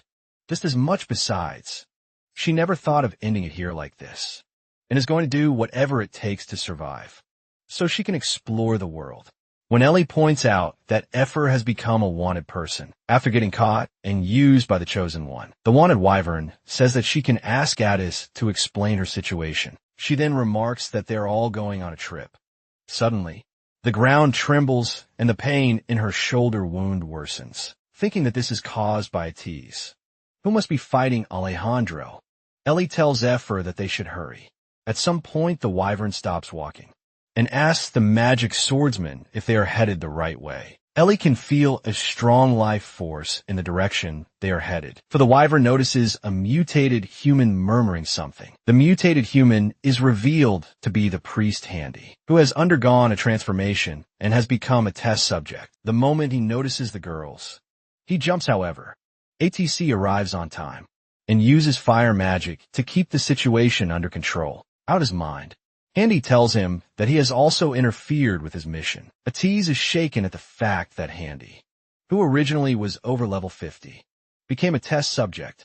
He attempts to tell him that they are not his enemy. They have come to destroy this place.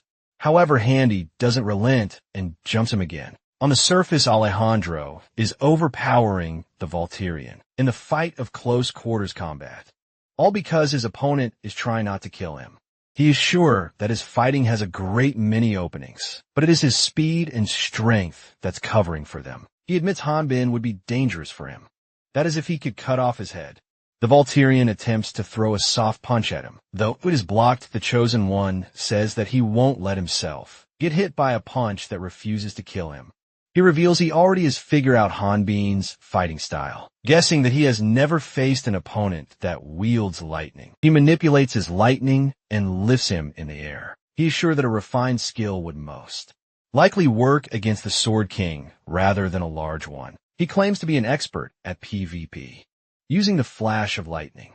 Alejandro yeets him into the air because it will be easy to deal with him. After he crashes into the ground, he unleashes Solar Lightning Flash and casts it on Hanbin, which the Volturian counters, deflecting the blazing strike with a slash of his sword. Alejandro follows him into the air, intending to strike when he is defenseless. He attacks him with Lightning Spear and remarks, "Game over," before the unleashed attack intensifies to its full force. He feels that Hanbin should worry about his friend, since the level 68 monster underground would have taken care of him, leaving him stunned, to the point where he guesses the Volturian must be heavily injured and is trying to remain calm. The Sword King speaks up about wondering what was Alejandro's level, since he was bragging so much. But a level 68 monster isn't a challenge for level 67 Dragon Atissa. Hearing the word dragon from the otherworldly hunter's mouth, he starts laughing hysterically. He expresses that he feels bad, because his opponent's trump card is a dragon companion, who can't transform into his dragon form. Alejandro reveals that the mage won't be able to transform into a dragon, as long as he has the unique item that restricts dragons from transforming into their original forms. When he looks into his upper pocket for the unique items, he threw her into the pit. Elsewhere, Ellie is revealed holding the unique item, and Addis has transformed into his true appearance. Engaged in combat, Addis tells Handy to get himself together. Despite being at a 1-level disadvantage, he appears to dominate this fight, attacking him relentlessly with his claws and fangs. Ellie is curious about what is happening on the surface, wondering who's the one fighting up above the ground. The kind mage informs her that his friend is doing his best to hold the enemy off. They have to cut off his connection to this life force fusion. He believes there should be something to stop this facility from exploding. Addis tells the girls that he will be dealing with Handy, so at that time, they should hurry and find something. Effer wants only destruction, wishing to see the force fusion destroyed. Ellie knocks this information into them, that if they destroy the facility itself, then the explosion will kill all of them.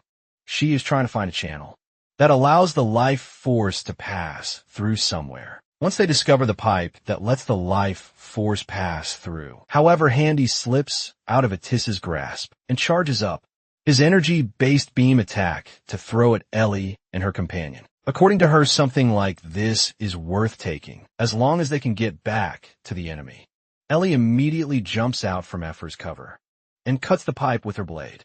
While fighting him, the Chosen One thinks that the dragon they were after has finally appeared, and he is wondering if this level 67 dragon can grind up a lich into dust. Moreover, he is also curious about how Hanbin knows the dragon's level, since these questions are constantly lingering in his head. He guesses that Hanbin might be Earthling, just like him. He tells him that one can't get experience from killing an Earthling, and everyone knows it following this reveal.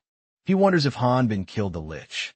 Alejandro shows a smile of annoyance and replies that he is actually thankful because he never liked the lich in the first place, but they wish to deal with the person who got rid of the skeleton. Hanbin wonders who are they that he is talking about and guesses it may be the demon god, Ormflaws. Alejandro clarifies that he isn't talking about demon god, but someone who has a lot more influence than the unseen demon god. He claims there isn't a place they haven't touched in Latna, and by making them his enemies, Hanbin would be making the entire continent of Latna his enemies. The Chosen One reveals there's a way out. He explains that everyone besides him thinks a dragon was responsible for the death of the lich, since he already possesses a dragon core. He will be going to report that he has killed the dragon. He wants him and his pet dragon to leave quietly, and thinks that there is no reason for them to continue this fight, since the enemy can't heal anymore. He is brutally kicked into the leg and gets it broken. Hanbin calls this deal great, but is sure Atiz wouldn't take it. He further adds that his friend may be a mob, but he hates bad guys. Alejandro attempts to attack him. The Volturian notices him with an artificial guideline injection. The Chosen One reveals that he was originally supposed to present this power to them, but if it helps to get rid of him, he is sure they will forgive him. When he injects the artificial guideline into his own neck, several quills appear around his entire body, which the Volturian cuts with his long sword. His body then begins undergoing the transformation process. The smoke around his body begins to form. Looking at his transformation, Hanbin wonders if it is a side effect of artificial guideline, but then feels that something is odd. He feels that this sinister feeling is similar to when he disappeared from Earth before long. The transformation is complete, yet it seems there's still more to come. Alejandro transforms into an unknown level 72 creature. His transformation is named Ormflaw's Blessing and is revealed to be at only 9% completed. He wonders if an incomplete Ormflaw's Blessing means he is lacking life force, while remarking that he would need to head over to the fusion force to acquire the remaining life force. He leaves a scratch on his cheek in a blink of an eye, leaving him stunned back at the fusion force chamber. Atiz has defeated Handy, and the girls also have successfully prevented the catastrophe by stopping the life force, just as they thought it was over. Assuming that the lady in waiting doesn't know anything about their betrayal, Ellie tells her to hurry and go to the surface because it's dangerous. The lady in waiting calls her out for not being grateful to Alejandro. She comments That Ellie doesn't understand how much he has sacrificed for them. The lady in waiting catches her off guard and stabs a knife in her stomach. She then places both her arms to replace the pipe Ellie cut off, reigniting the fusion force and manages to reignite the force, but at the cost of her own life and a dozen others, as his life force is depleting. Calendar is looking at the locket with his family photo, recalling the precious moments of his life. He thinks that trying to suppress it will only buy a little bit of time, but it's only a temporary solution. The only way to return the life force to the people is to destroy that huge mass of life force. Physical attacks won't work, but if it's hit with the other remaining offensive attack types, then it should explode.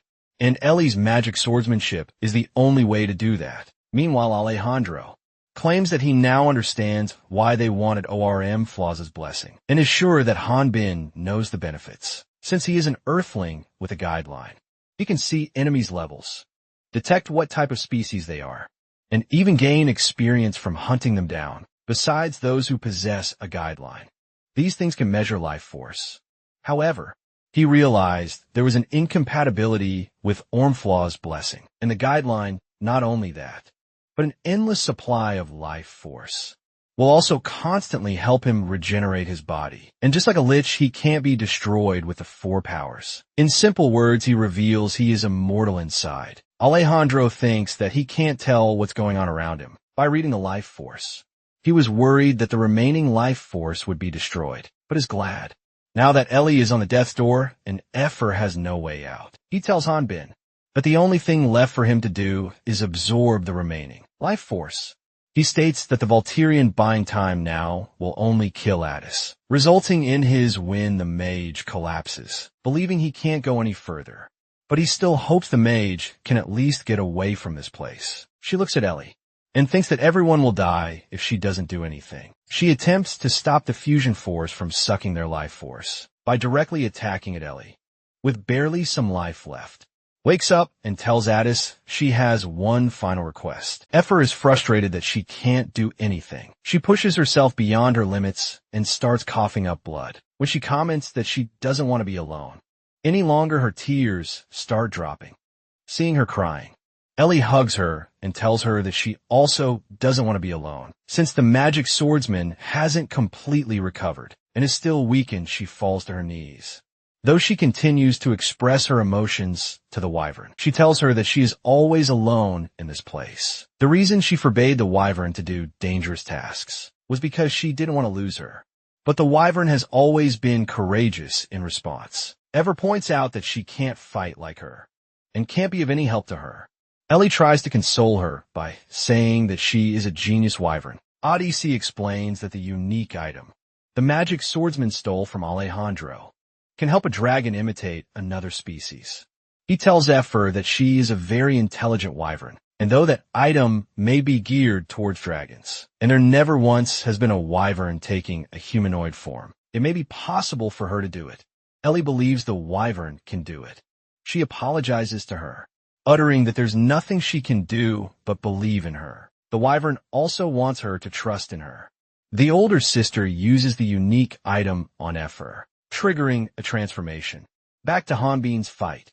The Volturian has left a big cut on the enemy's body. Alejandro wonders how many times he has to tell him that he can't die. He feels he can't be killed.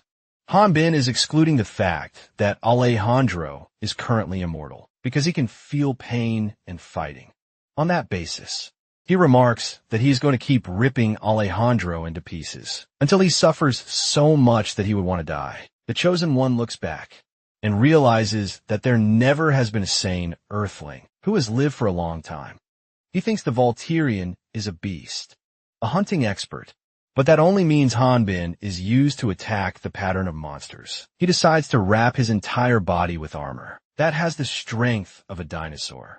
However, when Hanbin swings his long sword with full force, Alejandro's body explodes.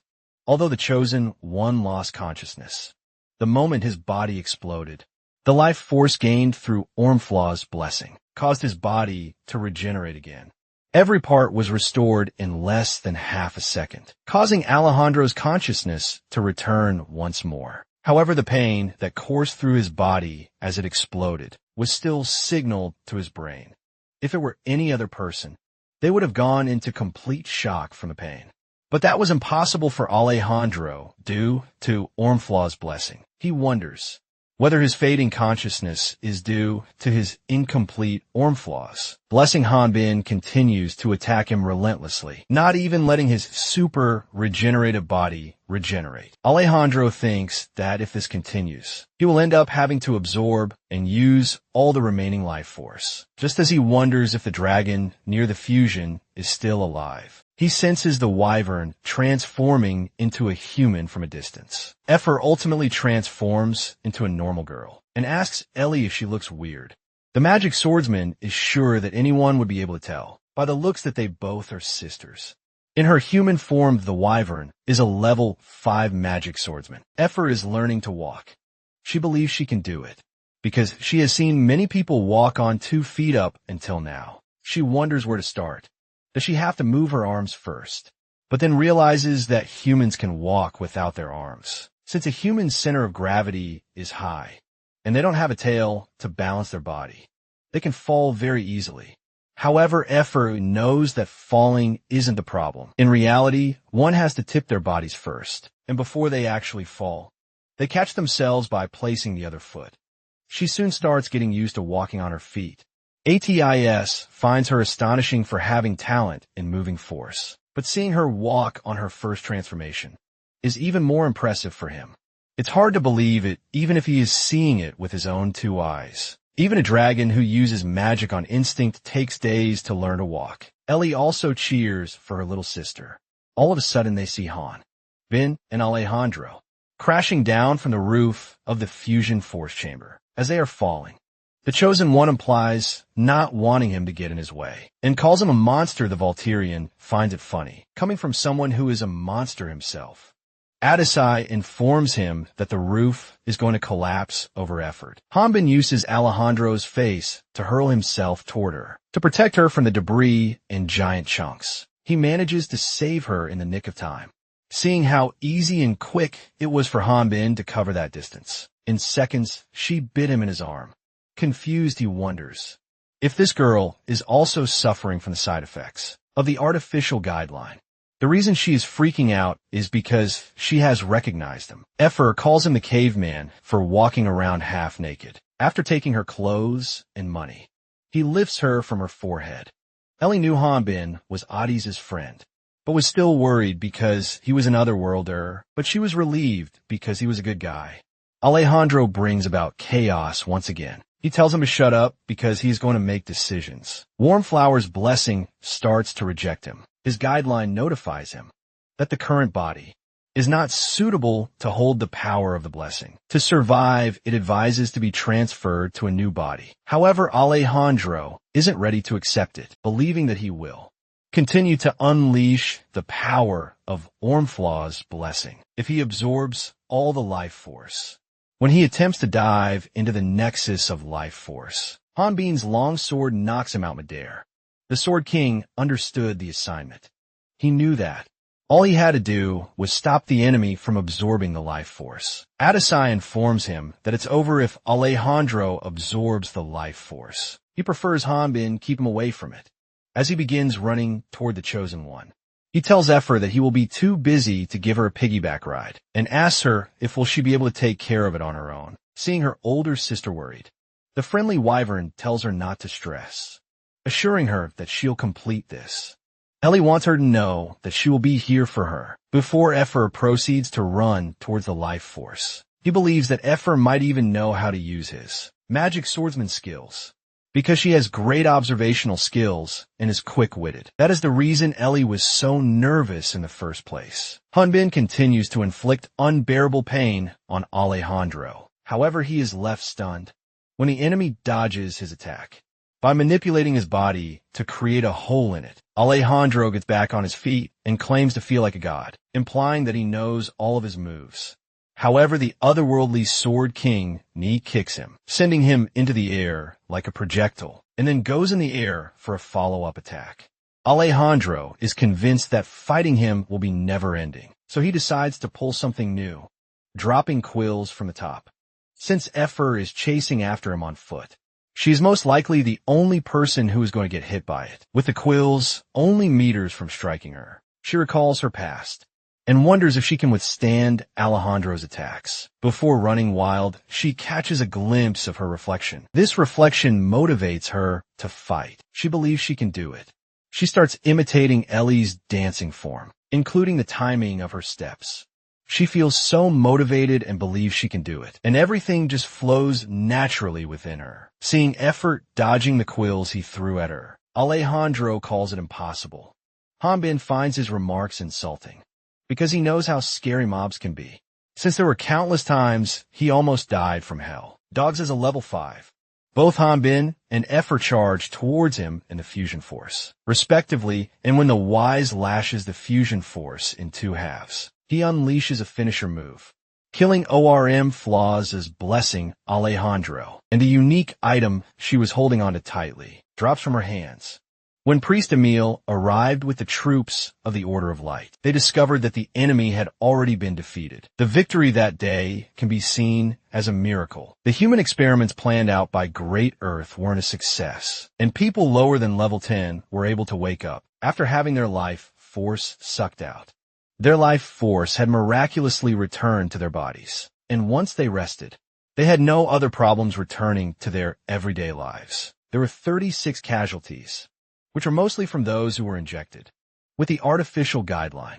This event distributed the plans of Great Earth, and the ones who dealt with Alejandro were considered heroes. However, their victory wasn't celebrated with a single shout for joy. It had fallen silent because they lost one of the heroes. Afterward, Hanbin, Atissa, and Effer were brought in under the protection of the Order of Light. Emil reveals the cause of this incident will be announced to be an unknown magical disturbance. He apologizes to Atiz and Hanbin for the fact that the Order of Light won't be able to give them any official contributions. Following this incident, however, the secret contributions distributed to them won't be low. The mage claims to understand that this incident involves Great Earth and other worlds. Hanbin wonders, shouldn't something this big be announced to the world? Because those sources of evil could become a bigger threat at any moment. Emil believes that even if this guy before him is a Volturian, he must be aware of the attack on the goddess. That happened 20 years ago, one where Great Earth tried to kill the goddess, and how the 4 great heroes had defended goddess. Hanbin indeed is aware of it. Emil further explains that after that incident, the hunts for other worlds had become prevalent. While forcing a laugh, the dynamic duo cursed the otherworlders. Nobles used the hunt for otherworlders as an excuse to murder countless people, all in the name of cleansing the world of the evil demon god. That was when the Order realized its mistake and did its best to stop such a judgment, which had no evidence, however. 20 years isn't a long time, and the animosity that the Order feels against otherworlders is still there. Emil reveals the Wyvern will go to trial in 10 days, and then will be sent to Crater Camp. He explains there's a lot of evidence against her, showing that she worked with Ellie, a direct subordinate of Alejandro. But if she is twin sister Ellie, the Order might also suspect her of having Demon God's blessing. Hanbin looks around the room and finds Heresy Inquisitors, wearing a mask that hides their level. He was wondering why they were guarding Crater Temple, but he realized that it was an order from higher UPS. The Heresy Inquisitors aren't protecting her, but treating her like a complete criminal. When Amiel tries to explain that the trial is only a formality, Atiz cuts in and tells him that if it weren't for those girls, then all those people who were there would have died. And not to mention effort is important to them. It hasn't even been long since she lost her family abruptly. She asks him what is he talking about, and goes on to say that she doesn't have a family. She speaks up about how Ellie was someone who looked like her, but they weren't even close. Bewildered, he questions, what is she talking about? Emil responds to her instead, revealing he has already talked with that child, even though it's a shame to do this. But this is the only way, he explains. If Effer doesn't have anything to do with Ellie, then the judges will determine that. Ellie was the only subordinate of Alejandro. He is well aware that letting a subordinate of an otherworlder live is something they cannot allow. Concerned, Addis gets a little closer to the cage and asks her if she's okay with this. The guard from the Heresy Inquisitors guarding the cell tells the mage that's as far as he will go. He reminds Addis that he was allowed down here through the favor of Priest Emil, and demands that Addis doesn't cross the line. Hanbin orchestrates a plan to do something mischievous and decides to include Priest Emil in it too. He crashes into the cell door, forcing it open as Atiz is being confronted by the guard. To kill any suspicions, he pretends that it was an accident and then screams that he has broken his bones.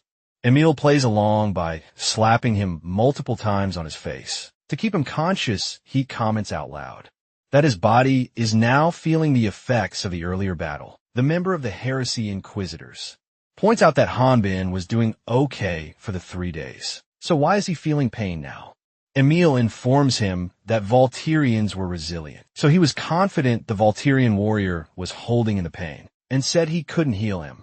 Right then, Emil asks the guard for help carrying Hanbin outside. The guard is reluctant since he is already on duty. Looking over Effer, Emil reassures him that Addis will be here, so there's nothing he has to worry about. Emil tells the mage they will be back in 5 minutes. Since this was all unexpected, the Wyvern and Addis are baffled. The dragon lets out a sigh and comments that Hanbin is too reckless. Effer thinks both Addis and him are good people because they are helping her, despite not knowing her for long. She claims to understand how they feel, but says that she is okay. She further adds that even though they are worried about her, she is not as sad as they might think. Looking back, she realizes that it hasn't been very long since she met Ellie. Together, they had to experience some of the tough situations and had to be careful every day, hoping that no one would find out that she had a dragon's core. She heard from Alejandro that Ellie tried to save the life of a wyvern she had only just met. Devastated, she calls her late sister an idiot, because there are so many ways to live happily if you just run away. Atis hugs Ever to console her. He enlightens her that a dragon who transforms cannot transform back into another form. After that, it may feel like a curse. However, he knows that the state she is in is what she desires and the one she loves the most. In the end, Effer imagines Ellie combing and tying her hair and bursts out crying, while Atiz hugs her meanwhile. Hanbin and Emil have taken care of the guard from Heresy Inquisitors and are resting outdoors. Hanbin expresses how an old man, like Emil, is useless in situations like this, and Emil agrees with him. The Sword King wonders if there is anything he can do. Being a top-ranking priest, Emil reveals the trial is conducted by the Order of Light, so he's not allowed to help her directly. Emil further reveals that the following day is the last day of interrogation, seeing the Volturian confused. He explains that even though Hanbin may not have a relationship with Effer, since he just received a massive amount of contributions, if he just completes a simple mission, he will be able to receive a pardon. A spiritualist like him should be joining him, but at the moment he can't go anywhere, though he sure would be fine with just him and Atiz to subjugate some ghosts elsewhere in an abandoned house. A mysterious entity is waiting for humans. Richard and Leslie have learned about Alejandro's death, but aren't bothered that much, because they have successfully acquired Ormfloss Blessing. He notices that even if it is Ormfloss Blessing, it is very unstable, and it is also easily absorbed by a level 70. She tells him to stop blaming a dead person when he declares Alejandro greedy.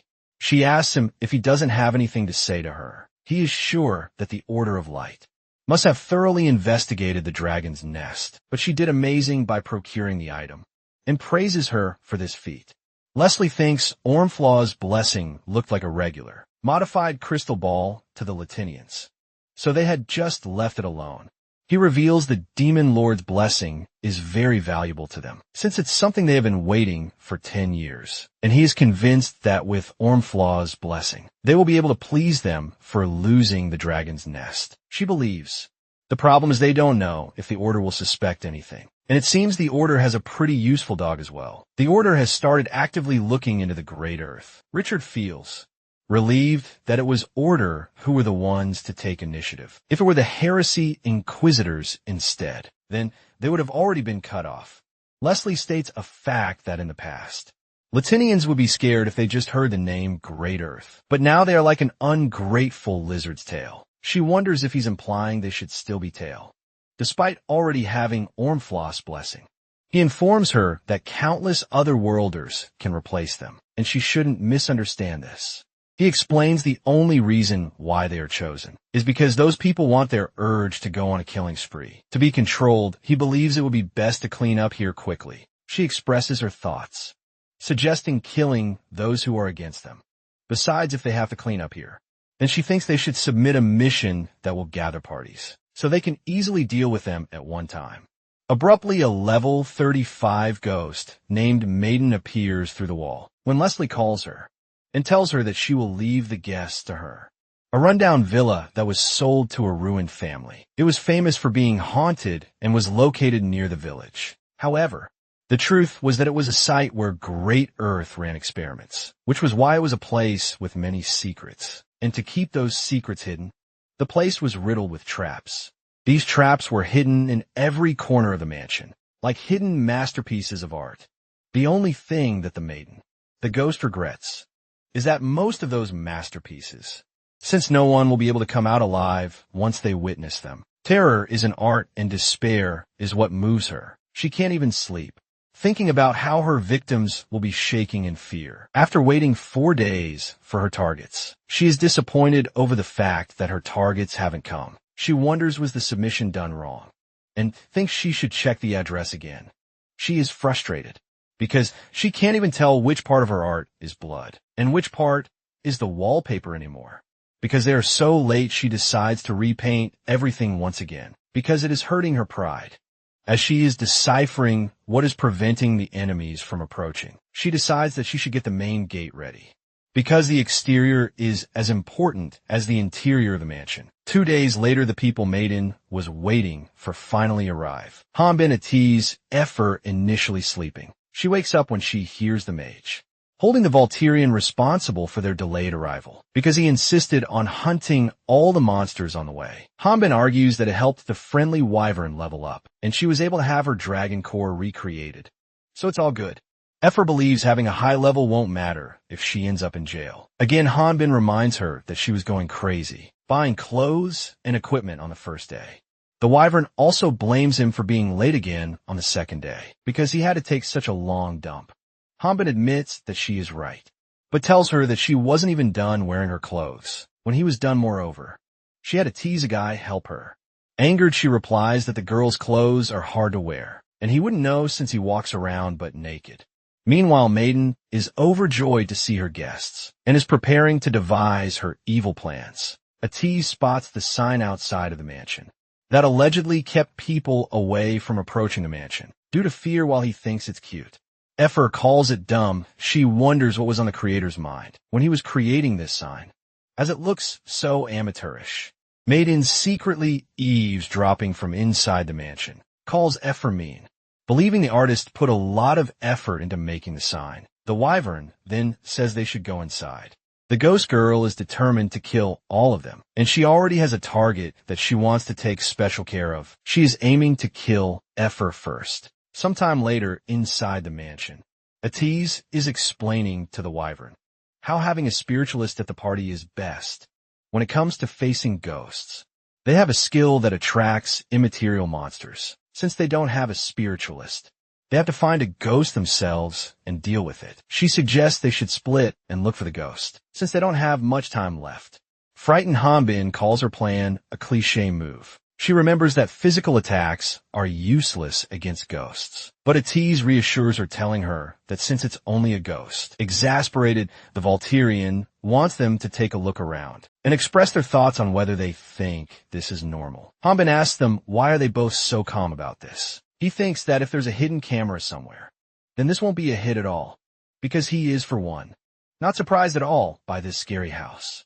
He tries to convince them to let him wait outside, remarking that he can't utilize any of the 4 energies and has to wait and guess what happens next. Effer sneaks up from behind and touches him, causing him to jump in fright and scream, surprised to see his friend not acting like his usual self. Atis wonders if the concept of ghosts is different in Hanbin's original world. She doesn't hold back from trolling him for being scared of ghosts. Fuming over her, he lifts her, causing her to scream at ease. plans to head over to the end and wants them both to go the other way. He informs Hanbin that she should be able to tell him about ghosts. Maiden is also awaiting them after parting ways with a tease. They walk in opposite directions with effort, singing a tune to lift their spirits. She reveals she saw plenty of ghosts when she was in her wyvern form, and singing is her way of lightening up the mood. In this eerie atmosphere, he asked her to inform him when she sees a ghost, instead of singing a stupid song. Effer educates him about the ghost, a low-ranking monster that absolves its victim's health, but since it can fly around, it's pretty annoying. They usually inhabit monster corpses and humid places. They are most active during the summer. That's why people who can't utilize the four energies, usually by the holy water, sold at the Order of Light, since it has properties that can exorcise ghosts. Hanbin asks her if ghosts in Latina can be described as mosquitoes because of their sheer number. He then reveals that back home, he would use a whole can of F-Killer, a popular brand of insecticide and mosquito repellent in South Korea, in the early morning to kill the buggers every summer. He describes F-Killer as a chemical version of holy water, as he is about to tell her to not be surprised. Seeing they are in the middle of the fight, a level 7 ghost suddenly appears before them at the end of the hallway. Maiden is overjoyed watching them, getting frightened by some low-level ghosts. This is where a ton of ghosts are waiting for Hanbin and Effer. However, these ghosts are just bait to lure them deeper inside the mansion. The moment they step forward to exterminate the ghosts, they will die from all the traps that Maiden have lying in wait within this place. Scared, he attempts to evade the ghosts and inadvertently enables a trap by stepping foot on a random trigger. Due to the adrenaline rush, he ends up knocking out all the ghosts with effort, taking care of the remaining. After running off, he ultimately stops. At a certain point, the wyvern warns him that if he runs forward like that, he will end up tripping all the traps. He claims he doesn't freak out at all when she points out that he is sweating. Effer believes he won't get caught up in any of the traps, because these traps are easily spottable. Plus, once they are activated, the place gets cleared out pretty well, since they are only used once. That means Hanbin is the only one that ever got caught in traps. He shouts at her to shut up and orders her to apologize to the trapper, because she is responsible for destroying them. The maiden finally reveals herself, asking if they had destroyed her masterpieces, and then freaks out intensely, like earlier in the heat of the moment. And when his sword gets stuck, this time Effer is also scared, because the gravity of this situation is far bigger than she had anticipated. She wrongly guesses it must be a tease, and wants him to not mess around. There are 4 days left until the wyvern's trial, and they are stuck in the mansion. Hanbin and Effer are walking down the hallway, hoping they will eventually escape from this trap. They notice that the hallway's ceiling and floor go on forever, convincing them that they are trapped in this mansion with the maiden, who they believe is a fake ghost.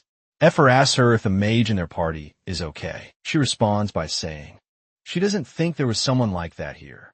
While looking suspicious, the wyvern is quick to realize that maiden might be stuck here with them, and after the ghost girl claims she can leave whenever she wants to. But since they don't have a way out, there's nothing else for them to do but do what she says. Hanbin is relieved to learn that ATC is okay. Ever whispers in his ear that it's her first time hearing about a house becoming a dungeon. She reveals this is what he will be able to see when a dungeon is created. He wonders if that means that even without a designated entrance, there must still be an exit somewhere.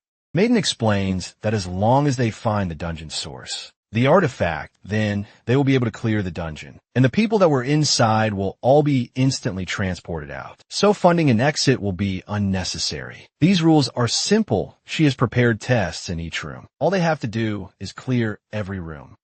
Hanbin opens a door to one of the rooms. Effer is excited about this. She calls it a treasure hunt, and it makes her feel like a real hunter. The Volturian reacts to her enthusiasm by commenting that this is just an escape room. He wonders what is so exciting about this, because back in his world, something like this is done on a normal date. Hearing the date, word coming from him, the wyvern giggles, ridiculing him. Enraged, he tells her that she is dead if he finds the ghost first, just as she wonders if it will be too difficult for hunters to figure out, since they have to use their heads.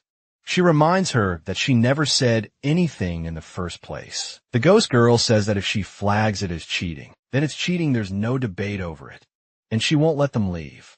She then reveals the next tests won't be as easy as she's about to. Give them a hint. When he remarks that this is how adults fight, they tell him that he is not allowed to break doors. After this, the 3-speed runs through various traps, and even Maiden bursts out laughing. Mages make up less than 10% of hunters, and those who exceed level 40 make up less than 2%. Another fun fact, most mages work as hunters to make enough money to join the most prestigious mage guild Thinkers, a top-level magic research institute that has recruited talented wizards with a focus on magicology.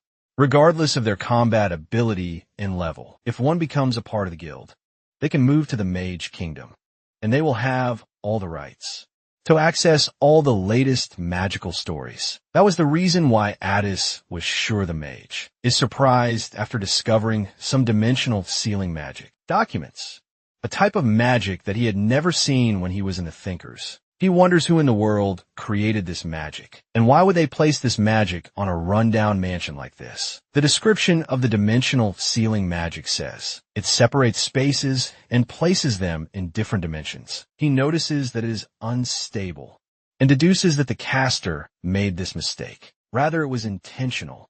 It will activate once a trespasser tries to leave the mansion. Seeing the mansion vibrating tremendously, he becomes more aware of the fact that he has triggered the magic by attempting to leave, and the mansion will soon cease to exist. Hanbin, Efer, and Maiden, the three, are having a banter about eating the giant snake they had just slain. Earlier, the ghost girl tells them more about her life when she was alive. She was an orphan that no one wanted to adopt because of her face. Those people were the only ones who took her in.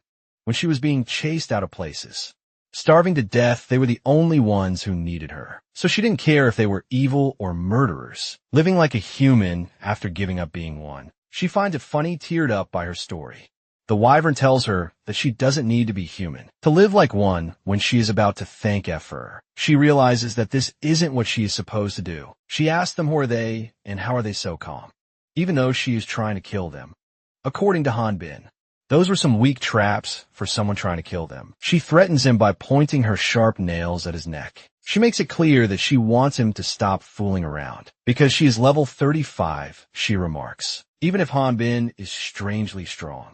He is only a level 5. The only reason why she is keeping them alive is because she wants to have some fun.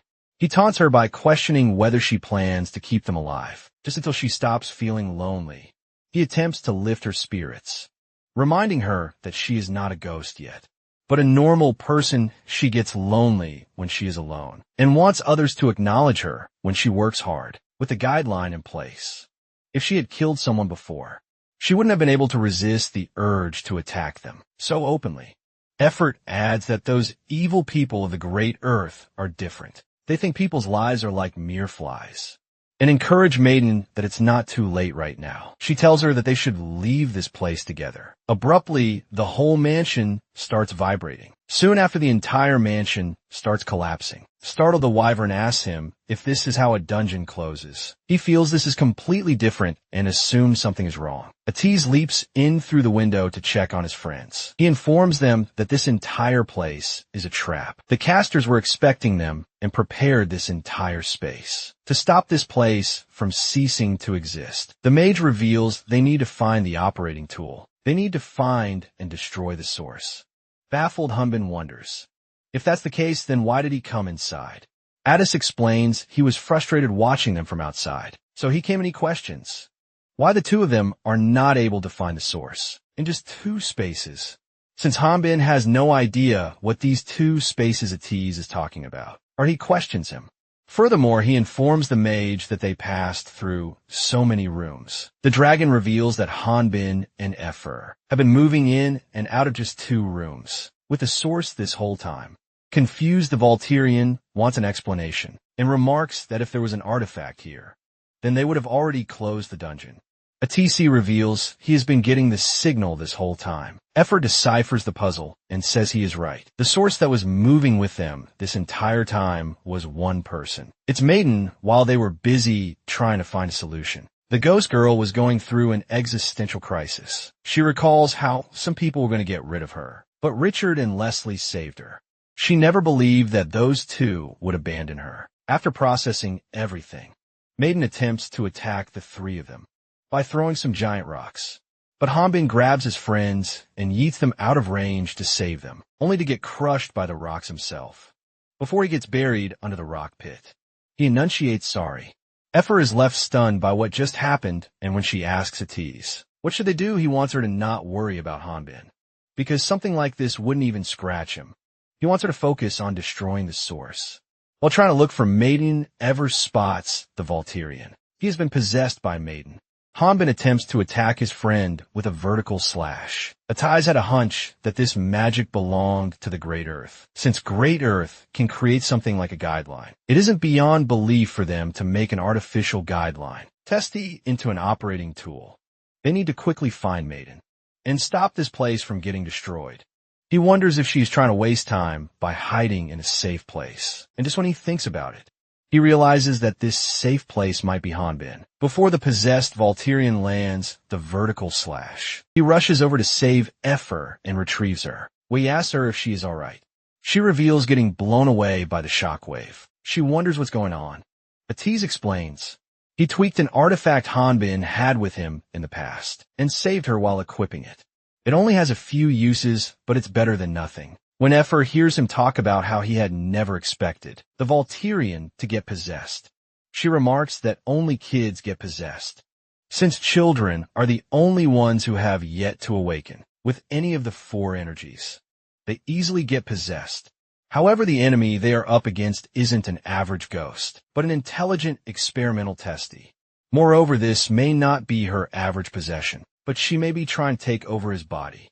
By completely possessing Hanbin's psyche, Effer attempts to communicate with Maiden, asking her why is she doing this. Because if this continues, everyone in the mansion will end up dead. She wants to help so they can get out of here together and alive. However, the Sword King abruptly punches himself in the face. He gives him a thumbs up, implying they should leave this to him. Addis is quite surprised to discover that a highly trained body can suppress magic. The Wyvern wonders if he's sure. His brain isn't just being overpowered by his muscle strength. Instead, he can't give up when his friend is fighting. But to Ever it appears that he is dying in the library of memories. He is getting beaten to a pulp by Maiden. A battle is in progress in his mind. They were sharing each other's memories in this library of memories, while referring to him as redder than blood, and a demon of the darkness. She commands him to vow to her in blood. Suffering from the surge of memories flowing in his brain, he demands she stop. She continues to overwhelm him in this fabricated world, aiming to make him fall into a deep sleep. Even Hanbin himself had a dark history in there. His own death this past was what hurt him. The damage was furthering her possession of his body. Not only that, but the time that he had spent alone in the Rock Mountain was 22 years. So it goes without saying that there was bound to be some dark history within that time frame. She assumes she has possessed him only to hear him say, "Where is she looking?" Hanbin wasn't the only one suffering in the library of memories. She was going through the same pain. Given her dark personality, being trapped in a mansion was a shadowy part of her past. As soon as he regains consciousness, he rushes toward her while singing a love song. He lands several punches on her face, and then he throws the ultimate finisher on her stomach. He also receives some damage from his last punch, because a highly damaged attack will have a high recoil. After this, they both attack each other with their memories. She uses his weapon set while he uses her. For Great Heroes BL fanfic, Effer watches as Hanbin's index fingers from both the right and left hand strike swiftly against each other. She then watches Atiz making a device from all the scrap and wonders him if it will even work. The magician explains, since they were used by Great Earth to create this place, it should be working. But the problem is, he's sure there's a spy from Great Earth in the Thinkers. Elsewhere, Leslie is checking out Mirror of Entanglement, a magic tool that comes in pairs. If one breaks, then the other will as well. She believes they can finish up. Since the other side of the mirror has received its bait, Richard guesses they won't have any evidence of this. She explains there were a lot of useful magic tools, so sadly they will be losing them. He tells her that there's no need to feel that when it comes to using them for their missions. She admits that's true, since this place is the holy land of magic tools. This kingdom is ruined the magic kingdom, since they are already there. She wants to go shopping because they haven't done it in a while. Richard and Leslie attempt to secretly infiltrate the Mage Guild. Thinker's first branch, she asks him, do they really have to go like this, when they're only going to report to them about the creation of Ormflau's blessing? He tells her that it can't be helped, since the Mage Symposium is about to start, so there will be a lot of eyes, and that person won't want them to be noticed. The Mage Symposium began as a simple lecture, but gained noble interest. Once magic tools made by thinkers became luxury items. Thus the Mage Symposium ended up being a place where new magic tools were revealed, and where nobles went to socialize and show off their possessions. They stealthily infiltrate inside the Mage Guild, Thinker's first branch, without making any noise or raising any suspicions. When they secretly go past some guards surveilling the guild, she says she prefers killing those guards. He states that there is no reason to leave behind any evidence of a murder. They come across a giant golem. The giant immediately starts shouting to eliminate the intruder. Richard isn't sure if what they are facing is a golem, but regardless of that, he attacks it with his sword. He uses special attacks, like Aura Blade and Diagonal Slash, to break the golem into pieces. Hitting its metal body, Leslie remarks, there's no way a monster like a golem would be here. She deduces that this is an artificial golem, as she tries to figure out why he destroyed his own sword. Some unknown person arrives and asks him if he really dared to ruin the product they were going to reveal at the symposium. The unknown person remembers the two of them destroying her lab in the past. They both get on their knees and apologize to her. This unknown person is revealed to be the archmage of the four heroes. Named Zenobia, she demands they present their report if it's relevant. Elsewhere, Maiden finds herself in the middle of nowhere. She remembers she was fighting a second ago and wonders if she is dead. She finds this place a little strange for hell. She was used like a tool and lived a useless life. From the mansion, she admits she would have felt bad if they had died, and believes she would have been hunted down if she lived longer. Despite that, she feels happy because she had fun in the end, and she didn't die a painful death. Feeling emotional, she sits and reflects on her life. She's surprised when a dog approaches her and bluntly tells her to stop whining. The dog remarks that it's all over if she doesn't keep moving. When she senses the sinister feeling of several monsters, rather she is in the consciousness of the Volturian, but she is not ready to accept it. She dispossesses his body before almost getting sucked in. She isn't able to fathom him because of all his trauma, despair, and anger, and labels him dangerous. She is amused at how he can live through all this. As soon as she is out of tease, activates the operation. Hanbin wakes up and finds out that he has crushed a tease, and ever with his body, he quickly apologizes. He wonders what happened to the mansion. His friends presume the magic worked, but since it's already morning, the mage wonders if a whole day has passed. He is worried because they don't have much time left for Effer's trial. The wyvern guesses the last step is up to her. Maiden suddenly appears not as a ghost, but as a human and questions Addis, who then explains he was able to nullify. She wasn't expecting anything less than her annihilation. She suspects Addis might hand her over to the Order of Light. He responds by saying that he would have killed her if she had taken over his friend's body. And just the fact that she tried to do that really makes him want to hand her over to the Order of Light. Not to mention, because of her, Effer won't even be able to make it to her trial on time, because Crater Prison Camp is a long journey, despite that the wyvern wanted to save her and kept asking him to wait for her to come out. Hanbin finds her unappreciative behavior a bit harsh. Ever points out that her sister Ellie was also used by Great Earth, and because of that she's now facing a trial. She further tells her this is her way of fighting against them. She says that even if she goes to prison, she will make sure to survive, since being alive will help her win her battles. Maiden appears to be a little moved by the wyvern's remarks, while Atiz says that if she ends up in jail, He and Hanbin will just break her out. The ghost girl decides to return the favor and brings out a multi-legged golem carriage. Due to the lack of mechanical efficiency and power, the engine utilizes magic power through the help of mana stones. Though the transport works without the use mechanical horse, being a mage Atiz is stunned by this carriage. He notices that the creator has a great interest in the beauty of aesthetics. This type of carriage is something he had only seen in books, because it was something overspecified. As he hugs the carriage and says that he never thought he would be able to see the actual thing, Hanbin and Maiden just glare at him. She reveals the carriage was used by the mansion owner a long time ago and was just stored here. Effa rushes to Maiden and holds her hand while questioning her if they can make it in time, if they ride this carriage. Surprised, the ghost girl informs her that they indeed can. When the Sword King notices the mage's mood has suddenly shifted, Atis admits it's true that nothing is faster than a tarpy, and for that reason, they need a high-ranked monostone to power this. But he can't do it, he had a hunch, claiming that this isn't a mana stone, and asks Atissa would this works. And it indeed works, as sometime later the carriage appears to be covering distance rapidly. Maiden is also riding with them, but she doesn't know why when she asks them. Why are they also taking her? Hanbin clarifies that it's not like she has anywhere else to go, implying that it is better if she rides with them. Atiz is overjoyed seeing how fast this carriage is, and feels this carriage can leave magic cars in the dust. He wasn't expecting the fragment of an incomplete Ormfloss blessing to be this powerful.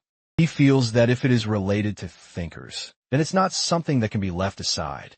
Hanbin remembers his friend was also a part of their group, and wonders if he can't just make a report to the leader of the group. The mage calls it impossible. The leader of thinkers is one of the 4 heroes, Zenobia. The archmage, she is the strongest Latinian mage, who saved the world by stopping the attack on the goddesses, and is also the current queen of the mage kingdom of Rune. He reveals that since all the noblemen want to wed her, due to her beauty, someone like him would never be able to get close to her. The Volturian wonders aloud that it was 20 years ago, when she was level 100 and dealt with the otherworlders, and wants to know how old is she anyway. Atizzi guesses his friend doesn't know. The 4 heroes were acknowledged by the goddesses for their deeds, and they blessed those heroes with bodies that would never grow old, which is why they are known as the Blessed.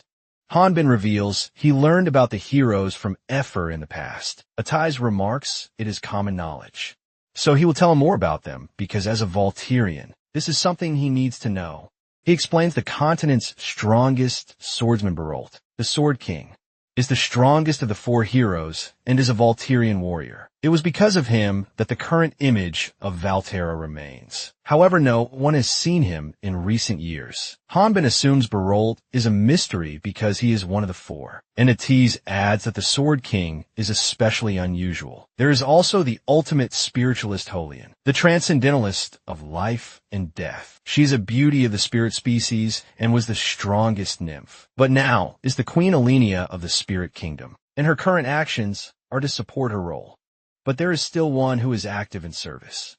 The Sword King is surprised to learn that all those incredible people were at a party, and thinks it would be awesome if they started an alumni club, while giggling Ateki says he is not sure about the Sword King, but if the other 3 were to gather together as the representatives of each kingdom, he is sure there wouldn't be a single person who could utter a sound. Elsewhere, Zenobia is hanging out with the other 2 heroes, Garhan and Holian. She speaks up about how those nobles, he believes that because of their weak military power, these nobles are trying to borrow power from the foreign aristocracy. Zenobia wasn't expecting authority through military force, but isn't a surprise that it's from the regent of Caldorii. Garhan gazes at Holian and realizes it's actually Leslie. Beneath the disguise, he asks her if, despite knowing that, she didn't really summon him just to sell her golems. She informs them that Holian agrees with both their advice, and agrees with whatever decision comes about.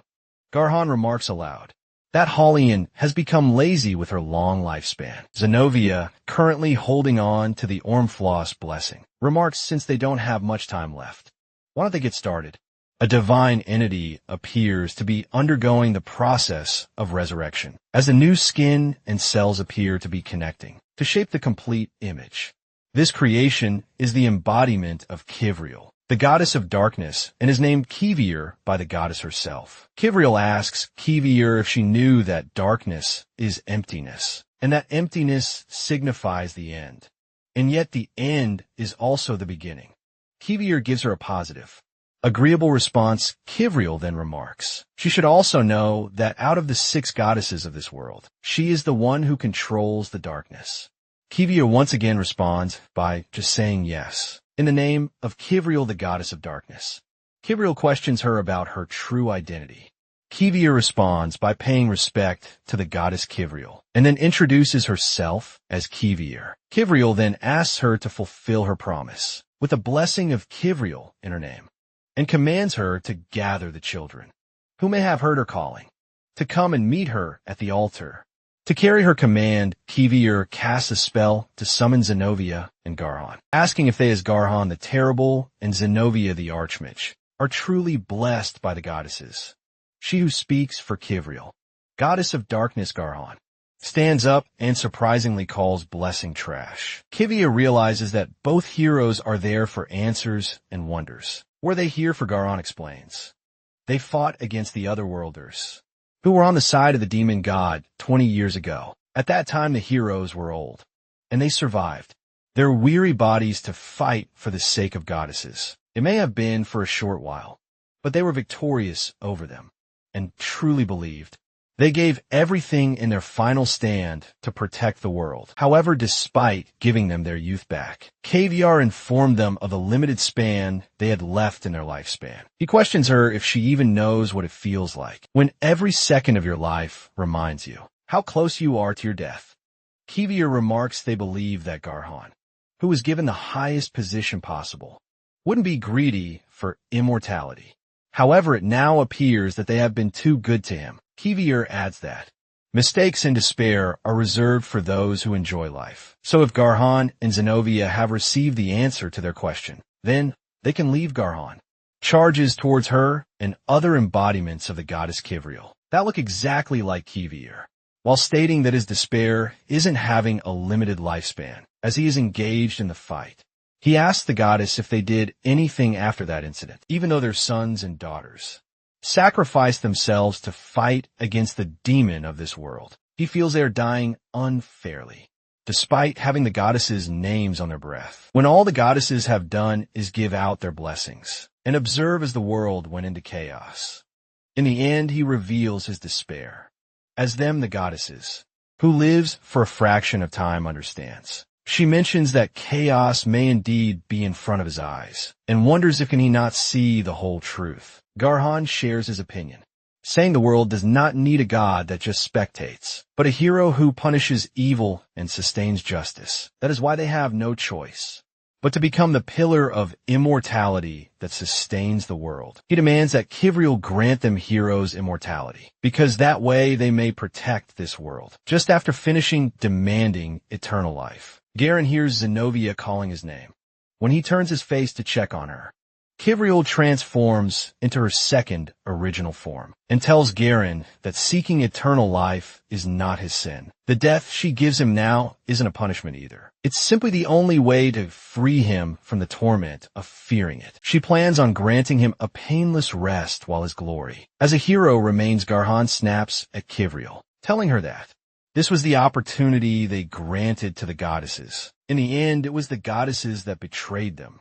While shouting, Kivriel Garhon also flakes away into the dust. He and Atais are wondering what will happen, and the mage feels they have done everything they could for her to be exonerated. Hanbin then asks him if he told him about Great Earth to Emil. Atais reveals Emil has decided to protect Maiden, since she was a victim of one who turned into a ghost. He believes if he told Emil that they got mixed into the Great Earth business, again, then it would only make them more suspicious of not only Efer, but also of them and their connection with the Great Earth. The Volturian agrees and feels that, even though the skeleton accident may have been an accident, if they knew about Alejandro and the mansion incident, then it would be hard for the Order of Light to believe them. The dragon says, if it becomes known that they possess a fragment of Ormflaw's blessing, then those people will come for them for sure. He suggests they shouldn't report this to Order of Light for now, and keep it between them. Looking at the Ormflaw's blessing embedded into a bracelet, the Volturian wonders what this thing he is looking at. Atiz explains that this is only a speculation, but he suspects it's a guideline that Latinians can use, since his friend can use it. Hanbin learns that if his guideline was normal, he could have been at least helpful. The magician is sure that is probably not the case, because this demon god's blessing is most likely different from a guideline. He informs him that this is a bit more specialized than a normal guideline. They can input new magic spells or skills inside it, wondering if one can use the spells or skills they are not compatible with. He asks these questions to Atiz. The magician reveals the problem is, one can even use those that they are not compatible with. The Sword King, a swordsman, and a high-level mage will both be able to use magic that could read an opponent's level. It's similar to how a dragon absorbs experience. With this tool, a person can go beyond the capabilities of their limits. Lucky to have escaped from a mansion, they were able to stop the magic, because Maiden was stuck inside with them. And the fact that this was only a fragment of Ormflaw's blessing, that the magic wasn't complete. He reveals if this was a more complete blessing, then both he and the ghost girl would probably never have been able to get out of that magic trap. Hanbin suddenly takes a big bite from Atiz's burrito, which makes him a little upset, as this is his first real food that they had in a while. Hanbin blames him for not focusing on the food that is in front of him. He comments if this was the rock mountain, then the food would have been the mage himself. He wonders how he would have been living if he never come here, and is contemplating what would it have been like if his guidelines had never been messed up. He discloses before Atiz that he probably lived about 5 years in fear. Every day in the Rock Mountains, he feels that thinking about it now is useless, since time allows no do-overs. What matters is that his presence back then is what kept them alive. To this day, when Effer and Maiden come from behind the door, they misunderstand the situation. The mage further exacerbates the misunderstanding by saying, Hanbin ate his burrito without asking. Ever drops and kicks Hanbin while telling him to die. Garhan and Zenobia are alive, living inside the low-dimensional space. He explains to Zenobia that the goddesses are beings of a higher dimension than humans, just as that implies. The dimension that they exist in is completely different. He feels there is no way they will be able to understand those who live in a 4-dimensional world, but they can also think in reverse. The eternity that the humans long for is simply another dimension. For them, it was believed that the humans couldn't attack goddesses, but that was the rule up until now. Because Garan has acquired dimensional sealing magic, and Kivriel is trapped in it. He wasn't expecting that such a high-dimensional being will be trapped in a low-dimensional field. It seems their roles have switched, until Garan can understand Kivir's divinity. Kivriel's future will continuously repeat itself in this space. He questions what Zenobia thinks about Kivriel, figuring out their plans in this low-dimensional realm. Zenobia isn't sure, but still adds that maybe it's possible if they force themselves into that space. The goddess of that time and space was the one who called them there. Garhan admits that was true. He remembers how Kivriel was unable to recognize Ormflau's blessing after that, but with just half the power. Zenobia questions him how is he planning on creating one, because they can't step 1 foot outside this neutral space. Moreover, since there's no time in this space, their lifespan won't decrease, so they can take their time absorbing her power. Suddenly, Zenobia hears Kivriel calling her by her given name. Surprised, Zenobia states, that should be impossible in a low-dimensional field. Garhan remarks, if it is something that will surprise even the Archmage, then it's truly worth it. She realizes that Garhan used some of Kivriel's power, that he had absorbed. Garhan reveals they will be able to communicate with the outside world. Using this skill, Zenobia asks him, even if he wants to make use of Great Earth. The Order of Light is keeping a close eye on them at the moment. Daron comments they will face religion with religion, an answer Zenobia wasn't expecting. He explains, all they have to do is give command to the Dark Brotherhood, under Kivriel's name elsewhere. Hanbin and Eitz are getting Effer registered as a hunter. The receptionist they're consulting with says that she is surprised, as she had never thought the mage would have interest in forming a party. What she found even more surprising is that he included a level 15 newbie in his party. Addis remarks that there were some reasons, and he is going to pay for Effer's registration fees. This receptionist is Emil's sister, and since she and her brother are indebted to Hanbin, or more accurately, the Volturian warrior, she decides to pay for them. Though Hanbin informs her that he forgot to bring back her clothes, and also forgot to burn down Emil's temple. Since Atiz wasn't there when his dear friend accepted this mission, he appears to be bewildered by what he just heard. Emil's sister reveals that she will make sure to suck every penny out of her dumb brother as payment for saving his life. The receptionist demands to know if the mage would like to register for a new guild card. She reveals it's free for those who cooperate with the Order of Light. He accepts her offer and thanks her. Hanbin notices a hunter consulting with the other receptionist, overhearing him mention that he's heard it's possible to become a hunter. By coming here, he wonders if this hunter is from the countryside. He remembers being as awkward as this hunter when he first came. Leaving him stunned, he wonders if isn't it a bit too late for a level 20 to register now as a hunter? To register him as a hunter. The receptionist asks him for his name and his place of birth. The newbie hunter remembers he hasn't introduced himself yet. He shocks Hanbin by bluntly revealing he has come from Shanghai, and his name is Sona the Warrior. The Heresy Inquisitors are wreaking havoc at a dragon's nest, just to acquire a fragment of Ormflow's blessing. The man leading the Inquisitors in this operation complains about how much they hate the cold. They wonder why dragons have to build a nest there. The workers and the locals are screaming in fear, questioning why the Inquisitors have to be here, while the Heresy Inquisitors are tearing things apart. On the surface level of the dragon's nest, a fragment of ORM Flaw's blessing, aiming to escape without being noticed. He attempts to evade the threat, only to be stopped by one of the Heresy Inquisitors. The member of Heresy Inquisitors interrogates him about where is he trying to escape. He pretends to be innocent and claims he is one of those wandering folks who have nowhere else to go. He tries to find a logical solution to this, as he can't see the opponent's level due to the mask. Noticing the gold color on the Heresy Inquisitor's clothes, the refugee presumes he is being confronted by a general. He begs for forgiveness, promising to leave right away with other refugees. The general admits the Heresy Inquisitors don't have a good reputation, but reminds him that they don't go out to pick on refugees, just as he declares that any refugee tied to Great Earth would face punishment. The refugee suddenly shoots him with a double-barrel handgun. With cold defiance, the refugee remarks that if he already knew that, then he should have killed him on the spot.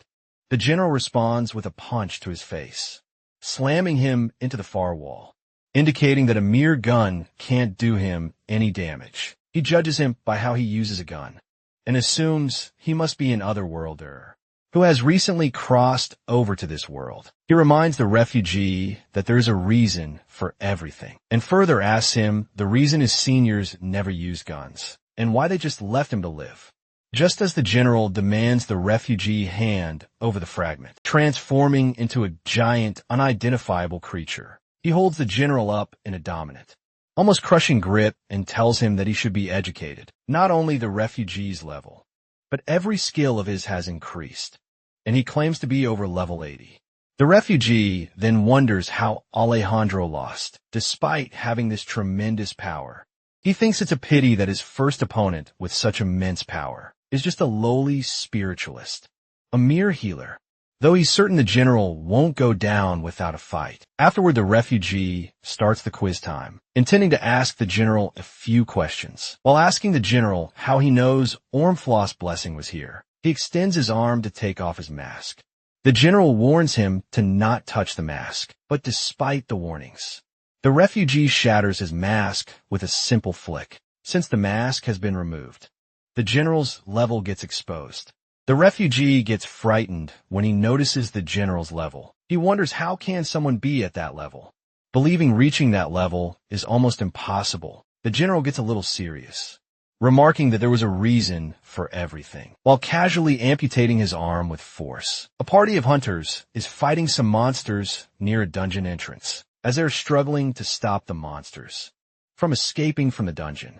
Effer also appears to be spectating the fight from a distance. The party's captain, a level 50 warrior tries to block the way outside in an attempt to stop the giant millipede. However, the giant millipede still penetrates through his defense and heads straight toward the town, leaving the party worried. However, they're surprised when they notice a human falling from the sky. She impales it with her sword when her face becomes visible. That this isn't the time to be thankful to another party. However, Eights is standing on the surface of the ravine, waiting for the monster to get in his attacking range so he can kill it. When the party of hunters notices the monster freezing, they realize this is Eights' magic. The number one sought-after mage for any part, since he is good at attack and support. The mage even uses his own magical inventions to use spells beyond his level. Earlier, when fighting the giant millipede, his magic stone shattered into pieces. He has now learned that a magic stone can't keep up with a spell of this level. The captain notices Atiz getting prettier day by day. Creeped out, his other party members remind him that Atiz is a dude. The captain thinks it doesn't matter because he is just watching. The female hunter of the party remembers seeing the mage in the papers, but in the photo she saw there was a family member of the Sword King. The Volturian warrior of the party that has been just saved by our heroes is curious to see what the Volturian looks like. However, instead of Hanbin, Brad and Martin appear before them. The latter tells Addis and Effer that they will take care of the rest, because he feels a little bad that they did all the work. The female hunter leans in and whispers to her teammate, expressing her surprise at how small the Volturian warrior actually is. However, Brad overhears her and points it out. The teammate she whispered to guesses she must not have heard about it, since she's new. But there was an accident 2 months ago at the Hunters Guild, and because of that the Volturian warrior is now confined. Hanbin, being held captive inside a dungeon room, receives a message from a guideline, asking if will he end his own life. After Hanbin's encounter with the Otherworlder, we rewind to see what unfolded during that moment. Emil and a judge are paying a visit to the Hunters Guild. The judge complains about how Hunters Guild has no values of aesthetics. To him, the buildings look like places where otherworld criminals live. Emil reminds the judge that the Otherworlders were the ones who influenced the architecture of this world as they crossed over. When Emil questions him about what brings him to the Hunters Guild, the judge explains that he is visiting because of the white-haired girl who was recently on trial. Emil enlightens him that the girl's name is Effer. The judge reveals that girl has been on his mind lately and remarks she is quite pretty. He feels that it's a shame such a pretty girl is doing dirty jobs. As a hunter, he wonders what is her party like. Emil is annoyed hearing the aristocrat say some disgusting things, though he is aware that being patient is the only viable option, since the judge is a small-time noble who gives large donations to the order. When they step foot inside the guild, Emil and the judge find the Hunters Guild to be crowded. The judge asks Emil if the atmosphere of Hunters Guild is usually this noisy. Due to the nature of the job, friction between hunters is always high. In addition, they carry weapons, which can result in one losing their life in a private fight. To prevent this fights between hunters, using weapons are strictly prohibited within the guild, and those who break the rules will lose their hunter's license. However, there is one exception to the rule. When a new hunter registers with a level of 20 or above, everyone presses that specific hunter. Hanbin has knocked over the newbie adventurer named Zhang by sheer force. The newbie adventurer can't make sense of the situation and wonders why he was shoved in the first place. When Atissa asks Hanbin if he's certain the person he's confronting is an otherworlder, he responds by asking both him and Effer if they've ever heard of places like Shanghai or Zhongluxian. The mage wonders if those were the names of some places. He realizes that those terms must be words used by otherworlders on Earth, and that is why Hanbin is sure of his identity, and no one else has any idea, since a Volturian warrior is standing his ground. Other hunters aren't making a move right now. He calls Hanbin awesome for being able to do something that incredible. Meanwhile, the Volturian's memory of the things related to Shanghai is hazy. He only remembers Shanghai spicy cuisines. The 22 years he spent living on Rock Mountain was too long for him to accurately remember the countries of Earth. He is sure that the newbie adventurer is an Earthling that had just recently crossed over. but wonders why didn't the guideline warn him to hide his identity. He thinks it would be best to scare him a little and chase him out. After being knocked over by Hanbin, the newbie adventurer assumes that to become a warrior, he has to show his skills. He believes this must be a test from God to him, who has decided to walk the path of Asura. He remarks if this is his destiny, he will neither run nor hide from it. However, if being a warrior means taking another life, he refuses to do it and asks the Volturian to move aside and casually calls him a level 5 muscle-headed warrior. It takes Hanbin a few seconds to realize what Zhang just remarked and then slaps him in the face, sending him flying out of range from the force. Hanbin slapped him, as if to ask whether he intended to broadcast his level to everyone. He had no ulterior motives, he just wanted to slap the newbie, the local. Hunters are babbling after learning that the Volturian is a level 5. The level 5 Volturian tries to signal Addis to do something, but he is just as surprised as him and pretends to not have heard anything. As Hanbin and Atiz panic, Effa ridicules Zhang, shouting that he must know what it's like to be punched by a Volturian warrior. The hunters nearby are surprised, wondering what's going on. The Volturian warrior being a level 5 is news to them. However, they still aren't fully convinced, because most of them have seen Hanbin fighting. Brad and Martin are there too. The rude hunter, now a friendly block, chuckles and says, "How is a level 5 supposed to take on a level 70 monster?" Some hunters guess Zhang must be a crazy dude, not an otherworlder, because if he knew Volturian warriors' true level, he wouldn't be standing there. Hanbin doesn't recognize the hunters he rescued, but despite that he thanks them, he suddenly finds himself in a tight spot, surrounded by guards ordering him to surrender. The Volturian requests him to do something about the guards. Emil informs him that these people aren't from Order of Light. They're the judge's soldiers. The crater prison camp was built to confine otherworlders. All the otherworlders that are captured are confined in this hellish place. This huge coffin-like building was designed by Garhan the Terrible, using the naturally formed dungeons that are on both sides of this steep valley. This prison was built with 26 floors to house those otherworlders. Now inside the prison security guard warns Hanbin that if he attempts to break out, he would just fall over a cliff. Even if he tries to fly out, the walls are 15 meters thick. That isn't all. At certain places, the walls are at least 48 meters thick. The security officer reveals even Beryl, the Sword King, couldn't penetrate a 48-meter thick steel wall during a test. Therefore, even a Volturian like him won't be able to escape from this prison. In the end, the officer asks him if he understands this. He declares that from this point on, he's no longer a Volturian for the next 100 years of his punishment, since the Sword King wasn't expecting a 100-year sentence for an accident. He demanded an explanation on why is he sentenced to 100 years. He pleads before the security officer and the judge, who was watching him from a distance, that it was an accident, and it was the other guy's fault in the first place. Atiz and Effer have also come to see their friend. The mage believes there's no point in asking for an appeal, since all the other judges are also nobles. He reveals he asked Priest Emil for help, but Emil claimed they won't even give him a chance to be exonerated, and it appears that the judge is in charge of Crater Prison. Even if outsiders make a fuss, it won't matter, Hanbin wonders. What should they do then? Effer lays out their plan to bribe the judge, counting on his greed, so they intend to pay him off. Atiz wants him to sit tight, while they work on saving as much cash as possible. The Volturian is aware of the fact that he will only be hunted down for the rest of his life if he escapes from his prison. What he will lose even more is the chance to receive the goddess's blessing through the order. This means he won't be able to ask the goddesses to return them home, who are trying to force him to confess to crimes. He pleads that he didn't do anything that could be described as shameful. Zhang's crime is headbutting a noble, and was charged with an attempted assassination of an aristocrat. He has been imprisoned without trial due to unidentification, and his sentence is also 100 years. The otherworldly sword. King's crime was throwing an unidentified person towards a noble, like Zhang.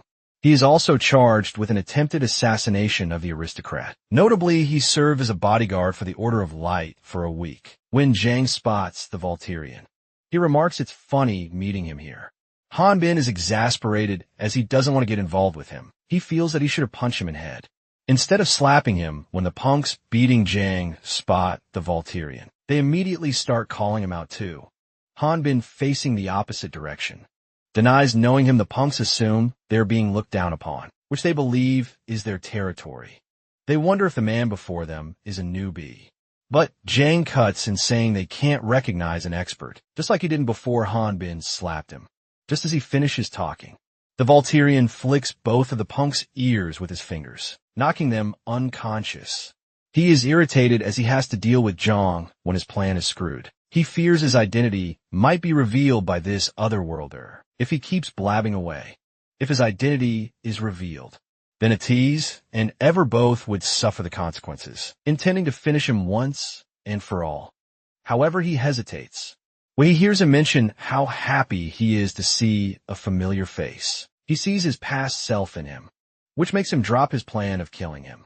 He introduces himself and asks to just call him Philad. Jang also introduces himself as Jang Luxon. After this, the Volturian asks him, how has he survived until now? Because he is pretty much advertising that he is an otherworlder. Zhang responds that everyone basically decided he was insane the moment he mentioned Hanbin's level. Even though he previously hinted at being from another world, he's now denying that Hanbin is glad that Zhang at least knows that he needs to keep that a secret, but he doesn't know what exactly he needs to hide. The Volturian feels obliged to tell him the difference between otherworlders and Latinans. Zhang offers him some magic stones as a token of thanks. When asked if he brought those stones from outside, Zhang reveals they are from the monsters that he hunted down in the crater prison. Hanbin is shocked to learn that one can hunt monsters in prison. He wonders if it is some form of labor. Zhang reveals that those guys were trying to take the magic stones from him just now, since the prison is in the middle of a dungeon. The Sword King wonders if they can go inside those dungeons. He's also curious about why the other inmates try to steal the magic stones from Zhang, since there's no point in that. They can't sell them for money. Inside the prison, Hanbin learns that if he gives these magic stones to the guards, his sentence will be reduced. The judge is speaking to someone he calls an otherworlder, who is being held inside a rectangular containment capsule. The judge mentions he has heard that the otherworlders can't forget the taste of killing a Latinian once they start, because the otherworlder he's talking to can earn more experience the stronger a Latinian is. He sometimes finds himself feeling envious of them. On top of that, things have been pretty dull for him lately. When the judge notices that the otherworlder is eager to fight and gain experience, he informs the otherworlder that his next target is a Volturian. Inside the rectangular containment capsule is someone who knows Hanbin and even enunciates Eric Garun. Humans from Earth have small and weak bodies. The advancement of civilization led to a decrease in physical activities, which resulted in the loss of muscles. But Latinians aren't so different from the people of Earth, though they do have to hunt giant monsters. Their natural bodies are the same. It's just that the Latinians use their bodies more because of their environment. To hunt monsters, the Latinians learn to fight and increase their body strength through leveling up. Even so, a human's body limit is level 15. However, there are many different types of monsters, and your level can increase exponentially based on which monsters you hunt. This is why Latinians have powers that are called the four energies. These four energies are aura, strong physique and destructive energy, mana magical energy force, lightning and internal energy, and prana regenerative and protection energy. Hunters train these energies to increase their levels and hunt huge monsters. However, if one is not able to use one of those four energies, they rely on a magic tool called handcuffs of sealing. When handcuffs of sealing are worn, they block the four energies. The color in these cuffs changes when they are in use. Although hunters' level may be high, a human without the ability to use the four energies is nothing but monster food. And there's no exception to that fact when some hunters find themselves in a critical situation because they believe he shouldn't have been able to use aura. Because of the handcuffs, they admit knowing that Hanbin is a Volturian. But what they never knew was that it's possible. It is already the Volturian's 5th week of imprisonment. Hanbin resorted to using a knife. because his long sword was taken into custody. He feels unbothered since he is used to throwing knives. When he is stuck in the rock mountain, he thinks that if he adjusts his strength, the monsters he attacks won't die. He believes that the increase in Zhang's level will also help him. He has accumulated 1,000 plus already and is a level 35 warrior. After this, he and Hanbin get the magic stones, exchanged for sentence depreciation. After checking out the number of their magic stones, a guard informs Hanbin that with this much, he will be able to have their sentence decreased by 2 months. When he mentions that half of the magic stones belong to the person next to him, Zhang, the guard tells them that each of them will receive a 1-month reduction. The other inmates are surprised to see the Volterians and Zhang's incredible teamwork, as it would practically be impossible for them to decrease a single day. Hanbin asks the guard for a loaf of bread and 8 kitchen knives for his magic stones. The newbie suggests an actual weapon would be much better than kitchen knives. The Volterian explains it will break if he just swings it once, and for that reason the cheaper the better. Zhang feels ashamed carrying a good weapon, while Hanbin is doing all the work. For the past 5 weeks, Hanbin and Zhang have been slowly descending floor by floor, collecting magic stones. It would be faster if the otherworlder, Sword King, headed down to the deepest levels alone. But he can't leave someone alone who knows his real level. Plus Zhang needs to level up too. In addition to this, the newbie has a working guideline. There may be important information in there that would be useful for when he negotiates with the goddesses, once he meets them.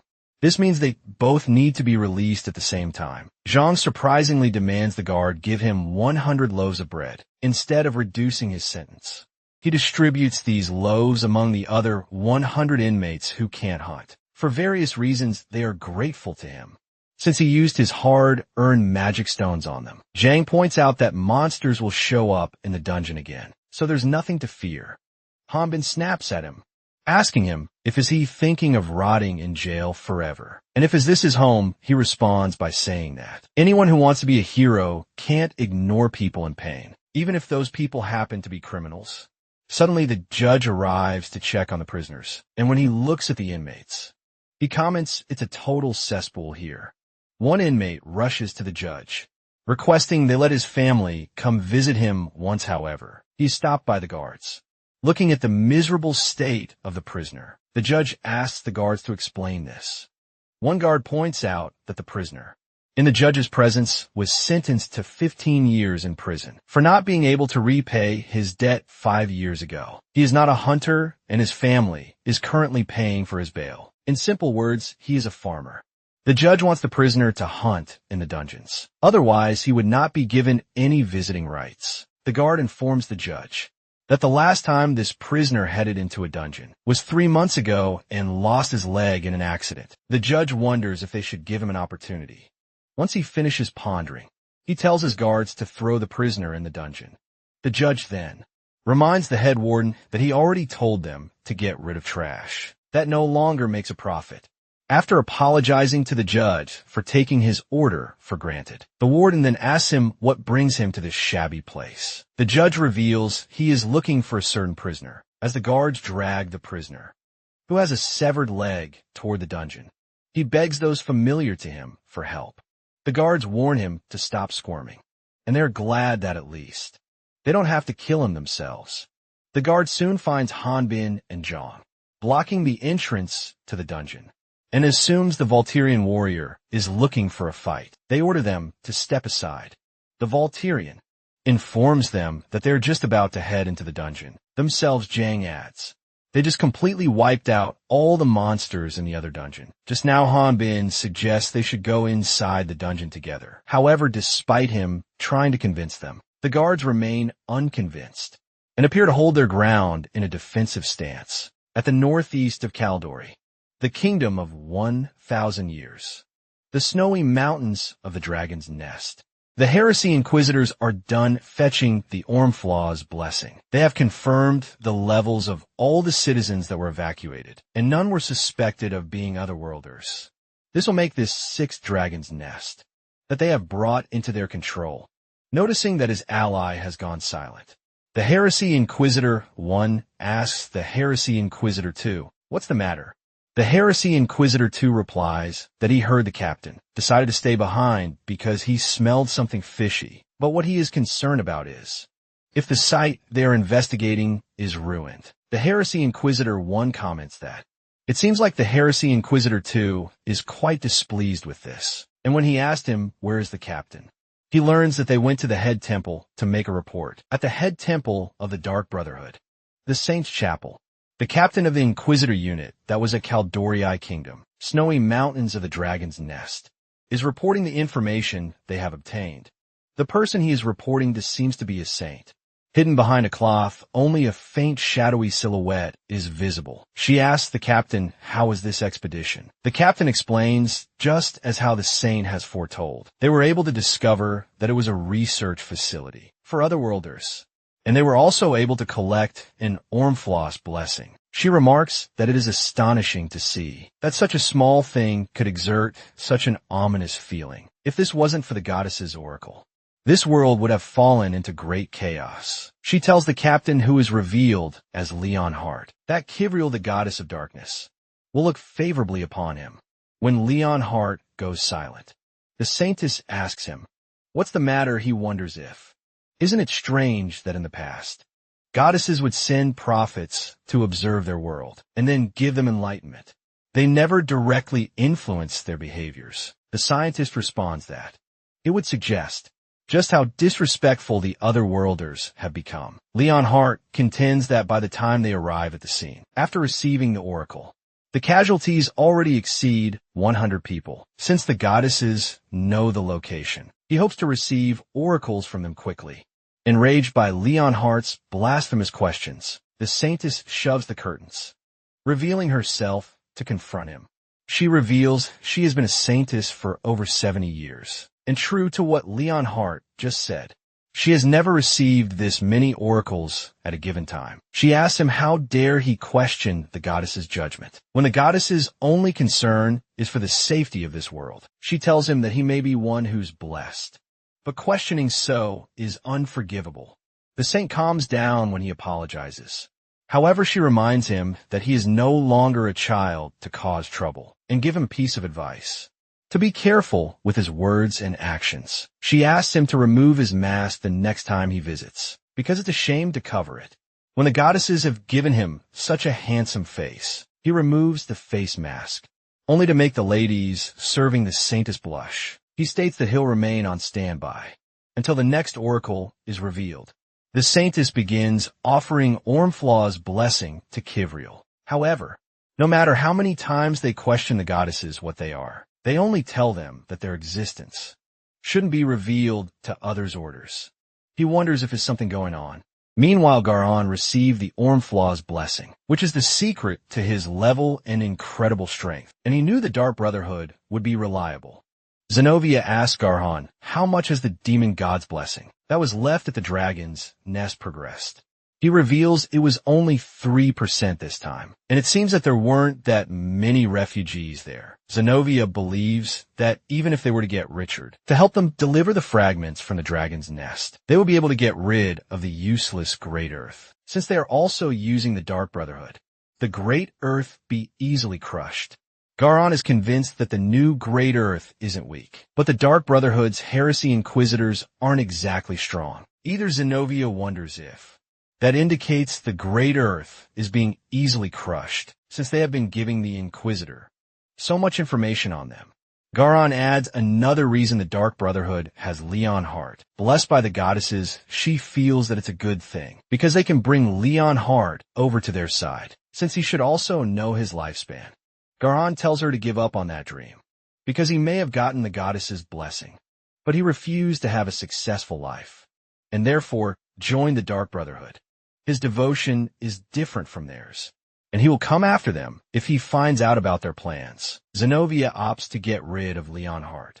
However, Garhan is sure that an Inquisitor like him is quite useful. Moreover, the Great Earth won't be able to face him since his level is so high. Garhan agrees and further adds that, since the goal of Heresy Inquisitors is to capture otherworlders to obtain information, Leon Hart is quite an expert in facing the otherworlders, especially since he is a spiritualist.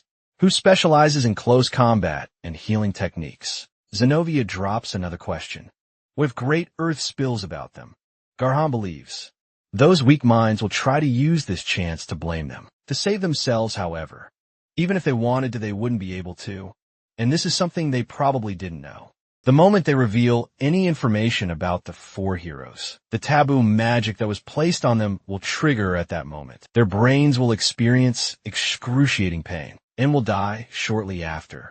He guesses that works since healing magic won't work in that case. And after, the other worlders' bodies will become dust and disappear upon death. Garhan shows Zenobia some magic through the dimensional sealing magic and asks her if she remembers this. Zenobia remarks she is an archmage, but that doesn't mean she would remember every single magic that she creates. Plus, she was busy trying to understand the power of the goddesses. Garhan reveals all they have to do now is wait until the Ormflaw's blessing is complete. That way they will be able to absorb the goddess's holy powers. Zenobia remembers that they have one more fragment left, but is sure they have already taken care of all dragons' nests. Garhan informs her that dragons' nests managed by otherworlders aren't the only place it could be at. He heard there was an otherworlder imprisoned in the crater prison camp, his creation, and he had already delivered someone to fetch that person's information. All they have left to do is wait for Leslie, who has infiltrated the camp. At the crater prison camp, Leslie has heard that great Earth members have been killed, left and right all of a sudden by the Heresy Inquisitors. She is convinced that it's the doing of Garhan and Zenobia. They are cutting their tail off. She is aware that if she doesn't find the Earthling that is in here, then she'll be the next target on the list. She is thinking of grabbing the fragment real quick and then escaping. However, the problem is she has arrived at the wrong time. She is witnessing a little quarrel between Hanbin and the judge's guards, hearing people chant the name Volturian warrior. Someone she was certain had died in the mansion. Leaves her utterly confused.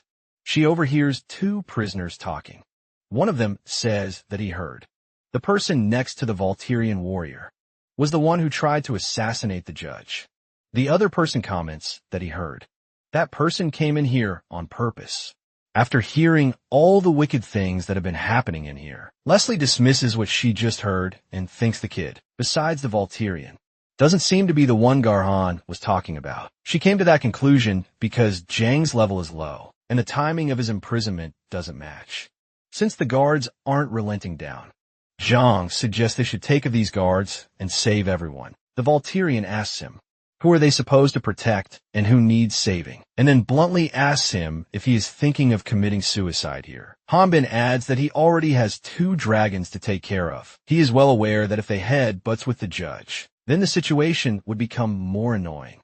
He just wanted to go and spend time in the dungeon. Inside, he curses the judge for not leaving and staying here for too long. When he asks the guard what are they standing around for, Jiang is eager to fight the guards and thinks that he can't stay silent because staying quiet won't help a single person. He suddenly calls out all the prisoners who feel their sentence is unjust to stand against this, however, before he can utter a word against the judge or the guards. Hanbin grabs him by the neck and begins choking him. The amputated man listens to Zhang's calls and yells out that they may have committed a crime, but it isn't worthy of the death sentence. He says they have families waiting for them. Soon after, everyone starts rebelling against the current world order, speaking about how they have been done dirty.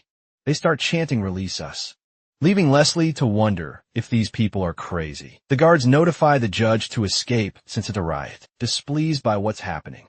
The judge orders his guard to bring him out of the coffin, talking about the otherworlder he was chatting with earlier. Hanbin is surprised, wondering what's happening here. Jiang tells him that this is the warrior's way, to save those who are weak. So they must have been struck by the motivation. A true hero empowers others to stand on their own. He reveals that he never realized Hanbin had such an amazing character, along with his incredible martial arts skills. He declares that he will be serving him forever. He then shouts that everyone should follow the Volturian hero. People follow his lead and begin chanting Volturian. Everyone goes quiet when they spot someone shackled at both wrists and ankles, unable to take more than just a few steps.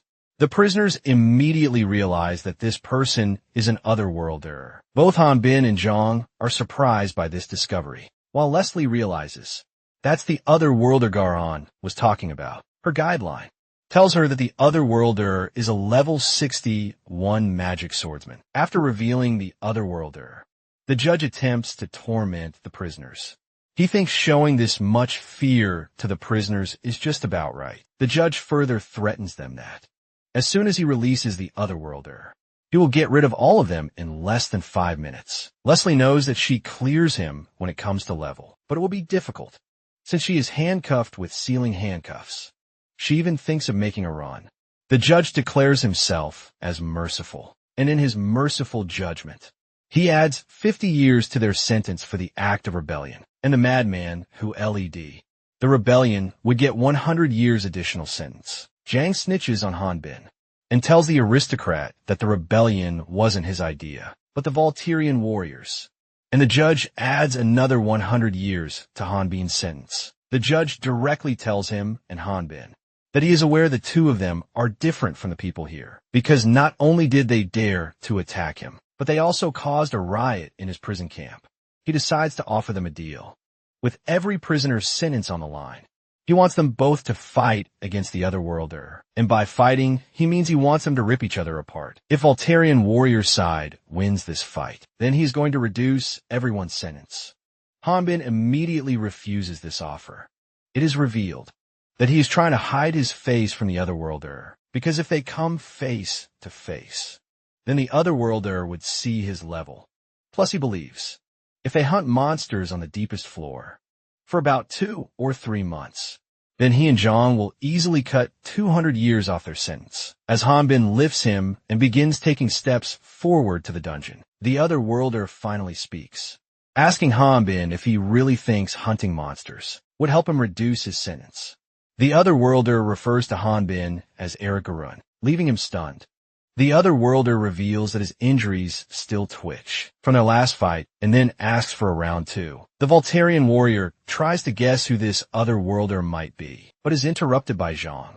The judge is surprised by the otherworlder and Hanbin's history. He believes this will be more fun now, however. Since 2 against 1 isn't exciting at all, he asks if there is any criminal who is willing to fight with the otherworlder against the Volturian and his friend. He promises to release the participant, no matter the outcome of the fight. One criminal is captivated by this offer, and as he tries to step forward, a fellow criminal stops him, telling him that there's no way the judge will let him go, and no one is crazy enough to face the Volturian warrior, so getting released is meaningless if he ends up dead. Leslie shouts that she will do it, as she thinks things might work out like this. She was surprised this whole time, seeing the otherworlder that is normally imprisoned on the lowest floor, out here on his own.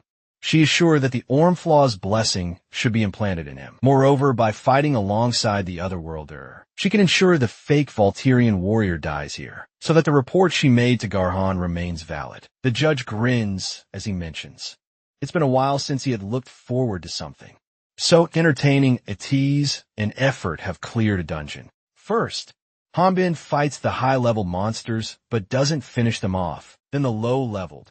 She turns into a dragon and kills the weakened monsters, and had the wyvern absorb the large amounts of essence. Effer mentions how she loves leveling up faster, but absorbing so much essence makes her stomach hurt. Atiz laughs, hysterically saying it was also hard for her at first. He is overjoyed to inform her that she stabilized her dragon core and absorbed essence in record time, which is impossible for a normal wyvern. He explains that even a dragon like him isn't this fast. He labels her as an amazing genius wyvern. She is delighted by all the compliments, but she is at her limit. Since they got an artifact from clearing a dungeon, he thinks of getting it appraised. The artifact reminds the mage of Hanbin. If he had been here, he would have used his guideline to tell them the usage and features of the artifact. She tries to uplift his spirits by reminding him that Hanbin just went to prison. So if someone heard them, they would misunderstand and assume the Volturian is dead. After contemplating, Atis wonders if he will be okay in prison, having heard about the shady characters there. He hopes his friend can just take the beating because if he decides to fight back, he might just become a real murderer. As he worries about that, she shifts the focus, asking how they'll get back home to the Crater Valley. Still a mile or so away in the end, Effer transformed and flew back, and gained insight into the traits of many otherworlders by capturing and studying them. Their studies show a few interesting facts, such as the otherworlders cannot tell if other people are otherworlders, and they don't earn any experience from killing each other, only from killing the people of Latna. However, the people of Latna gain nothing from killing the otherworlders. The otherworlders gain skills automatically as they level up, and if the otherworlders are experiencing excruciating pain, they can enable the suicide skill to end their journey. Dungeon monsters are unable to differentiate otherworlders, and the people of Latna, lastly. Otherworlders disappear from the world. When they die, this is all the data obtained, with the death of countless otherworlders, due to the otherworlders' violent tendencies and the constant monster experiments that kept boosting their average level. They eventually became uncontrollable, turning Crater Prison into a regular prison, filled mostly with Latnian inmates. However, the facility, which was used to experiment on the otherworlders, remained and is now secretly operated as an arena. This is the arena, where Hanbin and Zhang are set to fight the otherworlder and Leslie. The announcer announces that they will operate today's match, with simple rules like they always do. The monsters would be poured across the arena. The contestants' goal would be to take them down, and whoever takes down the most monsters and then gathers the most magic stones would win. There is no time limit, and stealing each other's magic stone is allowed, and the judge would overlook any accidents that happened during the match. After explaining the rules, the announcer calls out the otherworlder that the demon, King Ormflaws, has sent to this world. The otherworlder appears to be in extreme pain, especially in his left arm, where lies the dormant power of darkness. Though he has control over it, the audience start cussing him, some telling him to die, while others wish he go to hell. However, he believes no one can understand his darkness. Meanwhile, Leslie is irritated, as she is forced to wear an outfit that is too embarrassing for her. She's being patient, because she will no longer have any business with the otherworlder. After she plants the Ormflow's blessing in him, it is revealed that she offered the Ormflow's blessing to the otherworlder earlier, and now wants an answer. If he had thought about the power she wanted to lend him, he remarks he appreciates the gesture. But just her bright smile makes his heart content, leaving Leslie exasperated even more. It is revealed that the otherworlder is Lauderout, who was previously mistaken for an otherworlder, thrown into prison and erased from records. He is furious over the pain Hanbin caused, especially the hits to his sensitive areas. The announcer then announces the Volturian as the fearless barbarian, and the Volturian warrior from the strongest warrior tribe of Latna. Hanbin wonders who the otherworlder is, but since the otherworlder knows his name, he guesses that it would be someone from the Great Earth.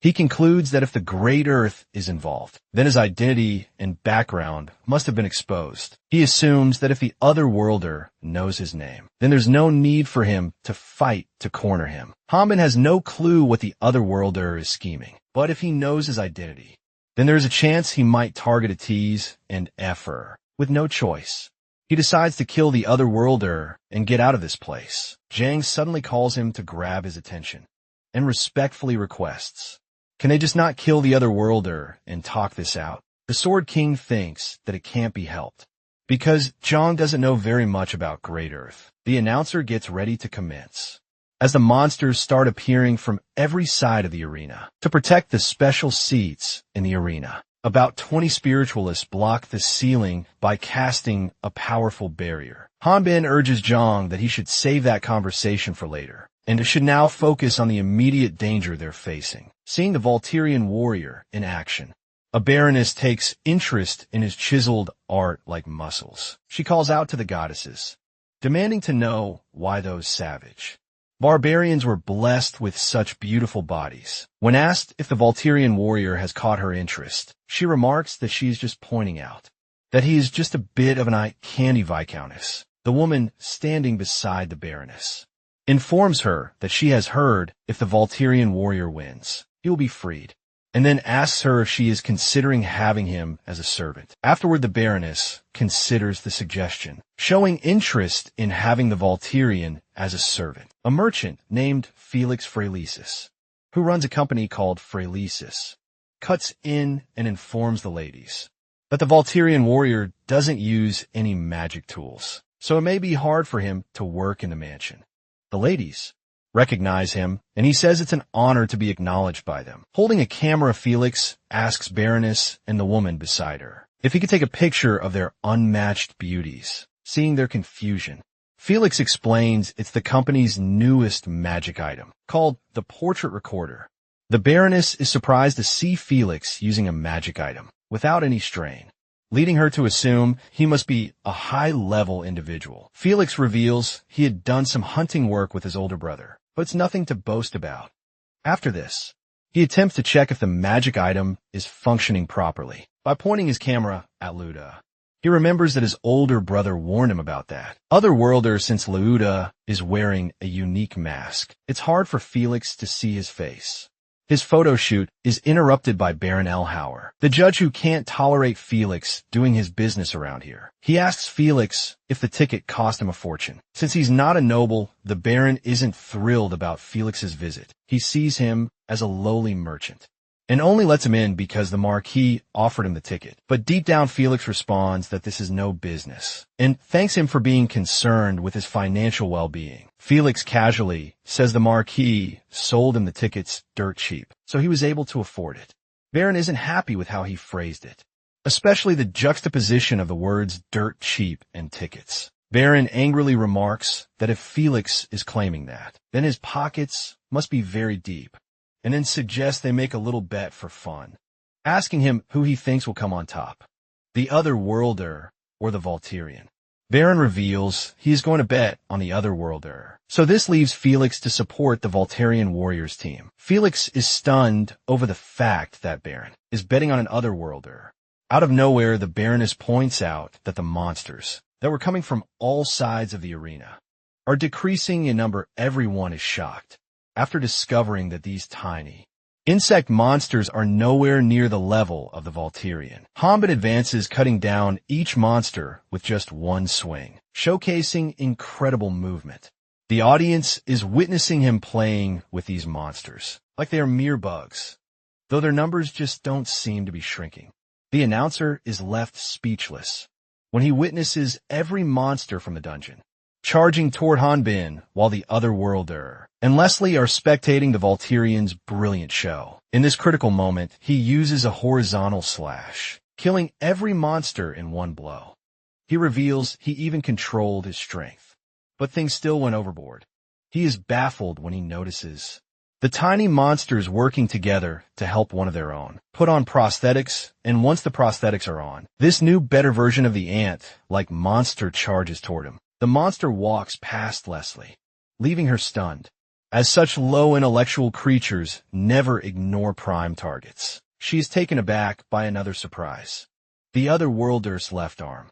However, this wasn't the case for Laude, formerly monsterized by the boss monster.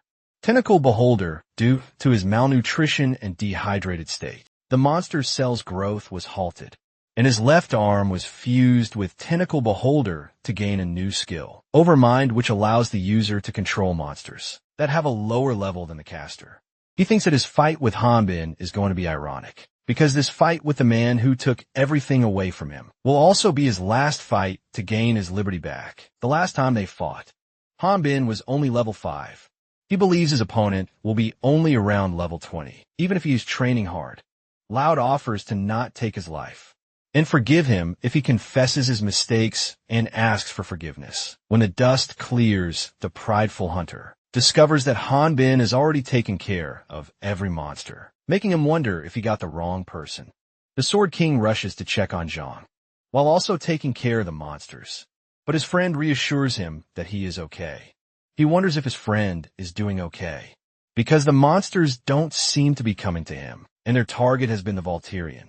Only, Hanbin enlightens him that the Otherworlder is only targeting him. When he is asked why is he being targeted only, He comments that he has some crazy theories, but a crazy hound like that other welder needs to be leashed. Artifacts are powerful tools that power the dungeons, that can be acquired when a hunter closes a dungeon. Artifacts are a symbol of honor for hunters, whose mission is to achieve a dungeon close. However, if a hunter does not know the level restrictions, latent powers, and activation method, it only serves as a decorative piece. Therefore, hunters visit appraisal shops to learn about the artifacts. Power and price. Addis and Effer are getting their recently acquired artifact appraised at Appraisal Street next to the Hunter Guild. Maiden has been using her knowledge of magic tools that she has gained at the Great Earth Base to work as an appraiser at the Appraisal Street. She reveals the artifact has a level 30 restriction, meaning it can't be used by those below level 30. It can be used 10 times a day. Unfortunately, the total uses are unlimited. The artifact saves time, dressing or undressing when the user says dress or undress, since it has unlimited use. It will sell for 3 times more than one of the same level, and it goes for about 3,000x. A euphoric Effer hugs Maiden for giving her the good news. Atais remarks that he feels bad about getting appraisals for free. Every time, Maiden tells them to not feel bad since they need bail money to bail. Hanbin ever admits. The magician had to sell all of his treasured spell books too, but he responds that he doesn't need those spell books because he put all his magic energy into his artifact. The ghost girl seems to be interested in his artifact. She reveals that the artifact he has will go for 10 times as much as most artifacts. As he attempts to explain that his weapon is not an artifact, she remarks knowing that it is a demon's blessing, and she also knows that it is a secret. She reveals she never mentioned it before the Order of Light either. She suggests they shouldn't sell this artifact, because it would be better if they keep it.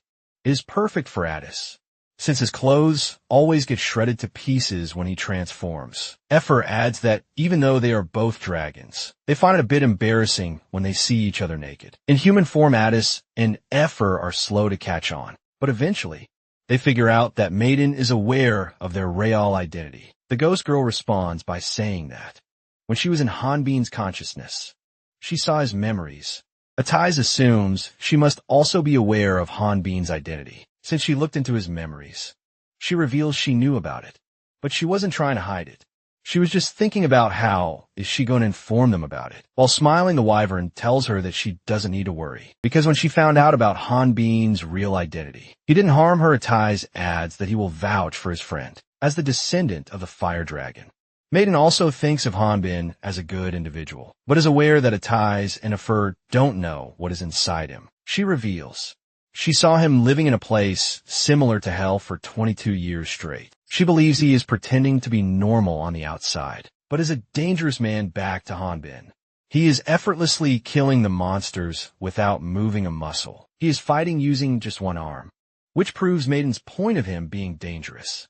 He defeats the army of the monsters without even breaking a sweat. Loudy, who is summoning the monsters, is left speechless seeing how easily his archenemies is dealing with his monster army. Leslie is also stunned because the monsters he defeated were not weak. The average level of those monsters was 30, and there were even some boss-level monsters in there too. After slaying an entire army of monsters, Hanbin asks him if he has more monsters. Baron can't believe what just happened and wishes Lauda bring in more powerful monsters. Felix is sure that the monsters Hanbin defeated were enough to take down a city, but still that wasn't enough to bring out his potential. It's already been some time since the inmates stopped cheering. They know what's going on since they have experienced firsthand. The inmates' fear of the Volturian warrior is suppressing the entire arena. Hanbin thinks there must be something else Loud must be hiding, believing there's more to come. The prideful hunter enables his special skill Impudence, which not only attracts those insect monsters from earlier, but a deepest level dungeon boss also emerges. From underneath the monster is a level 80 boss named Queen Antonia. The queen, her head aching, wonders who dared to use such an indecent skill on her. She starts freaking out when she sees her children, small monsters ripped into pieces, and with her sharp-smelling senses, she learns that this all was the Volturians' doing. Hanbin admits killing the monsters, and then casually adds that his sword got shattered because of this massacre, blaming himself for expecting too much. the queen attacks him. The instant he reveals that he killed her children, and her strike is so powerful that it causes the whole arena to tremble. Felix is the first one to shout at the guards, telling them to evacuate the inmates. The judge laughs as he remarks that even though Felix is good-looking, he is still a coward. The judge is thinking that if the inmates see this, they won't even think about rebelling. To protect the VIP seating arrangements, about 20 level 60 spiritualists are holding a barrier, and with this party, those spiritualists could hold 5 dungeon bosses. The judge only wants to watch the Volturian warrior getting torn to shreds unexpectedly. Felix grabs the judge from the collar and tells him that it's not the dungeon boss he is scared of, it's the Volturian warrior. Since Hanbin lost his sword fighting the monster's queen's children, he demands a hand and casually slices off the queen's arm, to use it as one Hanbin uses the queen's arm to throw a vertical slash, causing the monster's blood to erupt from the inside out, killing it in an instant and gaining more than 100 million experience. But it's nowhere near the experience needed to increase to the next level. At Appraisal Street, Maiden explains to A.T.C. and Effer that the main reason the Otherworlders have come to be feared is for their murderous impulses. And the reason for their murderous impulses is none other than the original guideline that is integrated with their existence. Hidden in the guideline is a secret quest and a reward system. When an Otherworlder arrives in Latnia, their guideline tells them to murder a Latnian, calling this a secret quest. Sacrifice for the cause. The description of the secret quest says, the Latinians are being tricked by the evil goddesses, and killing them is a small sacrifice to save Latna. Killing a Latnian triggers a dopamine rush for them, and if they murder even one Latnian, they may not be able to escape that impulsive feeling. Maiden reminds them that she was in Great Earth. What she told them isn't very well known, but it still is a fact. Effer smiles and confidently remarks that Hanbin has never done something like that. Atiz adds that his friend never had any condition like that before. She replies that they are right, because the otherworldly Sword King has never killed a Latnian. Everyone Hanbin has killed so far was an Otherworlder, so he never got afflicted with a murderous addiction. And killing Otherworlders doesn't give him any rewards. Maiden wonders how long will Hanbin's luck last. At the Crater Prison Arena, Hanbin has slain the monster. He is used to living in an environment where predators chased him every day. For almost 22 years in absolute solitude, it was either kill or be killed. And the fact that he is normal is not normal at all. He came to Latin physically, but his mind is still lost in those mountains. If there is an enemy that chases after him, his repressed instincts can kick in at any time. For someone like him, becoming addicted to murder wouldn't be difficult, even compared to the other Otherworlders. Maiden is sure that Addis must have felt Hanbin's murderous intent at least once. The mage remarks that there was a small misunderstanding between them, but that was cleared up soon after. After this, they fought against the Lich together. He is convinced that Hanbin doesn't murder without discretion. Back to the arena. The judge is left speechless by the Volturian warrior's strength. To make matters worse for the judge, the protection barrier constructed by the spiritualist gets knocked out by the sudden blast. Felix is surprised to discover that there were no casualties and guesses that either they are lucky or maybe the Volturian warrior held his strength back. Effer, who is practically on the other side of the globe, asks Addis and Maiden to stop talking about stuff like this, because what would Hanbin gain from meaningless killing? Leslie falls to her knees while Leuda attempts to summon more monsters, but none appear meanwhile. Maiden finds herself deep in thought, wondering what would happen if his identity is revealed, and it endangers his friends. After 22 years of solitude, she believes Hanbin won't hesitate to murder, and will grow addicted to it. As the Volturian swings at Leuda, Jang leaps in to shield him and loses his hand in the process. He reveals that he thought he could block it. He then justifies that people should settle things with just words, implying that one shouldn't always be violent. Hanbin quickly catches him before he falls face first. 2 weeks later, Addis Effer, Brad and Martin have found a huge magic stone. However, instead of keeping it for himself, Brad decides to give the magic stone to his new companions. Looking at the size of the magic stone, Addis reveals that this size magic stone can be sold for at least 500. The wyvern asks him and Martin if they're sure about giving this magic stone to them. The former believes they deserve it, since he and his friend owe their lives to the Volturian warrior. Brad adds that this is nowhere near enough, because he received his artifact from the Volturian warrior. He has a little crush on Effer and is willing to do anything for her, but wouldn't say it out loud. As Brad is about to ask her out, the two spiritualists from his party cut in and inform Addis about a bigger problem, since they aren't able to communicate, due to them being on different levels. Effer leaps into the air to reach the healer unit. The mage is grateful to Brad and Martin because with their help, they have gathered a lot of money. He believes if they don't do anything, they will just end up being a burden to Hanbin. Effer's expression suddenly changes when she spots something surprising. Atiz, who can't see anything from where he is, guesses something must have happened to Hanbin, judging by her reaction elsewhere. Felix is reporting some information on the Otherworlders, from Crater Prison to Leon Hart.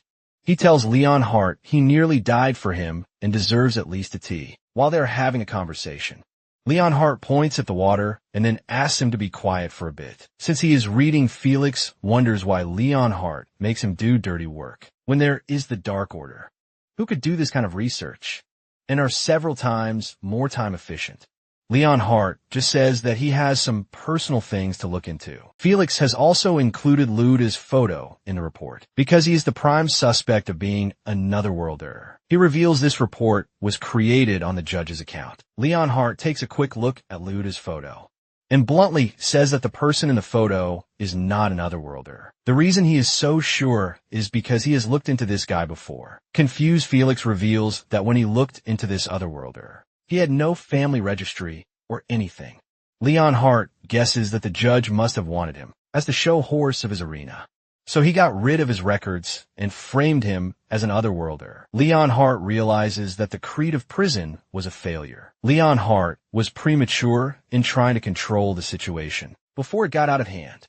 He realizes that there must be a reason, since it is Goddess's work.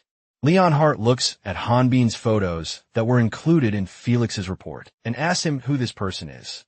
Felix reveals the opposing inmate against the otherworlder in that arena was a Volturian warrior, according to the rumors. He took out the leader of the dragon's nest when the Order of Light ambushed them. He further explains that the Volturian was taking out boss monsters with just a swing of his sword, since Volturians don't measure levels. He doesn't know his level. Leon Hart suddenly brings up how he had to borrow some money from Felix on short notice. Felix recalls that Leon Hart once arrested the wrong person and had to borrow money from him to pay compensation, assuming that Leon Hart must be bringing up the money because he wants to pay. He asks him if he is about to settle the debt right now. Leon Hart refuses to repay the debt and commands Felix to capture level 5. A flashback shows Zenobia and Halion inspecting otherworlders that are out of their minds. Zenobia asks her if she is disappointed that the otherworlders' condition is less extreme than they expected. Halion demands that Zenobia stop making fun of her, insisting she's witnessed even more disturbing things since becoming Alindia's queen.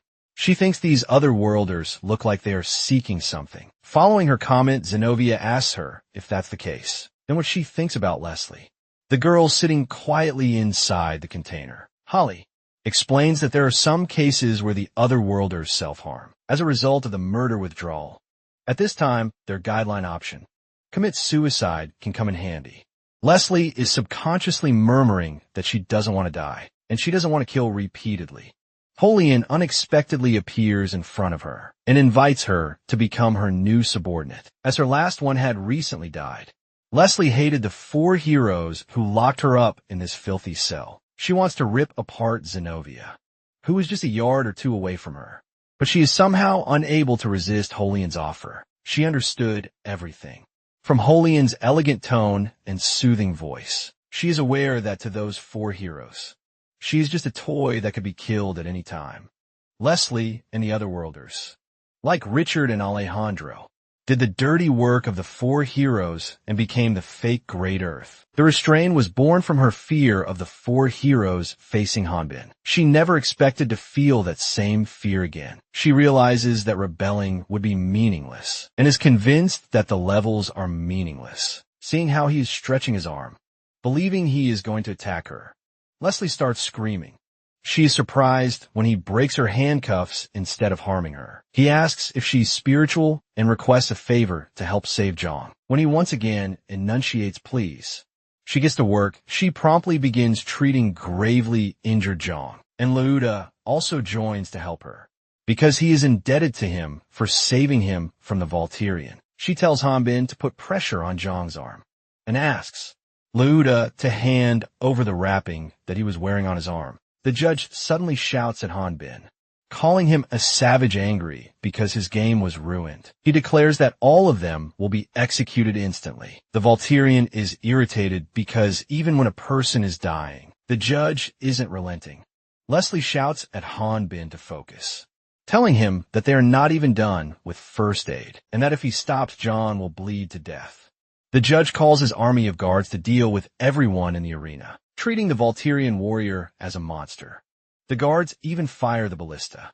Lot impressively catches the arrow, and without killing its momentum, he throws it back toward the guards. Hanbin doesn't understand why the prideful hunter is helping them when he is about to ask the reason. Leuda tells him to stop lazing around. Otherwise, he's going to let the guy who he owes his life die. He commands them to jump into the hole in the floor, and asks Hanbin to not die before he gets the chance to kill him.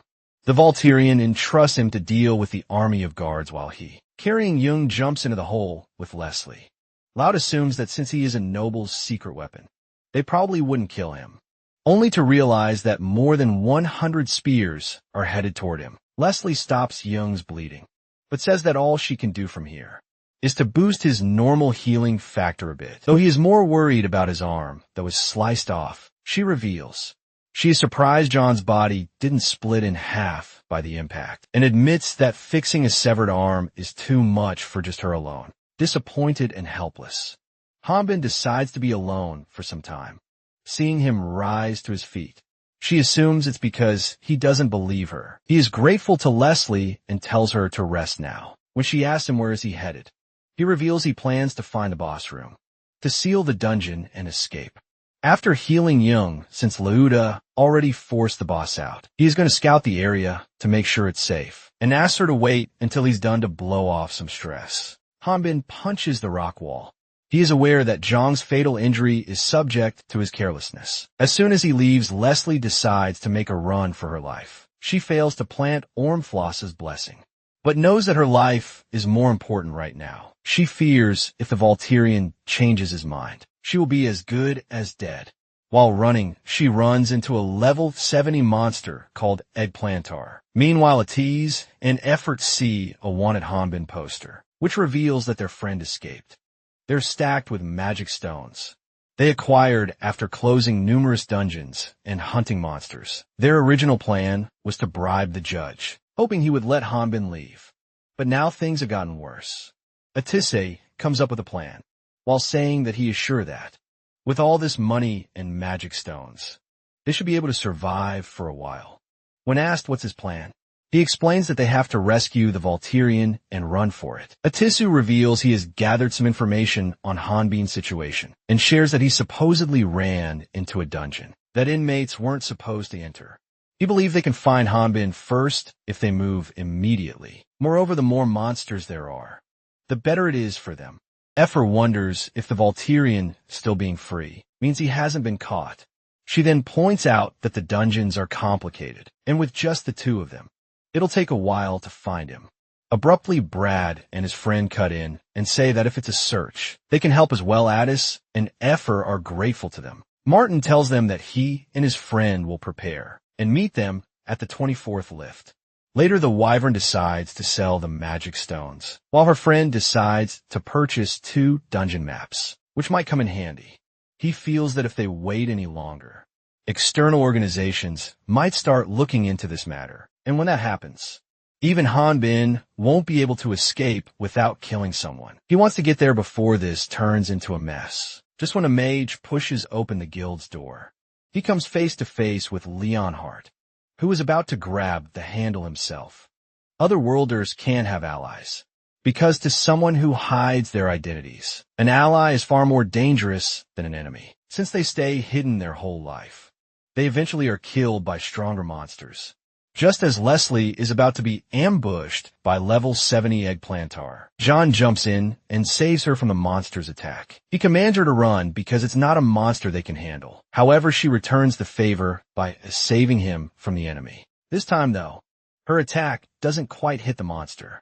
In this critical moment, Hanbin jumps in and uses stab skill to eradicate the monster. He appears to be frustrated, because every monster he faced has been weak, and he can't even use Leslie and Zhang as bait to escape. Furious, he threatens to kill them if they don't return to prison, and plead before the judge that they were threatened by the Volturian. That way they might avoid execution. Zhang states that he can't leave because he aims to be a warrior, only to make Hanbin even more angry. The Volturian asks him if it wasn't enough that he lost his arm. The newbie believes that the price wasn't enough. To the amount of times he was saved for being exposed as an otherworlder. Leslie is stunned to learn about Zhang being an otherworlder. He credits Hanbin, who taught him everything about Latna. Hanbin reminds him that announcing himself as an otherworlder is the same as inviting death. The newbie reveals that he is thinking the contrary. He wants to help the people of Latnia, as much as they are hurt by people of Earth. He wants to show Latnians that not all the otherworlders are evil, and is aware that he might need to fight those evil otherworlders. To bring peace, he bows down to Hanbin. Leslie thinks he's lost his mind, because what he imagined couldn't possibly be real. When Hanbin asks him if he is prepared to kill humans, he responds that if it's a beast who lost his mind for bloodlust, then he is more than ready. However, he will prioritize negotiating by words first. Moved by his motivation, Hanbin shakes hands with him, a gesture of mutual respect. Meanwhile, Leslie feels that it's a dream of a naive human who is new to Latna. When Hanbin questions if Zhang has a plan, he remarks that he will come up with details later. They both agree on sneaking out during the night, the best time possible, having worked for 10 years for Great Earth. Leslie understood her reality, but Hanbin sparked a new sense of hope in her. Sometime later, Zhang has fallen asleep, and she is treating Hanbin's wound that he got from fighting the Eggplantar. She informs him about his wound, revealing that it originated from within his hand. She reveals that his residual aura was guarding his body, so it didn't get bad when he questions, "What is the residual aura?" She first reveals that this is the common knowledge in spiritualists, and explains it's the aura that strengthens the body. Spiritualists specialize in defense, and those who use residual aura also do the same, and it's not surprising. Hanbin realizes that he isn't getting stronger by leveling up, but by the dense aura accumulating in his body. However, he wonders why can he only use physical attacks, as Leslie is about to ask Hanbin if she can become a part of their plan. He reminds her that she can be in danger if she is suspected of healing another worlder. He asks her to forget about them, and if she's ever caught, she should say she was threatened. He also apologizes while lying flat on the ground resting. She asks him not to get caught. He decides to close the dungeon. Once she and John have rested and recuperated, sleeping on her side, she appears to be staring at the Ormflaw's blessing. Meanwhile, at the Crater Prison, the judge seems to be frustrated, because he is informed that the Hunters Guild isn't accepting the sum he offered them for raiding the dungeon and capturing Volturian and the rest. However, his frustration is rooted in the fear of getting exposed for bringing out a fake otherworlder. Luda could go over to the Order's trial instead of the States, which is what he fears the most. Suddenly, a guard informs the judge that some guests are requesting to meet him. The Baron immediately, he orders the guard to make them leave. However, when the guard reveals the guests aren't leaving, he even gives him the authority to throw the guests into the cell. Just when he finishes Leonhardt with a tease, and F barges into the room, demanding he comply with the investigation. He reveals he was short on time and doesn't have a warrant, but is sure it wouldn't matter. Earlier, when Leonhardt bumped into Atiz, he confirmed that the runaway inmate is certainly Hanbin. Atiz assumed he had come to find Philad, He stated that it doesn't matter whether the inmate's name is Phalid or Volturian warrior, the only thing that matters to him is his relationship with the otherworlder. He believed that there was an otherworldly in this city. When asked if he has any evidence, Leon Hart claims that it is an instinct of a heresy inquisitor. He revealed his plan to find the evidence and wanted to start by meeting Hanbin first, since they share the same goal. He asks at ease and effort to follow him back to the present. The judge attempts to escape from the grasp of Leon Hart and the mage by jumping through the window, using a rope while descending.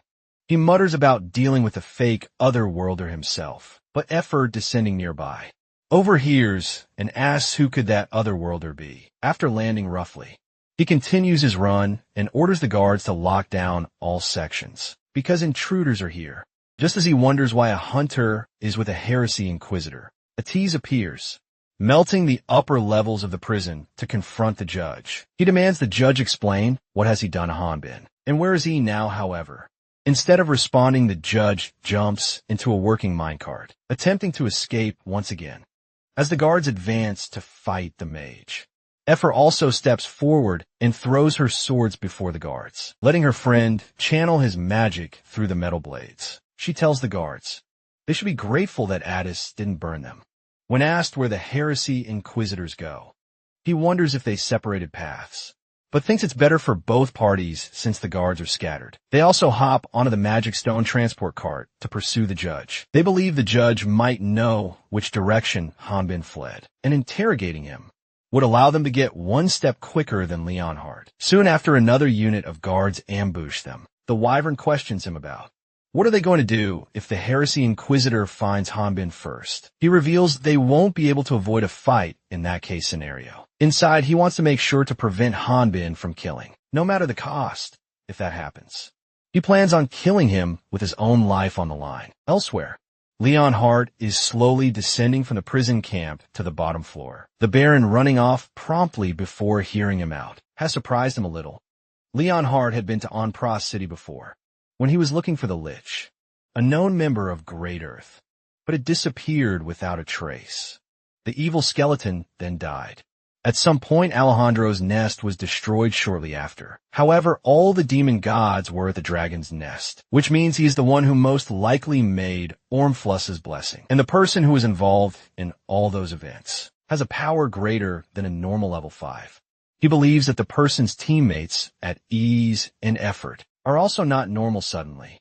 The guards fire their ballistas at airborne Leon Hart. Meanwhile, Leon Hart is thinking about how there have been no oracles from the goddess. This all is his own decision regardless. The otherworlders are ORM's Floss's spies, believing there's no need for mercy or forgiveness. He destroys all the ballistas along the ravine with a single gesture. A tease, an F break into a room, which turns out to be the stadium where Hanbin and Luda fought. She assumes some insane monster caused the destruction, leading her to suspect Hanbin might have been there. Abruptly, the judge shouts from the stadium suite, furious that they brought a heresy inquisitor. He informs them that he has the man they are looking for, mistakenly thinking they're after Luda. ATIS wonders why would the prideful hunter be here. The judge shouts at them to be quiet. He states that he is the law and order and king and god here. This time he plans to kill them with monsters, stronger than the queen that the Volturian killed, and he makes it clear that to reach him, they first need to deal with the king of the Crater Dungeon. Atiz reveals, having heard rumors about Queen Antonia of the East Valley, but stronger than her is King Antonio of the West Valley. Just when a monster reveals itself, Leon Hart stealthily arrives with a flamboyant entry and lands a strong punch on its face, while stating that the monster can't run away. The next generation's hero, chosen by the goddess herself, is the blessed one of the goddesses. After witnessing the weight of that name for himself, Atiz understood that even if he put his life on the line, it wouldn't mean anything. A guard hurriedly arrives and informs Leon Hart, at ease and Effer, that there's an escaped prisoner in the East Valley Boss Hall. The two bullies who bullied Jang on his arrival at the Crater Prison are inside the Crater Prison dungeon on a mission to find the escaped convicts. They are surrounded by monsters. Despite thinking there wouldn't be any at first, it's been 2 weeks since the arena incident, and the monsters that were wiped out by Hanbin have started to reappear. The yellow-haired dude suspects the monsters are coming their way because of the artifact sword they have got. Knowing something like this would happen, he brought the Volturian sword along. However, after swinging it for a moment, he realizes that this sword is dull and just a heavy chunk of metal. Soon after, they are completely overwhelmed by the sheer number of the monsters. In this critical moment, the yellow-haired man thinks of using his ring artifact, thinking there is a chance it could have offensive magic in it, when nothing comes out of the artifact, despite him chanting different spell names. He asks his blue-haired friend for help, but he's just as clueless. In the end, he gets ready to brace himself for the enemy's attack. Suddenly, Hanbin arrives, snatches his sword from the dude, and then instantly takes down the threat. And this happens very quickly. Instead of being angry at the bullies, Hanbin admits to knowing that they were forced by the judge, just like the prisoners who are currently following his lead. It is revealed that he and Jung rescued several other prisoners and are leading them to safety. The newbie explains these prisoners were sent after him, Hanbin and Leslie, with a condition that they would be released, but he was able to win over them in an instant. He informs the prisoners that only the boss room is left, and after clearing it the next day, they will clear the dungeon. He tells the prisoners they won't be running. Instead, they will expose the noble's injustice and the prison's horrors. The plan is to take the noble to court for his crimes and win their freedom. He knows some feel there's a higher chance of survival, working with Volturian, not going against him. Hanbin is quite happy with how Zhang is solving everything peacefully. The yellow-haired man calls Zhang insane for thinking of opposing the judge, because they are escapees who no one would listen to. He thinks it would be better if they break free from here, and everyone goes their separate ways. Once they are outside the city, the newbie warns him that he could die on the streets. After escaping from there and fighting against each other is what the nobles want. If they were to get blood on their hands, then no one would acknowledge the unfairness they have experienced. And if that happens, none of them will ever be able to live normal lives. The other prisoners start siding with Zhang, as they don't want to rot in the prison anymore, and shout at the yellow-haired man to go back to the prison himself. Angered, he pulls out a knife, aiming to wreak havoc, only for Hanbin to hurl a small stone and destroy it. Zhang convinces the prisoners to get back at the noble, because they have got the Volturian warrior by their side. Everyone starts chanting Zhang's name to show him support. Hanbin is happy for him. The newbie was nervous a moment ago, but now is more confident. When the Sword King notices Leslie behaving strangely, he asks if she's all right. She initially dismisses him with an improper reply, but then reveals the smell of sweat is making her nauseous. She plans to rest nearby and doesn't want to be disturbed. Sometime later, when everyone has slept, Hanbin and Zhang are awake. When asked why isn't he sleeping, the Volturian reveals he can't sleep, thinking about the nagging he will get from his friends, who are waiting for him outside. Zhang praises him for having two attractive companions, despite his stoic appearance. When Hanbin reveals that one is a guy, he says that this is the most shocking thing he has heard. He tells him a little about his life on Earth. He was always alone and no one listened to him. Ironically, that's how he lost his life. Hanbin is shocked to learn that Zhang died, and then came to this world. At first he thought about dying, but when he reached level 5, he met some people like him in the tutorial, who died in their previous lives too. The harsh reality they had to face made them become friends. Very quickly he smiles, talking about how they were his first real friends. He treasured the time he spent with his new friends, but he was alone once again when he was sent to Latna. The reason he isn't hiding is because he wants to become a famous warrior and reach his lost friends. He admits his noble goals were driven by selfish motives. Hanbin tells him that there's nothing wrong with it money, honor, or peace of mind. These are all dreams of every person. People who don't give their all for their goals are either fools or backstabbing liars. It's a matter of whether he is the only one benefiting or others are also gaining something from it.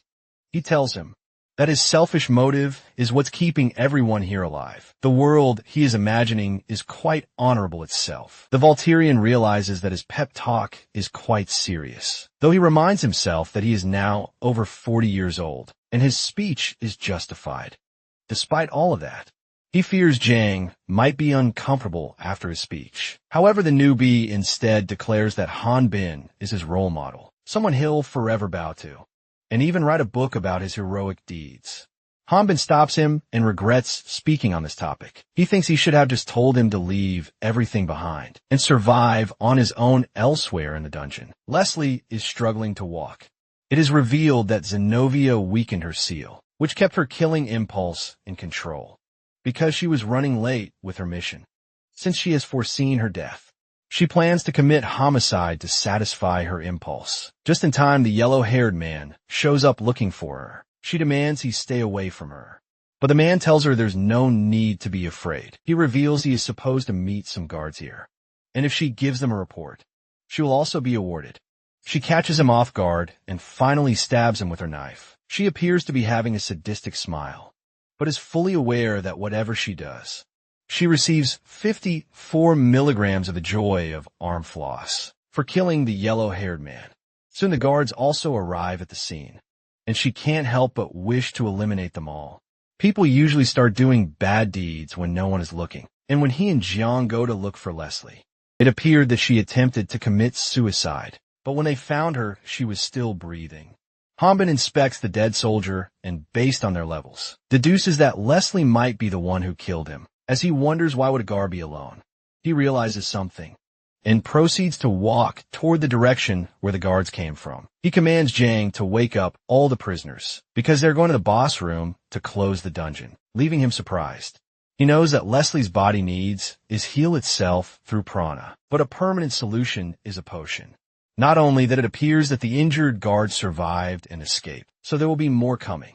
Hanbin aims to stop them and uses his tracking skills to take initiative. Through his tracking skill, he locates the guard who's moving away from the boss's room and feels sure he can intercept them before rushing off. He tells Jung to meet him at the end of the Eastern Valley. He felt uneasy and regrets not turning back, but if he had, maybe the worst could have been avoided. Suddenly, a dark silhouette impales him with an almost invisible object, leaving him stunned and speechless. This dark silhouette turns out to be Leon Hart, who reveals he was on his way to find him, Eric Garun, only to realize that the man he's facing is also Philip Benny, the Volturian warrior. Hanbin questions whether this is just a coincidence, but Leon Hart explains that he's here because it's part of his job. Meanwhile, Zhang, leading the prisoners to the boss room, is being interrogated by the prisoners who have no sight of Hanbin. He reassures them that the Volturian is fine. He is buying them time to run, all while taking on the monsters himself.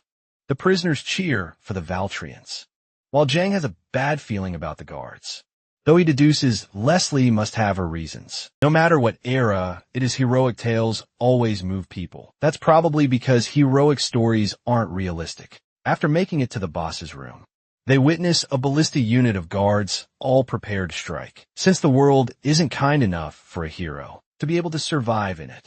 Jang made such a fuss when he arrived in this world. He believed it would work out well somehow, and would meet his friends and big brother. Suddenly he calls for everyone to run, but it's too late. Everyone gets slaughtered. Jang blames himself for being weak in the idea of justice, but regardless, his story ends here. It was a moderately stimulating story with a rough, cheap script. The ending had no meaning or moral to it. It's an obvious outcome before closing his eyes forever. He has a final vision, where Leslie tells him that there's still more left in the end, but it won't end the way he hoped. He will never become a hero and will end up giving up on justice. As she forces a fragment of Ormfloss's blessing into his mouth, Leslie knows he'll resent and blame her, but she does it anyway, believing it's still for his good. The guard starts searching for the Volturian. He miraculously survived because of the ring artifact that he had been wearing the entire time. The man asks for help, but the guards tell him that they're supposed to kill everyone, unless he reveals the Volturian warrior's location, in which case they'll save him without the judge knowing. After being forced to consume the Ormflaw's blessing, Jung now gets up on his feet. Back to Hanbin. He never expected that a heresy inquisitor would visit him for work. He tells Leon Hart that if they're talking about work, the judge could give him plenty. Seeing how he unfairly treated countless prisoners, Leon Hart reveals that the Dark Brotherhood will give him his rightful judgment for labeling a Latinian as an otherworlder. The other crimes he committed aren't in their jurisdiction. He further claims that heresy inquisitor's job isn't finding naughty sheep, but the wolves draped in sheep's clothing. Smiling, he asks Leonhardt if it would really matter if he lied about being a Volturian, because he must have found out his real level. So there's no way he can beat another worlder.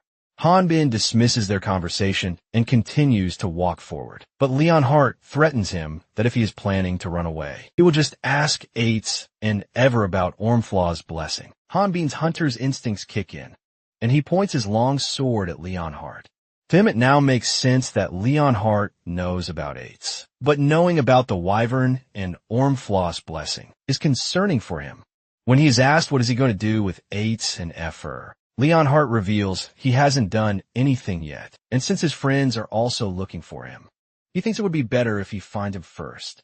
In the end, he says that since Hanbin won't tell the truth, and he doesn't believe anything he says anyway, there's no point in continuing the conversation. Both fighters immediately engage in close quarters combat, and Leonhardt has no choice but to acknowledge Hanbin's destructive power, though he wonders if that's all his opponent has got. Hanbin reminds him that he picked the fight, but he is taking it too easy. Leonhardt tells him that he is giving it all he has got, and proves it by slamming Hanbin into the wall, causing his sword to get lodged there. Seeing him struggling, Leonhardt points out that he is also not taking this seriously. He reveals that other worlders use skills given to them by their guideline, so it's different from ones who train their skills through sweat and blood. Therefore, he wants Hanbin to not hold back because his habits don't lie. The Volturian, who is on the receiving end of this fight, kicks Leonhardt in the stomach. He deduces this skill isn't a skill, but a display of brutish strength. He admits that he hasn't heard something great like this in a while, and appears to be excited as he remarks it. Instead of pulling out the sword from the wall it is lodged into, he swings it along with a massive chunk of rock still attached, intending to crush his opponent. However, Leonhardt shatters the chunk of rock with ease, and then wonders aloud how, despite not being an otherworlder, Hanbin has such strength at level 5. The Volturian tells him that he got this way after beating up countless dogs. Trying to survive, Leonhardt rushes at him, shouting that he's out of his mind. However, Hanbin reminds him that he is accusing someone of being an otherworlder when they are only level 5. He says that it won't be strange to see a level 5 otherworlder. Hanbin is surprised to learn that his opponent is using his broken arm while simultaneously healing it. He also shares his opinion, calling him weird. He expresses that there could even be otherworlders out there, and because of that reason, he can't deduce who is the villain here. Leonhardt remarks villain is a word that only strong can say. Sheep will always tremble in fear just in the presence of a wolf. One of his heavy punches finally connects to Hanbin's jaw, making him bleed and acknowledge Leonhardt's strength. He is well aware that heresy inquisitors specialize in combat. Fighting 1 versus 1 against them is nothing but a disadvantage. Hanbin decides to pressure him with more strength. He grabs him by the collar and head butts him. Breaking his face mask, he attempts to throw another punch at him. But Leonhardt, whose real face has been revealed, says it's too late. Hanbin's guideline shows Leonhardt as a level 120 spiritualist, with Goddess's blessing, and has a plus alpha in his level. King swords with his hand, and blasts him through several walls with his magic aura. Hanbin wonders just how powerful he is, and what the plus alpha in his level even means. He is sure he swung his sword, but doesn't understand why is his hand bleeding. Leonhardt closes the gap in a flash, and tells him that his sword couldn't pierce through his barrier. He explains that Hanbin may have a physical advantage, but his aura is no match for his prana, which means his sword is redirected to the damage to his hand. When Hanbin calls him a cheater, he claims this is fighting without holding back. He explains, the predators that have survived the longest neither underestimate nor rush at their prey, they observe it, discerning the prey's weakness and then hunt it. He tries to kick Hanbin's hand. Still, he thinks that's exactly how Hanbin has managed to survive so far. Using all his strength, he kicks Hanbin in the gut, launching him through a series of walls.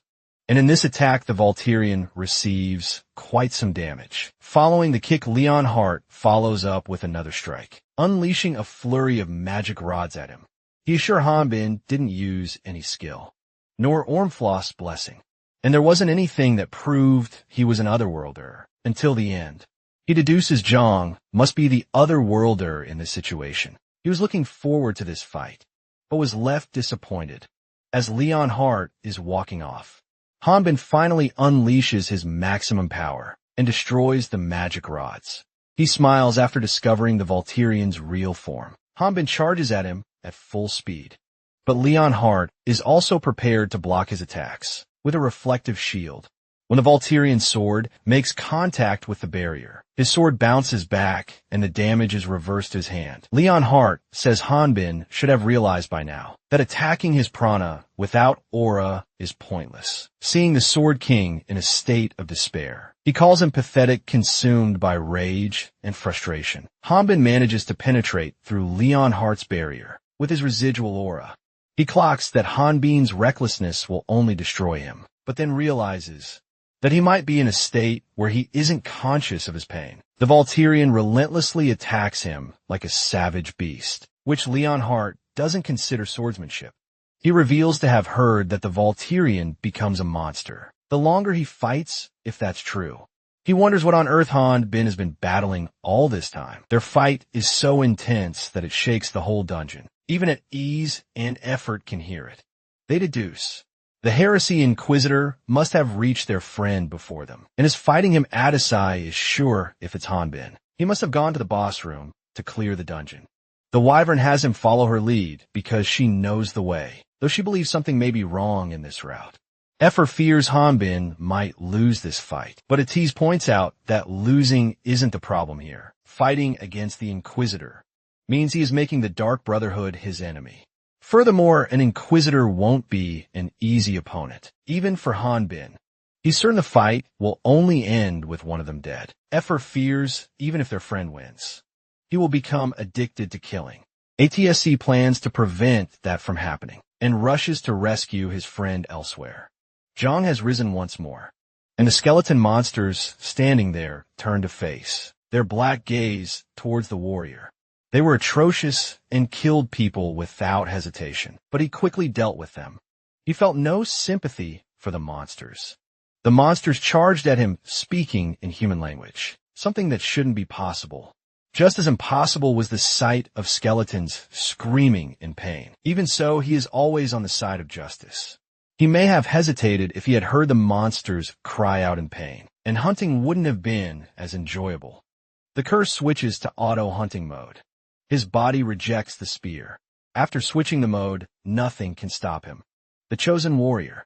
Since the main character is not someone who can falter, the joy escalates to 805 milligrams. The blue-haired man is left speechless to witness the massacre. As the newbie approaches, he begs for his life, pleading with Zhang not to kill him, and offering the ring artifact as a token of merit. He is surprised when the newbie, Hunter X, and wonders if he heals a wound on his arm using the ring he gave him. Since only Otherworlders know the activation spell, he deduces him as an Otherworlder. Zhang asks the prisoners not to worry, and declares that they will be taking out the artifact. In clearing the dungeon, he picks up Leslie in his arms, and thinks of proceeding towards the artifact, only to be stopped by Atiz and Effort, since they aren't acquainted and haven't met before. The mage warns him that if he gets any closer to the magic source, then he will fire at full power, and even calls him an Otherworlder. The blue-haired man escapes. As Ates and Effer arrive to confront Zhang, the Wyvern figures out that their opponent's form reveals. He has used Ormflost's blessing. Ates is also able to tell through his staff that's equipped with Ormflost's blessing. He points out that their opponent likely has lost control over it. On top of that, he already has killed a few soldiers, and his level must have risen too. Effer suspects Great Earth, but Addis believes they can't be sure. He asks the blue-haired man if he has seen the Volturian, and learns that Hanbin also came here. They guess they must have missed him.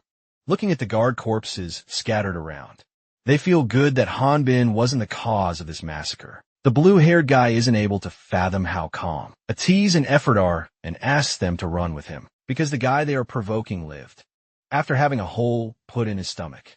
He sliced armored soldiers in half like butter when he says they wouldn't believe him, since they've never seen anything like it. They reassure him that they're already aware. Effer is aware that if they leave him be, he's going to get even stronger by killing other hunters. On the surface, Addis is sure that they are the only hunters. They're going to deal with something like this. And since he has got Ormflaw's blessing, people would think he is the only otherworlder, instead of suspecting Hanbin. Hearing the name, Felid barely conscious, Zhang closes the distance between him and Atiz. Startled, Effer prepares to attack him, only to be stopped by her friend, who attempts to communicate with the otherworlder. He requests cooperation from him to find Hanbin, instead of fighting each other. Moreover, it will be easier for him to escape in his original form. Atiz then enables a spell to separate the Ormflaw's blessing from Zhang, something that he is trying out for the first time. Amidst this process, Effer spots Leslie and recognizes her as one of the people from the Great Earth. Another unexpected incident occurs when the blue-haired man takes out the artifact, wanting to leave the place. The wyvern calls for him to wait, but it's already too late.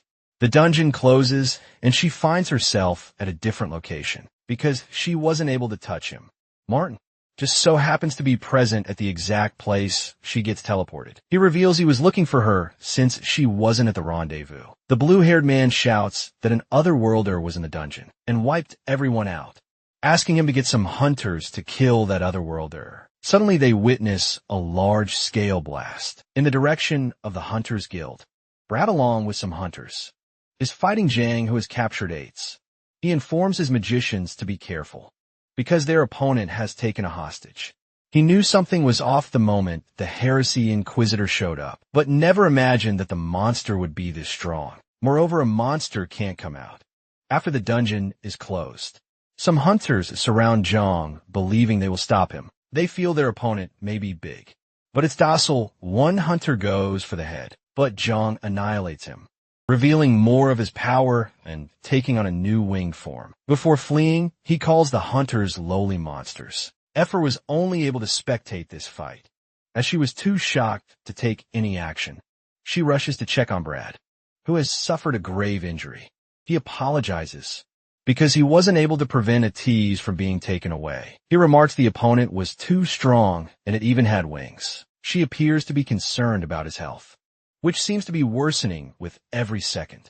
She rushes to find some spiritualists to heal his wound. However, Zhang stops her, revealing that Martin has a healing artifact. Martin already assesses the gravity of the situation, but remains silent even after hearing Brad out. He calls his friend a reckless fighter. He advises her to rush to Atiz before other hunters reach him, who might harm him. He provokes her for being scared, and she responds by revealing her gratitude. Brad knows the way he encouraged her was dramatic, but feels that he can't hold back. Before they separated, Zhang and Hanbin made a promise to meet at the end of the Eastern Valley. Currently, the newbie is headed there to fulfill his promise. Suddenly, he spots Effer and calls her a dragon.